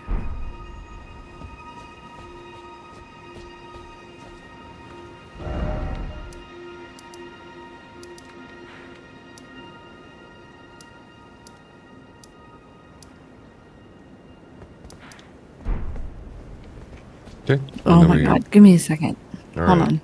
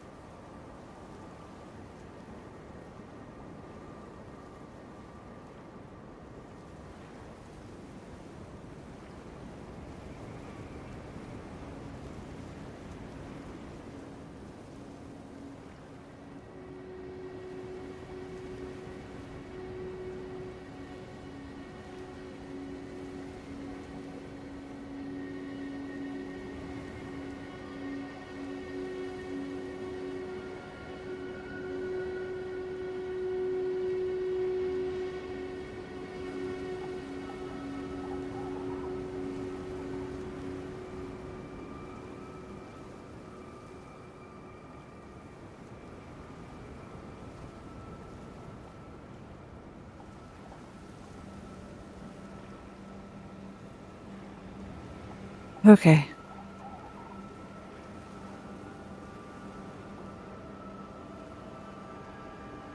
Good? Oh, I guess. I hope.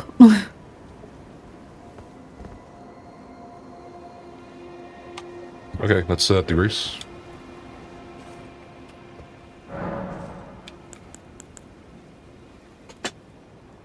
Okay, and then get up. And then we need to find her again over here somewhere, I think.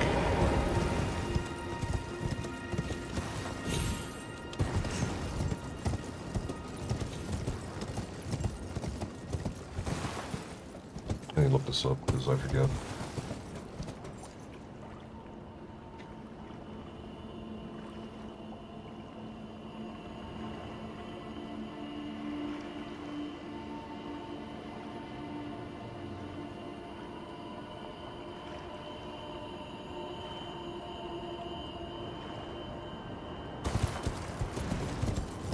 North of, maybe?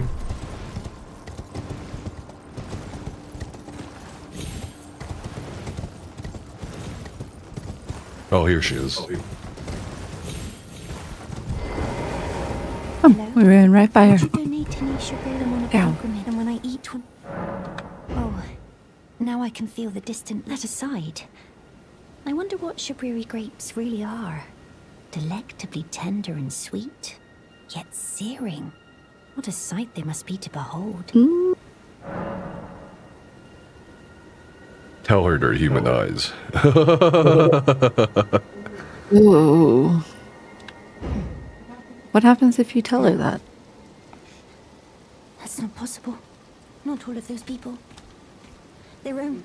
Have you those told her voices I before? heard were- Yeah. What happens? Just find out. What? Sorry. I'm alright now. Don't mind me. Keep talking to I her. apologize. You only did as I asked. I'll be fine. I apologize. I'll be fine. Oh, now I feel bad.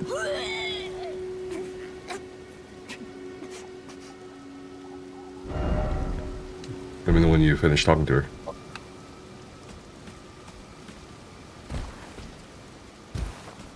I guess I'm done. Okay? Just walk away from her a little bit and you'll hear like retch. I apologize. I'll be fine. Alright, that's it. Now I feel bad. I shouldn't have told her.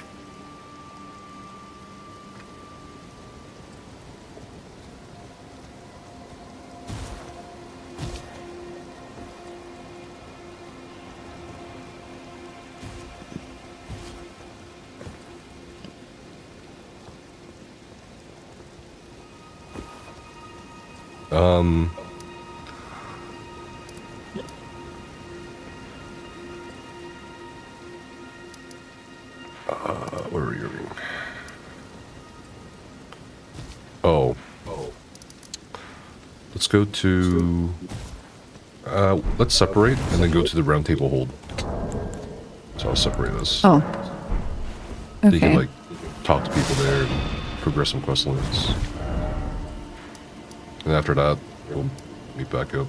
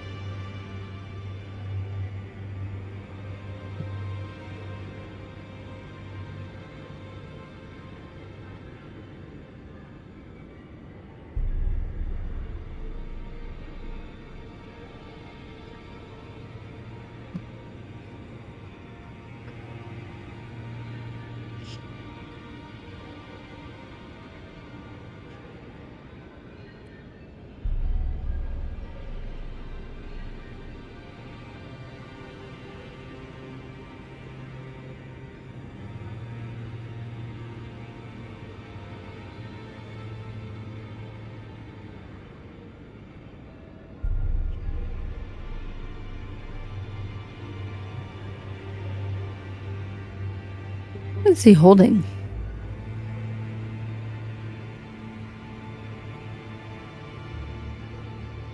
I wasn't fully listening.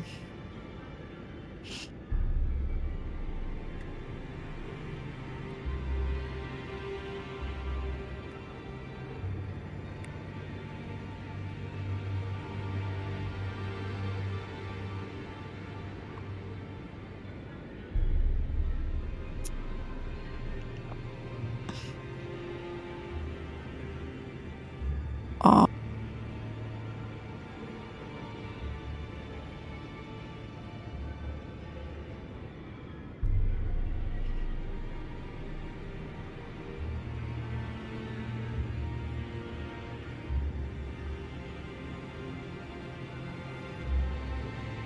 Okay.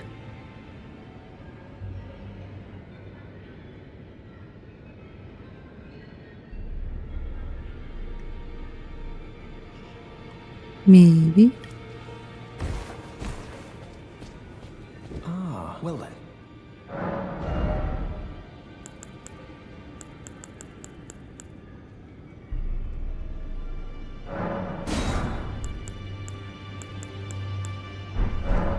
Elden Order. You can also learn spells from that guy with the wheel on his neck. I know. I don't I'm, believe I'm talking to him right now. Well, looking at his incantations right now. Unless you... Well, with a prowess... How would you like... If you're inclined to hunt more of them, then I'll introduce you to... I have a matter of the beast himself. What say you? Very well. I've marked the locate. Will lead you to... What is it? The map indicate will lead you to... Ah, the recusants sent a lackey. Can you believe they invited me to join them? Now, after what they did? I can scarcely believe it myself. Oops. Did they think me a fool? You might be surprised to learn I took Rude. them up on the offer. Then I only had to ask. The location of the recusant hideout. It's on Mount Gelmir. Found off the old road that leads west from the town of Windmills. That's where they hide. The manor on the peak. Just you wait, wretched recusants. You'll rue the day you insulted my name by laying hands on Lanya. The tale of House Hoslo is told in blood, after all. It's on Oops. Mount Gel. That's where they are. Just you wait. The tale. Always good to see you, son. Through the day. Ah, Dee is an old friend. We found ourselves journeying together Okay. for a time, but our paths have since... Though that's hardly an Dee was that he discovered the centipede is an ancient symbol of the curse mark. As long we may be able to form... If only I could... And if they were...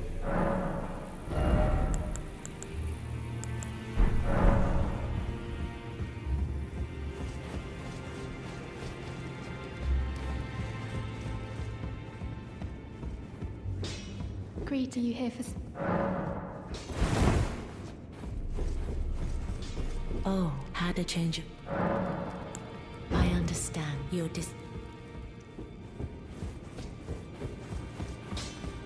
Well, I took you no matter. Lay out your arm.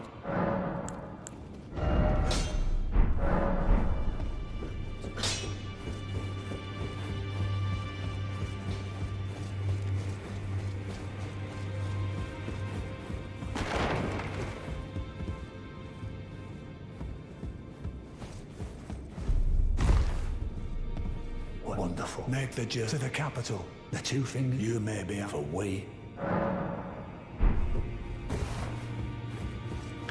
See what we can get from Renala's remembrance from the Two Fingers, the crone lady.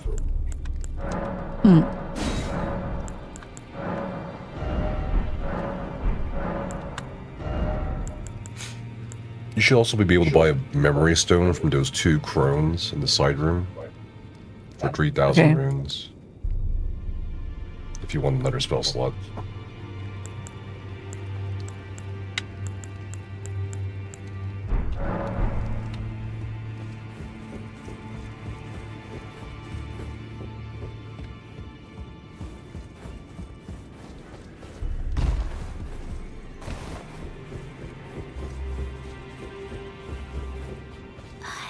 Only look there.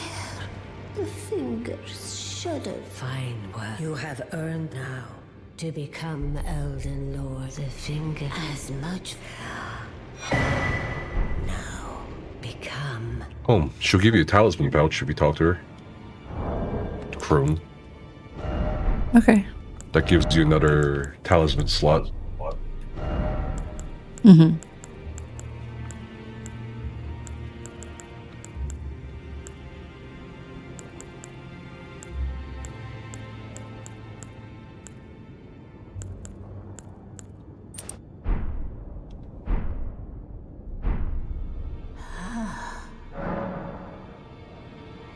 Queen Marika is the vessel of the Elden Ring, carrier of its vision.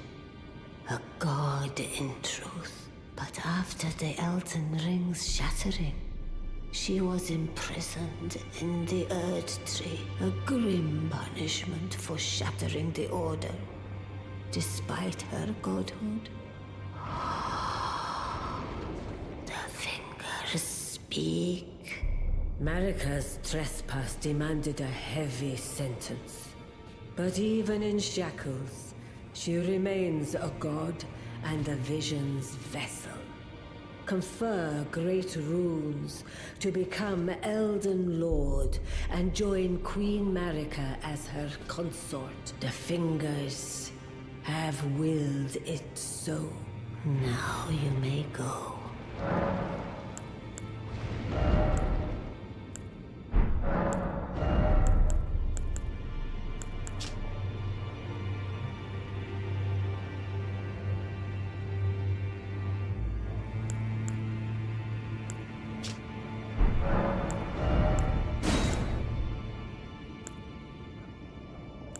You can give her Nala's moon spell or her scepter from her remembrance.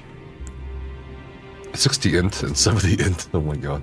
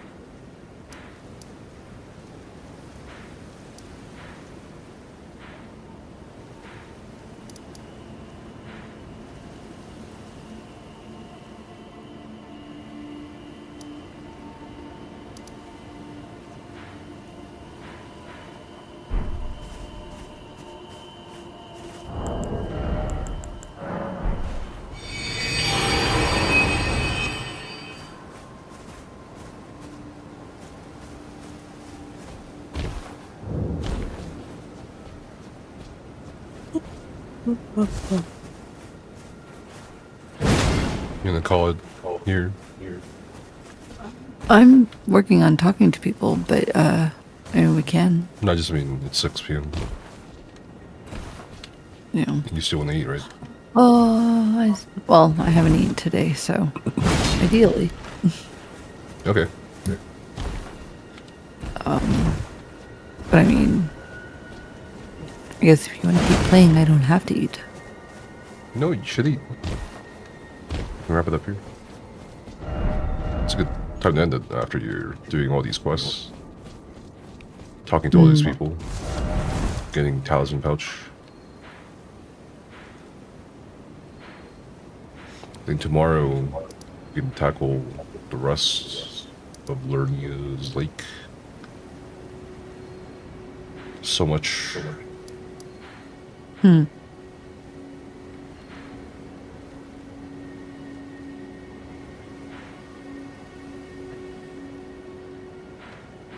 There's a lot.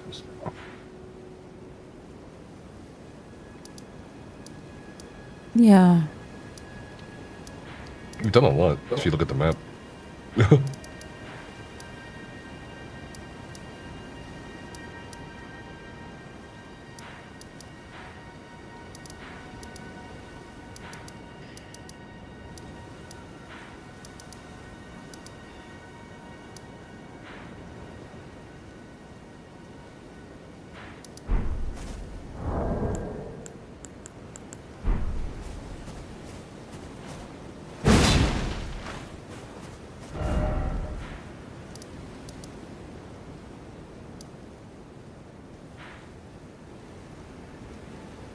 I think I covered everything. Okay. You got your talisman pouch? I didn't see a talisman pouch. Do you talk to the old lady? I talked to everybody. Then you should have another talisman slot on your under your equipment. No.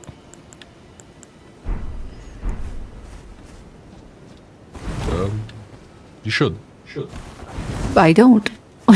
Maybe talk to her again. You mean, do you talk to the lady next to the two fingers, right? Yes. What did she say? She just says that she's surprised that, like, she's just talking about how she had her doubts, Okay, then she should have given you a talisman pouch. but she didn't. I've talked to her like 3 times now. Do you check your equipment? I just looked at it. I mean, I'm literally telling you. I've talked to her 3 times. I understand. Can you open your...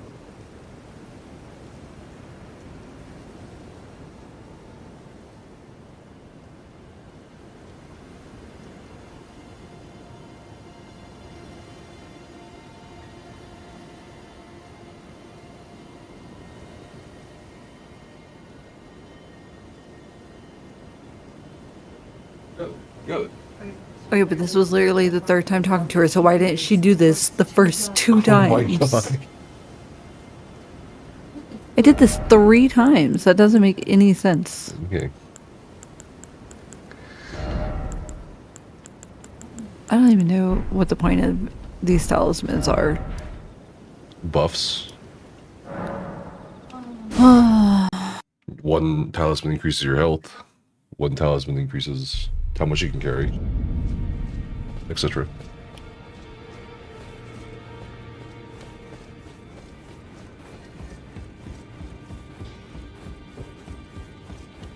Well, I took you for dinner, no matter. Lay out your arms.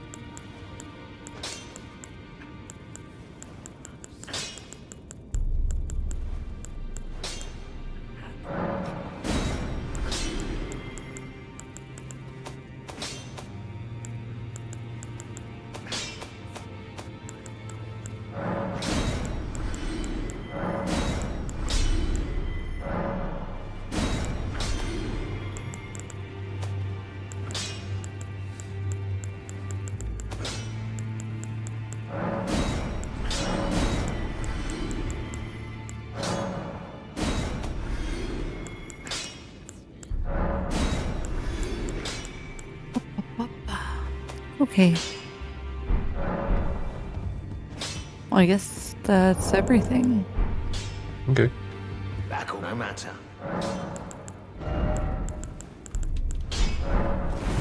Should I port out? You can stay in the round table. It's a safe place. Okay. You can actually upgrade and level stuff at the table. Which is pretty funny.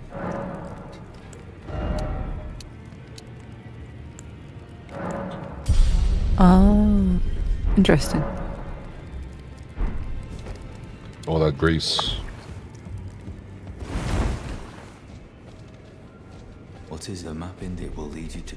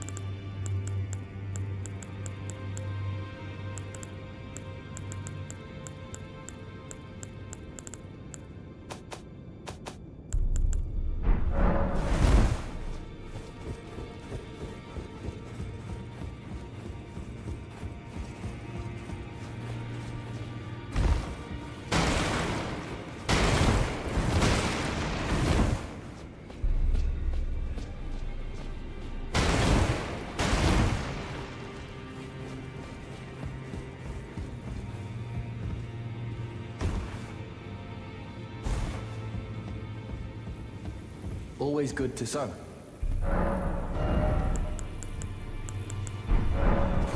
Ready? We're done, yeah? Yeah. It's just looking through spells and stuff.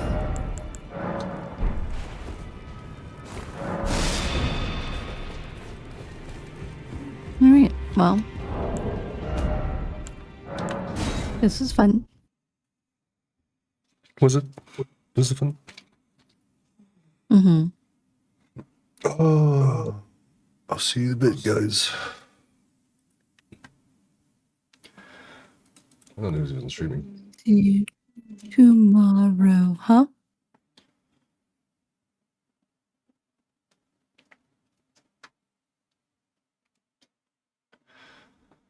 See you in a bit.